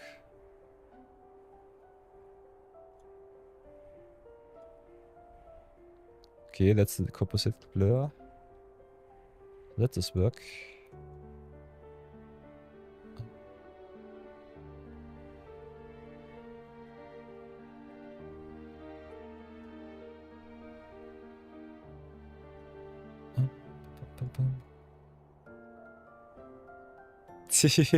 Okay, this is how it's working. That's good as is. Let's trash this first. Then I think we'll do it like this.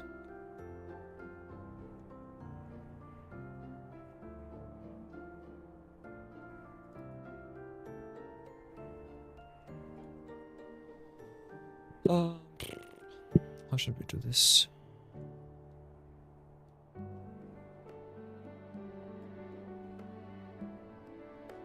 Capture two.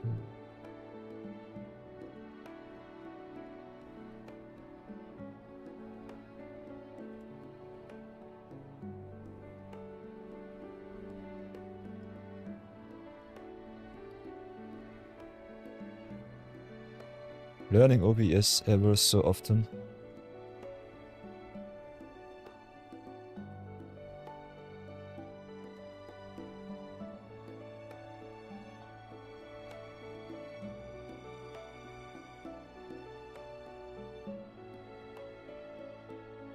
Doesn't do anything, okay.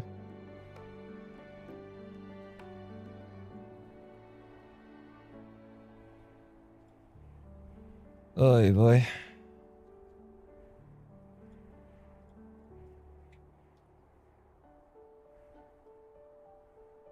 Okay. Guess I'll have to trust chat. But they don't wreck me.